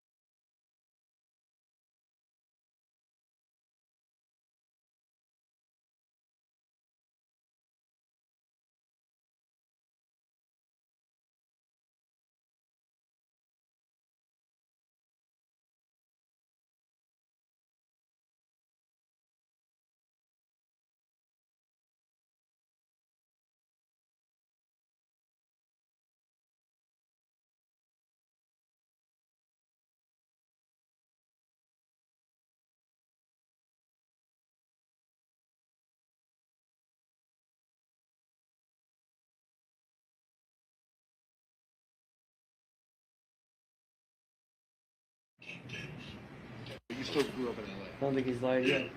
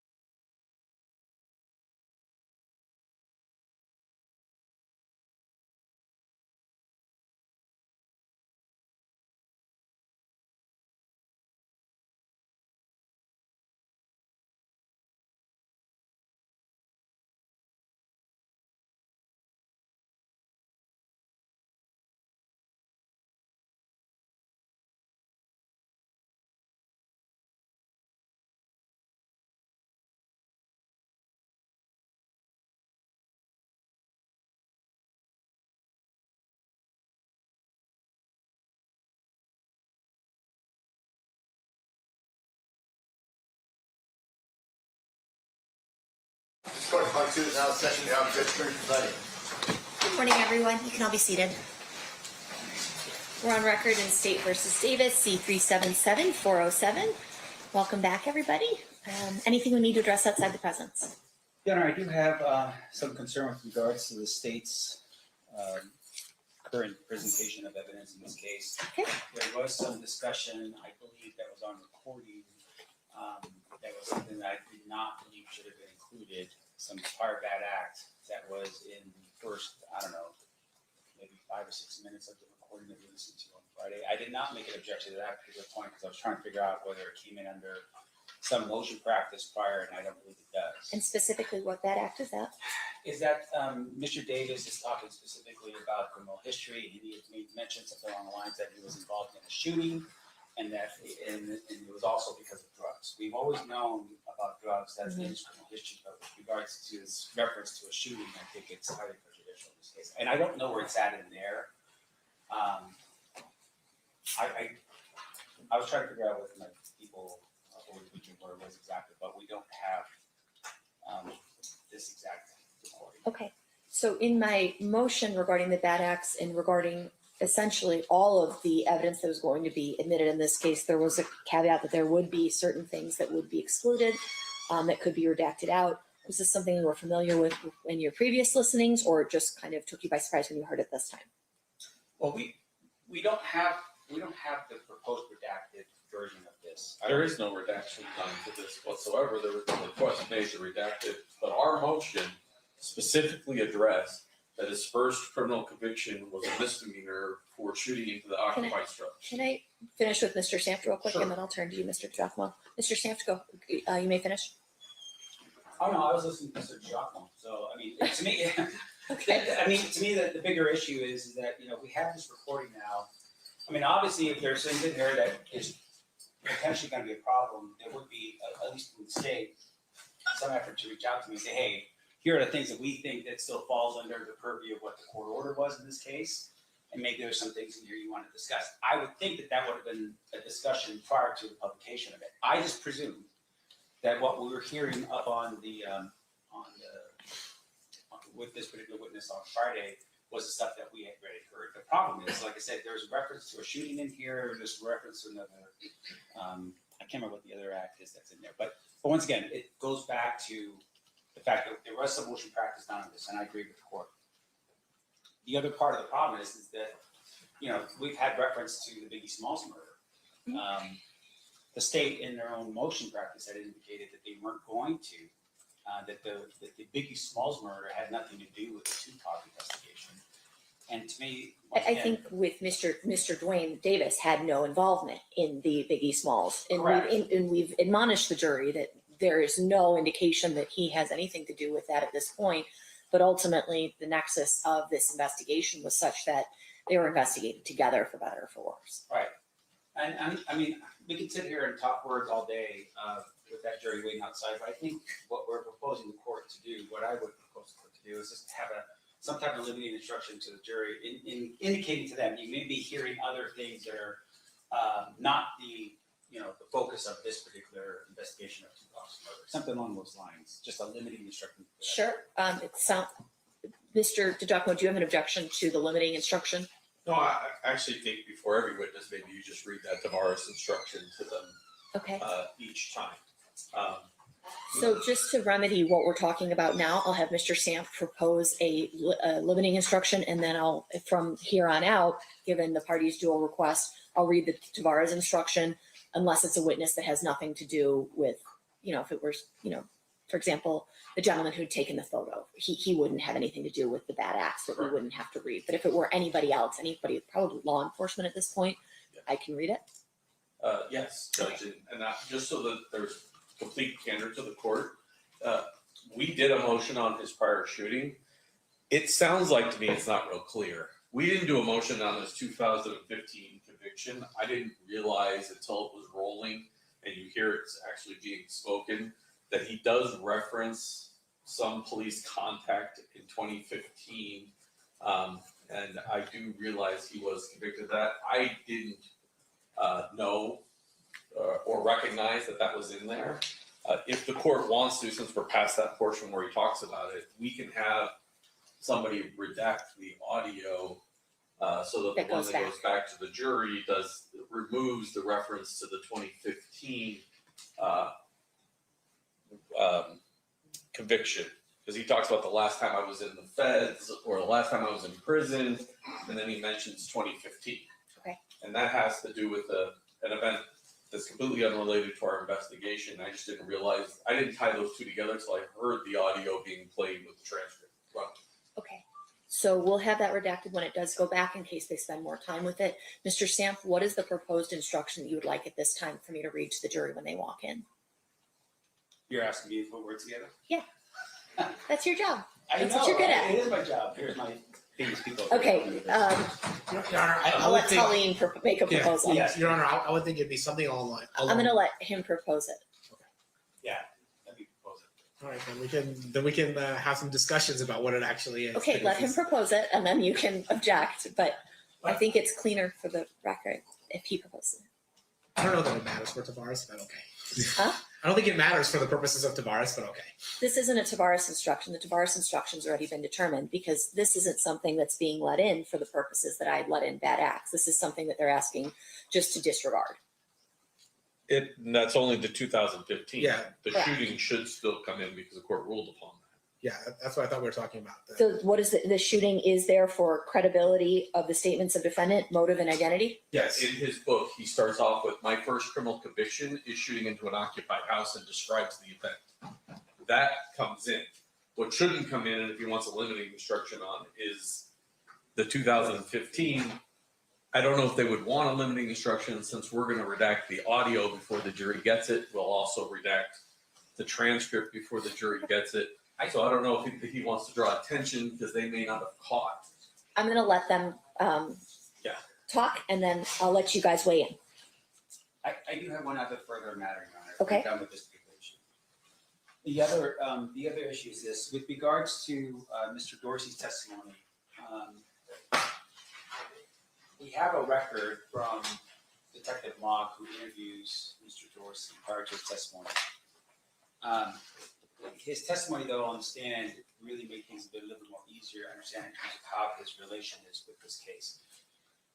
In essence, what happens is that BET is asked by the district attorney's office to produce documents. Maybe it goes through MOG. Maybe MOG is the one who does it. But in either event, BET says, okay, here's what we're going to produce. And they produce the actual finished product as their production. Right. They don't introduce B-rolls. They don't do anything other than that. And they basically said, that's all we've got. I think Mr. Diaz or Rios or whatever his name was prior to this had said something along the same lines that, hey, this is just how they do. The problem with what we're doing now is this. Mr. Dorsey gets up there and testifies and he says, look, my job, from what I understand, was to listen in to the interview that's being conducted between Mr. Davis and the interviewer, whoever that person is. And he's supposed to be there to really sort of make sure that Mr. Davis is not lying or saying something that's off from what he understands the 2008 proper session to be, the recording. Here's the problem with it. At the end of what he does, and what he's proposed now, what the state is now using, is surreptitious recordings in between the official recordings by BET. Now, what does that mean? That means that while Mr. Davis is sitting in that room, he's sitting in that room with the interviewer, and at some point he's going to be asking for breaks. He's going to be asking for time to talk to somebody else. Okay. Which we understand it to be Wayne Higgins, his attorney. Those conversations are not hot mic conversations. They are conversations between attorney and client, and there is a reasonable expectation of privacy there because of the fact that it's done off camera, because BET does not record it. And on top of it too, that as that's happening, they're talking in a tone, they're not yelling and screaming it out loud, but they're talking in a tone to say, hey, what do we do here, whatever the issues are. I think those parts of this recording that Mr. Dorsey had done, I think those are parts that need to be included from the jury's understanding, because here's the thing. I understand he's not a state actor. I understand that it doesn't fall under this idea of, hey, well, he wasn't ordered by a detective to do that, and Dupree is definitely not a detective at this particular point. However, it is still a crime in California to record someone's conversations that they believe is private. Regardless of if we're in a room and having a conversation, if I'm having a conversation with this individual sitting right next to me and I believe that is private, under California law, that is still illegally obtained material. But ultimately, the remedy for a private actor acting in a nefarious, illegal, whatever you want to call it way is not exclusion against the state because the state's not the actor doing that. So that was sort of my comment when it was brought up that way. I think the attorney-client privilege argument is definitely more interesting and is new. Or any final word on that before I turn to Mr. DiGiacomo? Well, I mean, because here's the issue that we have. Right now, what we have is an individual who basically takes his iPhone out, plugs it down on a speaker next to where he's at. He's hiding in a room to avoid detection by Mr. Davis, and he's recording the entire time. You hear other people communicating or having some type of discussion on top of his recording, which means that it's done openly in front of this mic or whatever he's at. He doesn't see a screen or monitor. He doesn't know what is being recorded or not. He just records the whole thing. The concern that I have with it is right now, as we're watching and listening to what's being played by the state, we don't see where exactly it is that they're going to bring in the parts that are not in the transcripts that we have from the recording. That's the official BET offering versus the stuff that they have that would have the additional thing on top of it, the surreptitious recording by Mr. Dorsey. Okay. State. Two things. Mr. Dorsey had a transcript of his recordings that has been provided to the defense. Okay. And there's a transcript of the official BET recordings, which, if you notice while listening to it, even the BET transcripts does not pick up background conversations or transcribe background conversations between other people when Mr. Diaz is asking questions. Okay. Mr. Dorsey will testify because I specifically had asked him about the attorney-client thing. He will testify at no point in time when Mr. Davis is talking to Mr. Higgins is there not a third party present from E1 Entertainment. So there is no privileged communication that occurs between Mr. Davis and his attorney. Even at one point you're going to hear Mr. Davis say, hey, hold on, this is a hot mic. Let's bring him in and do a short evidentiary hearing then on that issue of attorney-client privilege. Sure. Okay. I assume he's back there. We'll have Mr. Dorsey come in real quick. We'll have him resworn, and then we'll just proceed on this limited issue outside the presence, and then ultimately I'll make a determination. I understand it's your proffer, but that's what he's going to say, but I'd rather have it fleshed out. Bring in Mr. Dorsey, just Mr. Dorsey, no jurors. No jurors yet.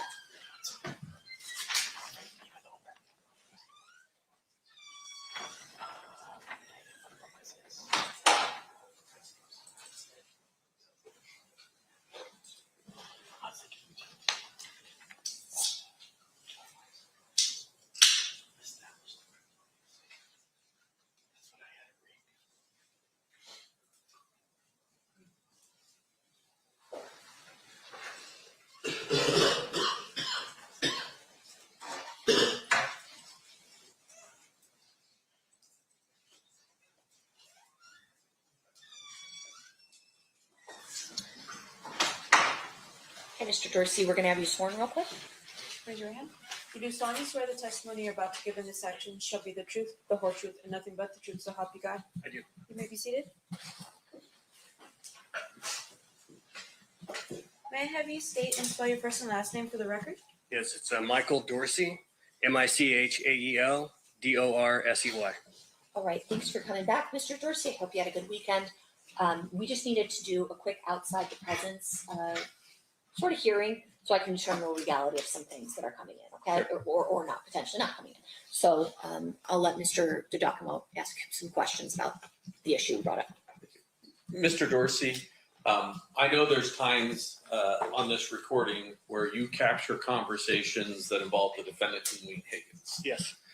During those conversations, were they ever alone in a room having a conversation? Was there always a third party present? I believe they were always in the studio, and there are, I think most of the time you actually hear Mario talking with them. It's like a three-way conversation. So I understand like how privilege works. to some extent. And it sounded to me like always, he was still in the studio, didn't go outside into a hallway. And again, you can hear Wayne Higgins talking with him.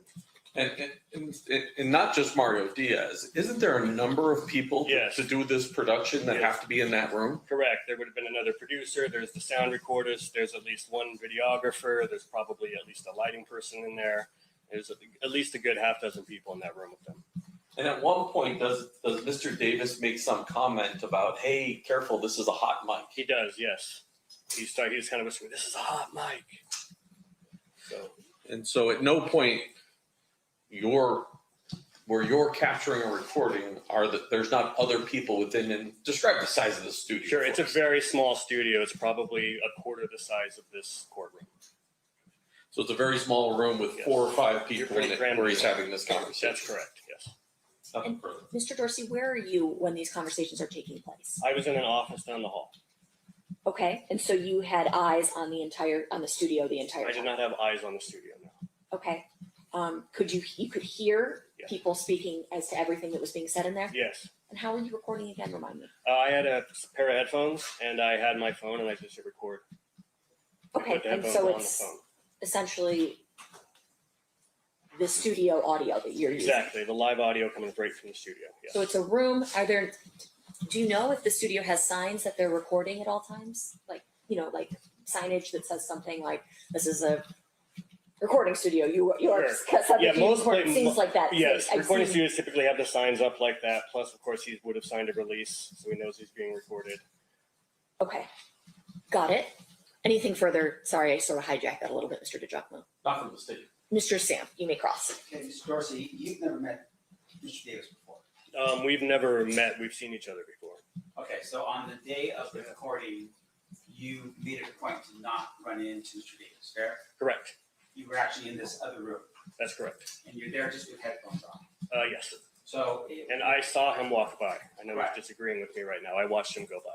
Sure, and that's fine. And he looked at me. Okay, are you done with the answer? Yeah, I sure am. Okay. Now, in terms of your work, I want to make sure I'm clear. Are you working as an employee of BET? No. Okay, what are you at that point? I am a contract employee, work for hire, as a technical consultant for specifically this production. I'm not hired by BET. I'm hired by the production company. By the production company? Yes, sir. And that's Entertainment One? Entertainment One and Creature Films, like a subsidiary of Entertainment One. All right. And then in terms of your work with Entertainment One, that was bound with a confidential agreement, right? Yes.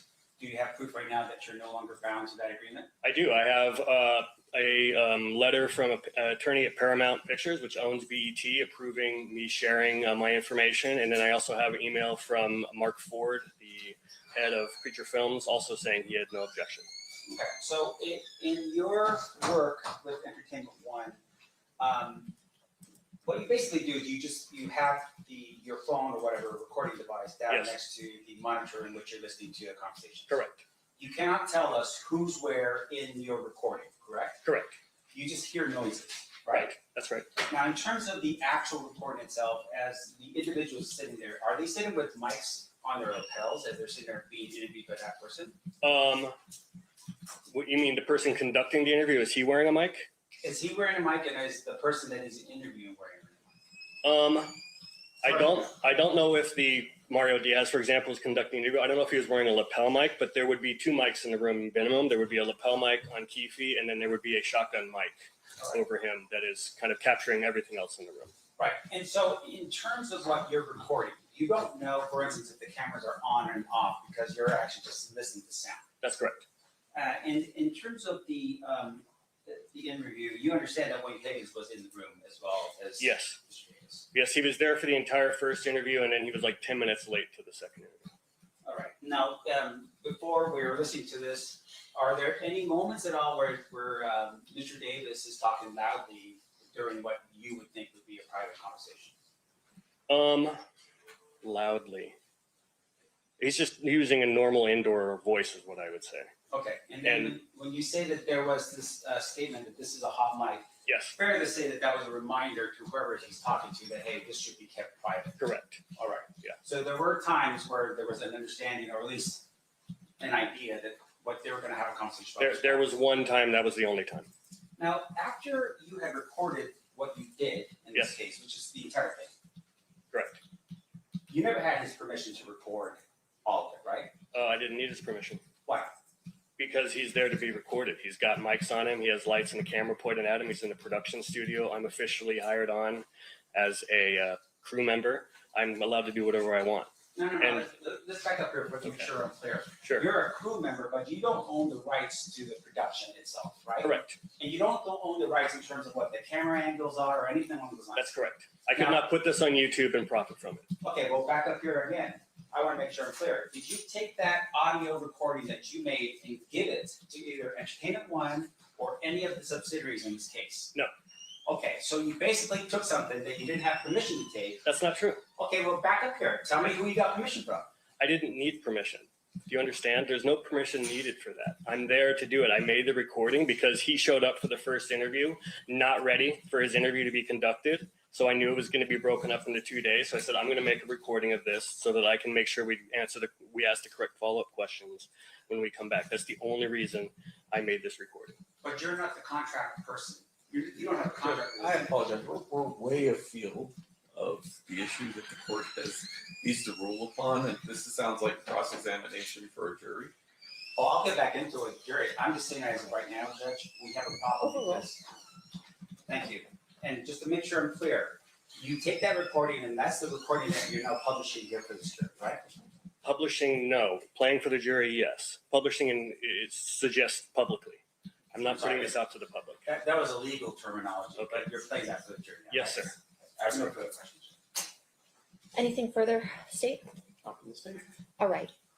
In general, the attorney-client privilege under 49.095 is broken when you speak in front of a third party who's unrelated to the legal team. Here, it appears as though Mario Dorsey and others were potentially present for the conversations.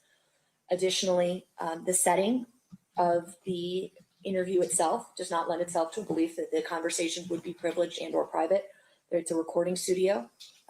The purpose is there to be recorded. A release is signed so that the person can be recorded. The entire room is microphoned up. Additionally, there are microphones on the people participating in the interview. In general, this isn't a situation that would lend itself to private conversations. I think based on the testimony, they are not privileged conversations. Circling back to the issue regarding the instruction to the jury, Mr. Sampt, is there anything, did you want me to reread the Tavares instruction, which I can add something related to the unrelated shooting to? That proposal for that would be this. You have heard testimony regarding drug trafficking, conspiracy, a federal conviction, gang affiliation, and an unrelated shooting. Judge, that's not an unrelated shooting. In 2015, he lets the cops come into his house and they find a gun and I think some drugs, and that's what he goes to prison on in 2015. The shooting he's talking about is his teenage shooting that's written about in his book. So Mr. Shams was conflating the two. Okay. The 2015, I So think, how I about believe this, is instead of federal conviction, prior criminal convictions? a conviction in 2015. Because that's the only one that wasn't My part of the point in motion. saying that it was unrelated is saying that it's unrelated to this incident. Correct, unrelated 2015 incident. So what's your proposal, Mr. Sampt? I saw you had a piece of paper.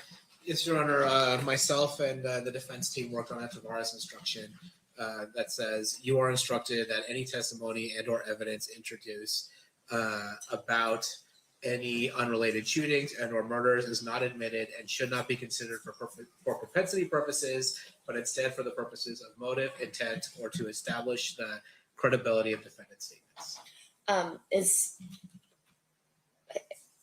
It's not only not to be considered for propensity, it's not to be considered for any outside thing other than those narrow exceptions that we've delineated. Okay, that's the propensity purposes was the. So if you're okay with that defense, you want to add or any other purpose somewhere, okay. Yeah, we can add it or any other purpose. Okay, let them add that and then bring it up to me and I'll use that as my master. And we'll ultimately end up giving this instruction to the jury in their packet. Thank you. So that's your suggestion, and that is granted, Mr. Sampt. As soon as Ms. Panduke finishes looking at it.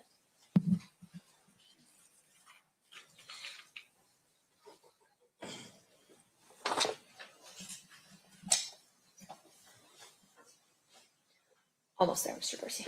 Give us a minute. I'm fine. Okay.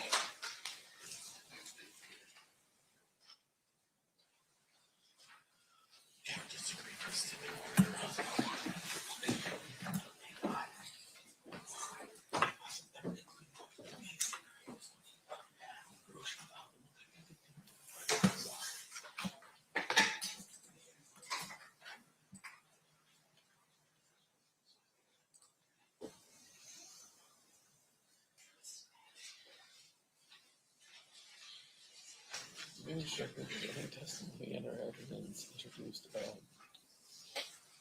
about two. About introduced. Take the two out. Yeah. Any unrelated shootings and murders is not admitted and should not be considered by you for propensity other purposes except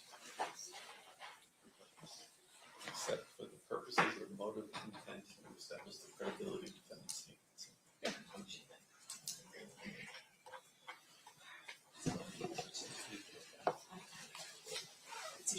Let's see if you can read it, judges. Some Benu's, some Colleen's handwriting. God, guys. You should both be doctors here. I know.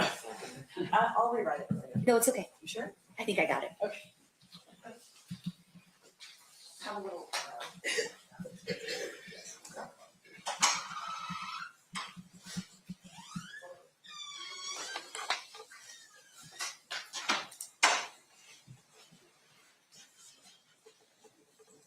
Okay, so this is what I'm going to read. Tell me if there's an objection. You are instructed that any testimony and or evidence introduced about any unrelated shootings and or murders is not admitted and should not be considered by you for propensity or any other purpose. It is admitted only for the purposes of motive, intent, or to establish the credibility of defendant's statements.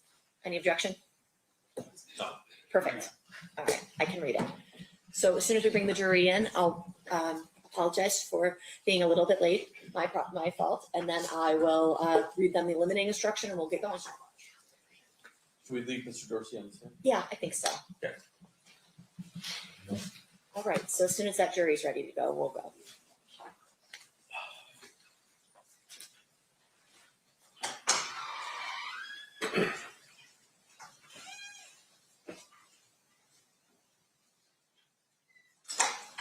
Stand for the jury.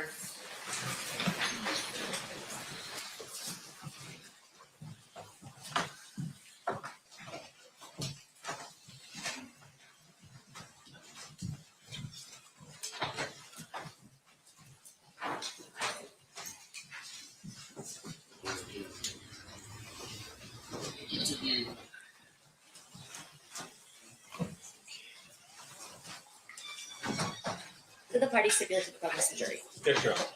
You may be seated. All right, welcome back, ladies and gentlemen. I hope you had a good weekend. I apologize for the delay. We had a legal issue that I did need to decide before we brought you in, so I do appreciate your patience in that matter. There's a limiting instruction that I need to read to you, and then we're going to resume with Mr. Dorsey's testimony. You are instructed that any testimony and or evidence introduced about any unrelated shootings and or murders is not admitted and should not be considered by you for propensity or any other purposes. It is admitted only for the purpose of motive, intent, or to establish the credibility of defendant's statements. All right, Mr. DiGiacomo, Mr. Dorsey has already been sworn, and so you may proceed. Mr. Dorsey, in that first portion, the first 35-17, and we're about to get back to it. Let me ask you this. After 2019, did you become aware that Mr. Davis published a book? Yes. Did you read the book? I did. Were there historical facts he provided you in 2017 that were included within that book? Yes, there were a biographical factor of his childhood. They were in both. Do you recall what those various biographical background? If you could tell the ladies and gentlemen. Sure. One of the stories was how his first time hanging out with the Crips when he was 9 years old, and he was shooting dice, and his dad drove by and saw him and ended up, punishing him for that. He talked about playing Pop Warner football with Suge Knight, and not just that, but also he talked about going to Suge's house after they would win for parties in their backyard. like pool parties. He talked about a baseball coach at the Compton College who was dealing drugs. I think Keefe was like in middle schooler, and he started running as kind of a courier for that guy. It was his first introduction to the drug game. He talked about being in the Upward Bound program at UCLA, and there may have been one other detail in there, but all details that I've only ever heard in that interview and read in his book. So I conclude that the author could have only gotten those from him. All right, Judge, I'm going to have to do a little bit to fast forward this to 35:17, I think we were at. And we put on record, when you paused it. Did you write that down? It was 35:17 was where we paused it. And so I'm trying to get there. This program doesn't make it real easy to just jump that far. Sounds good. Nope, went a little too far. Man, you don't think?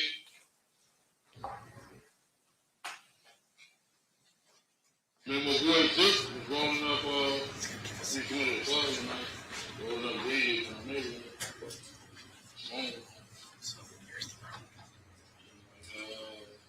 I guess they was. Sorry, Judge, the transcript won't come up if I don't start it at. Start it over? I'm not starting it over. I just have to roll from here to wherever we're going. So I'm just going to have to guess, and hopefully we're close.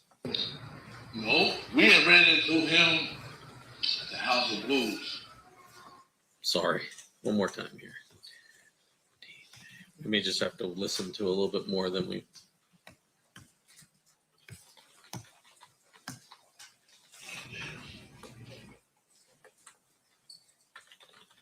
Just that night, seemed like dude stuck his head up our ass on me.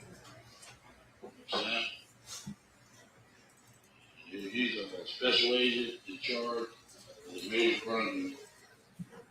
It was just that night. That dude made my life a little bit.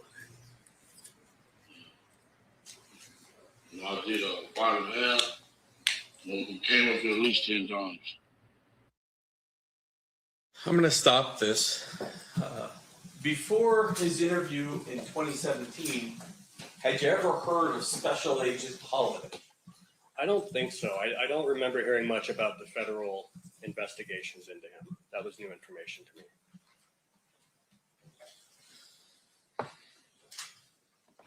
Told the warden, we got out here. He's a serial killer. I'm like, oh, fuck. You know what I'm saying? So them rappers. Like, how did it, like, evolve? Like, you guys were cool, and then you hung out a lot together? When these people come to California, usually we'll meet up and have fun. I was a baller. In fact, I was doing better than him back then. Shit. Fun, man. Did he ever talk about Shook? Did he ever talk about getting scared? You fucked up. Is that? I said, did he ever talk about Shook? Did he ever talk about being scared and like, you know, all the bullshit, go back and forth, the East Coast, West Coast shit? You didn't talk about that till later on in our relationship. That's right. That's what I mean. Like, you know, when did we get to that spot, that place? You guys were talking about that. I remember my boy Zip was rolling up, he was going to the club one night, rolling up Greenleaf in the neighborhood. His phone line. He was like, I guess they must have fucking played it. Something, I don't know. He's like, man, let me speak to Keefe. Got on the phone. What's up, dog? He's like, man, I'm giving a concert out there. You want to tour on the West Coast? That's what was take school to come out there. I said, why it wouldn't be cool? He's like, the big CEO guy. CEO guy? He's like, yeah, the big guy. I knew what he was talking about. I was like, cold and shit. So I guess I was kind of scared of the guy. So we went to the Irvine Meadows. It was something. Oh, this is Irvine. He had the hottest song out in the world. You know what I'm saying? Shit, that song was One More Chance. Before we get on the stage, Suge was right there. So I came off the stage, he asked me, "Man, how you doing there?" Same way I know you. I took it like that. Shit, then after that, we went to the San Diego concert. Matter of fact, the Dallas Cowboys stayed in the same hotel we stayed in. Good, he's down all That was the cool. details. Beyonce, 10 years ago. Amazing. All the Brawls would go all around that night for the Dallas Cowboys. Football team, everything. Ready for Troy Aikman. Saying, I don't know if we can get you in trouble or not, but the Brawls were all around the camp. Then we went to the Anaheim. That was on the Halloween night. Perfect. Halloween. Halloween night. We're cool there too. Did he just give you passes for everyone? Like everyone would go concerts. I just go get the tickets for the little homies. I was riding in the van. I was on the stage with him every time. You get to hang out with Biggie, obviously. Right? Yeah, Biggie was cool. Cool dude and everything like that. So when did Puffy start talking about, Suge on a real serious level?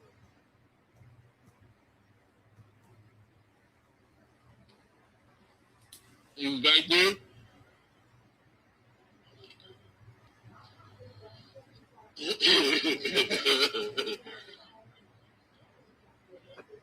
We already established that. Yeah. Now, what'd you say?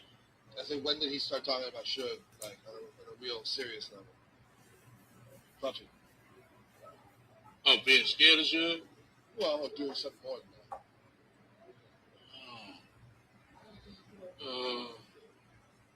I ain't really comfortable talking about that right now. When you see me in that suit, you got me. Right? Okay. I've been thought that out. Okay. So let's take a break. You can go smoke. Can you be back here in 10 minutes? I want to get more before the 2 o'clock. Yeah. And you got to give me to my wife. She did take me back. I might have not been here. What do you mean? You want me to? I said I might have not been here. Oh, of course, yeah. But she's not down. She's not down there with you. Right? She's in the hotel. Yes. Oh, okay. I thought you meant like. Well, I got to take care of her. Yeah, of course. After lunch, we'll do a little more, and then you're done. Okay. All right. I'm gonna smoke. Is that cool?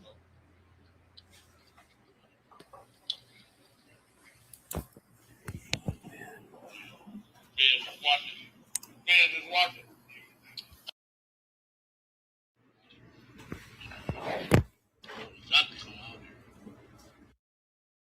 Mr. Dorsey, is that an example where maybe the tape was running before you now restart the recorder? Correct, yeah. That is 3532.